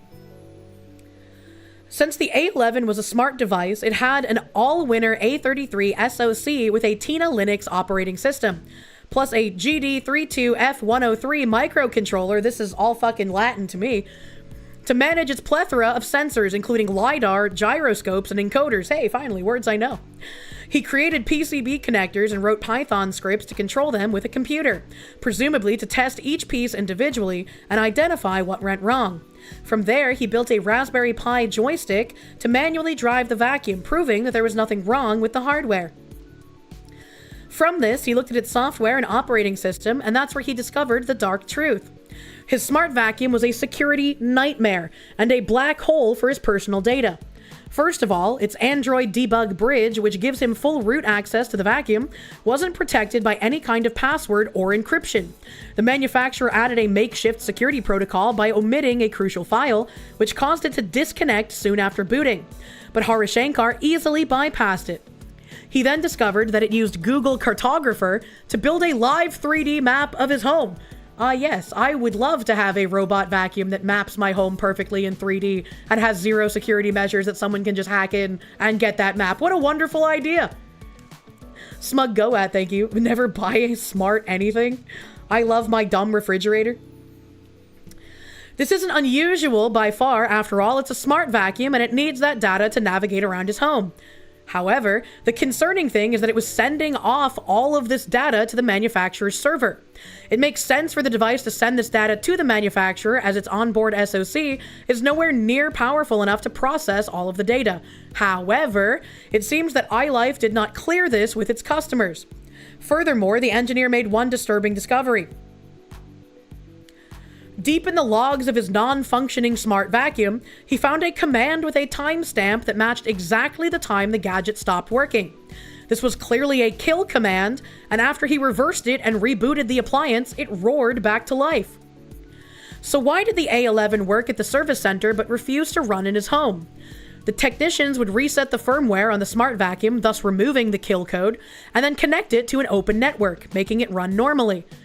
But once it connected again to the network that had its telemetry servers blocked, it was bricked remotely because it couldn't communicate with the manufacturer's servers. Since he blocked the appliance's data collection capabilities, its maker decided to just kill it altogether. Someone or something had remotely issued a kill command, says Harishankar. Whether it was intentional punishment or automated enforcement of compliance, the result was the same. A consumer device had turned on its owner. Unfortunately, many other smart vacuum brands use similar hardware, so it's not far-fetched to think that they have the same setup. This is likely especially true for cheaper devices that have less capable hardware and aren't capable of edge computing, meaning they'll have to send the data to some faraway server for processing. But because your information is being offboarded to another device outside of your control, you really have no idea what's happening to it, giving the manufacturer free rein to use it as it please. In the end, the owner was able to run his vacuum fully locally without manufacturer control after all of the tweaks that he made. This helped him retake control of his data and make use of his $300 software-bricked smart device on his own terms. As for the rest of us who don't have the technical knowledge and time to follow his accomplishments, his advice is to never use your primary Wi-Fi network for IoT devices, and to treat them as strangers in your home. And I think this is really scary, right? Because it's like, I would love to have a vacuum that just kind of does its own thing and cleans my house without any input from me. I would love that. But like, I don't want the manufacturer to brick my device if I somehow kidnap a programmer and have him, you know, turn my robot off of sending my data elsewhere. Like, I can't do that myself. I'm not smart enough. But if I had someone else do it, I don't like that the manufacturer can just kill my appliance. And even outside of that, I don't like that the manufacturer has a kill command that they can turn it off whenever they fucking want. Because what's stopping them from like, oh, these people have owned their little robot for 3 years, let's hit a kill switch, making them think that it's dead and they'll have to buy a new one. IoT should always be on a separate network with no access to anything else. Yeah, absolutely. You don't even have your smart TV connected to the internet. You don't trust manufacturers. Same. Absolutely not. Have I heard of the robot maid thing that got revealed recently? Yes. Yes, we talked about that on Side Scrollers, actually. It's not beyond the wit of man to code a drunkard's walk algo into the little floor sniffer bot. I'm sorry, what? Clippy just wanted to help. We're like 2 steps away from... Oh, you had one too many controversial opinions today, so your device is unusable for the next week? Sorry, Jim. I can't let you take the milk out of the fridge. Wendigoon printer quote remains true. I only vaguely remember the printer quote. Imagine having this kind of money that you can afford smart devices. I just want a little robot that I can put like a plush Roomba on, you know? If your TV ever dies, it's not getting replaced. All you can find in Canada now are smart TVs. There's no fucking way you're letting one of those in your house. Watch 2 ads to open the drawer your whipped cream is in. Thanks, I hate it. You're getting flashbacks arguing with people on Windows and Android over unwanted programs running in the background. I remember that too. I remember that. Ow, my throat. Cyberpunk dystopia fucking sucks. The government can remotely shut your car's brakes off and you don't even have a pair of swords in your arms. Oh no. Hey, so my volume was cranked again because we were watching Twitter videos. This is your song, thank you. Do do do do. Thank you. Do do do do. Thank you. Do do do do. This is your song. Thank you, XX_Bussybreaker69_XX. Thank you. Thank you. No kill switches and cleaners sold before 1865. Those were the days. I mean, the kill switch would just be getting shot, wouldn't it? Like, if your wife gets shot, your cleaner's bricked, man. Thank you, Bussy Breaker, my dude. As a Bussy Breaker built the jump scares, man. Thomas Brown, thank you. Voting shenanigans in Penn and New Jersey, malfunctioning machines, people missing on the rolls, bomb threats, etc. Focused on red-leaning areas. He's not talking about wives with that, Dono?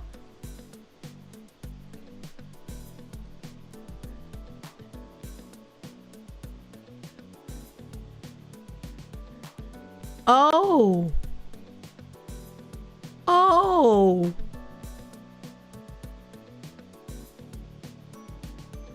I cannot speak or I shall be banned. The realization. Look, man. Look, man. My brain meets. Battleizer, thank you. It is like that with every critical file in any Windows PC. Trusted installer can access and change just about every important file. And changing them to not have access is a bitch to deal with. Yeah, but like there's never been anyone whose PC has been entirely bricked by the company just deciding, teehee, you don't get to use your thing anymore. The Jackals of Terra Argentum, thank you for the member. Thank you for the member. Every neuron in her brain just fired off all at once. Yeah, every one of them. A woman get off the internet. You need to make a phone call. Shut up! Another thing I have here from a couple of days ago. JD Vance calls for reduction in legal immigration at Turning Point event. And this is, I think, from the same event that smug Indian lady, I guess, made, like, really bad comments. Windows has come pretty close by accident. Oh, no. Praxis Fall, thank you. We need more customer protection. Think of the Android bots we're making. I don't want the Android bot to turn on me while we're having sex. Vice President JD Vance advocated a slowdown in legal immigration Wednesday, saying we have to get the overall numbers way, way down. Vance took questions from students at the University of Mississippi at an event organized by TPUSA, stepping into the role of debater that was so often performed by the organization's slain founder, Charlie Kirk. Vance said the optimal number of legal immigrants to admit is far less than what we've been accepting. True. But he did not offer a firm number when pressed by a woman who questioned his stance. I think it's hard to give a firm number because there's no like, okay, 40 is the exact good number, 41 would be too many, right? I think it's a very case-by-case basis, but we have way too much and way too much unvetted and way too much rampant visa abuse right now. It needs to be slowed down. He criticized former President Joe Biden's immigration policies, which he said allowed too many people into the country and threatened the social fabric of the U.S. When something like that happens, you've got to allow your society to cohere a little bit, to build a sense of common identity. For all the newcomers, the ones who are going to stay, to assimilate into American culture. Until you do that, you've got to be careful about any additional immigration, in my view. Yeah, absolutely. Vance also spoke forcefully about avoiding American deaths and unnecessary foreign conflicts, touting President Trump's Middle East diplomacy and the strike on Iranian nuclear facilities, even as the U.S. steps up military pressure on Venezuela and strikes boats that the Trump administration says are transporting drugs. I don't really care if drug boats get hit by drone strikes. Asked whether Trump's deployment of the National Guard to Democratic-led cities will lead to a future president using that government power against conservatives, he said his allies shouldn't be worried about Trump's exercise of executive power. He justified Trump's targeting of his political enemies by pointing to his arrest during Biden's administration. He was charged with illegally keeping classified documents after his first term and attempting to subvert the 2020 election he lost, but the charges were dismissed after he was elected to his second term a year ago. We cannot be afraid to do something because the left might do it in the future, Vance said. The left is already going to do it regardless of whether we do it. No truer words have been spoken, and you need to stop being afraid by the whataboutism that goes on whenever something happens. Not only are they going to do it without any input from you, they're going to do far worse. Vance was introduced by Kirk's widow, Erica Kirk, in one of her first public appearances, and she took over her husband's role, leading Turning Point. Being on campus right now, for me, is a spiritual reclaiming of territory, she said, reflecting on Kirk's love of visiting universities and his mission to move campuses to the right. Wearing a white freedom shirt like the one her husband wore when he was shot, Erica Kirk urged young Christian conservatives to courageously fight for their beliefs and not fear the social consequences. If you're worried about losing a friend, I lost my friend, she said. I lost my best friend. It's always going to be really sad whenever I hear her talk about that shit, man. They're also doing what they accuse others of already. Yeah, exactly. When's Patel going to drop the hammer on Comey, Bolton et al? And you mean more than the sissy wrist slaps they got so far? Another great question. Vance gets it. The more I hear Vance talk, the more I feel like I would be willing to vote for him in the future. It's like I really like how he explains his positions and also how he seems very in tune with culture in general in this country. That's my round-headed president, true and real. Remember to say please and thank you. Never forget that the reason the FBI raided Trump's mansion was because he possessed nuclear documents. There's no such thing as nuclear documents. Oh man, you've already decided you would vote for him a long time ago. Democrats prove time and time again that fair play is a losing battle when dealing with them. And it's really unfortunate because once you move out of the aisles of fair play, things just get real bad for everyone involved, you know? I don't like it. I don't like it one bit, man. When he went as the JD Vance meme for Halloween was when you were like, yeah, I could see voting for him. You love meme lords. Hopefully you vote based on policy and not just meme lordery. To be fair. To be fair. Listening to Vance always raises the question, Kamala had the same job? Yeah, it's a little wild thinking that she was doing the same job as Vance, and Vance is much more competent. You love his unapologetic stances? Same. Excuse me, browser. Please respond. Please respond, browser.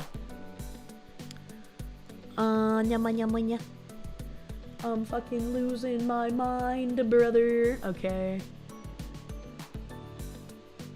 Look at how I have to lean. Look at how I have to lean. Alright. I am struggling to keep talking at an audible level. And I'm starting to taste a bit of copper in my throat, so I'm gonna end a bit early today. I want to make sure I rest my voice, especially because my mods reminded me I have 6 days of streams coming up. I have side scrollers on Thursday. We got Tangent Friday. We got Saturday. We got Sunday. We got Phillian collab on Monday. So thankfully tomorrow I just have a couple of appointments and I can mostly rest my voice. My dad And so hopefully we can get some resting in and I can be back to my full, glorious, full-throated power. Saturday is the streamiversary, that's true. Saturday is my 8-year, I'm pretty sure it's 8 years. 8-year streamiversary. I've been streaming for 8 fucking years, chat. I'm like an ancient VTuber. The elder gods. We're gonna raid into my husband so I can watch something relaxing while I'm dying. I love watching my husband while eating chicken noodle soup. Thank you, Fox Wranglers, aka mods. I'm sure everyone would yell at me and tell me to not worry about streaming and just take care of my voice, but I love being here. You guys have become just as much a consistency in my life as I have been in yours. And I have the responsibility, you know? You know, as much as you guys would understand if I took more time off for sick, I don't like it. I don't like it. We're not your real dad. A fucking alien zombie, thank you. Happy Yoshi Day, you just voted. It's a small town, so pretty much only contested seat was Board of Zoning. Hell yeah. Hell yeah, I'm glad you went out and voted. I'm glad you went out and voted, and you did your job. Congratulations. Battleizer, thank you. Really, Foxu, they could if they wanted to, and they don't have to. They just make it obsolete and unable to connect or be used. I really do dislike that. I really do dislike that I can't be using the superior Windows 7. I don't want to be forced to use Windows 11. Fuck that shit. Fuck that shit. Jackals of Terra Argentum, thank you for the 10. Kill switches back in the 1890s were just the company sending the Pinkertons to your house. True. True. I don't want to get cut off by the raid going over to Asman. Give him fluffy foxtails. Thank you for hanging out. Have a great rest of your night. Bye bye. Bye bye.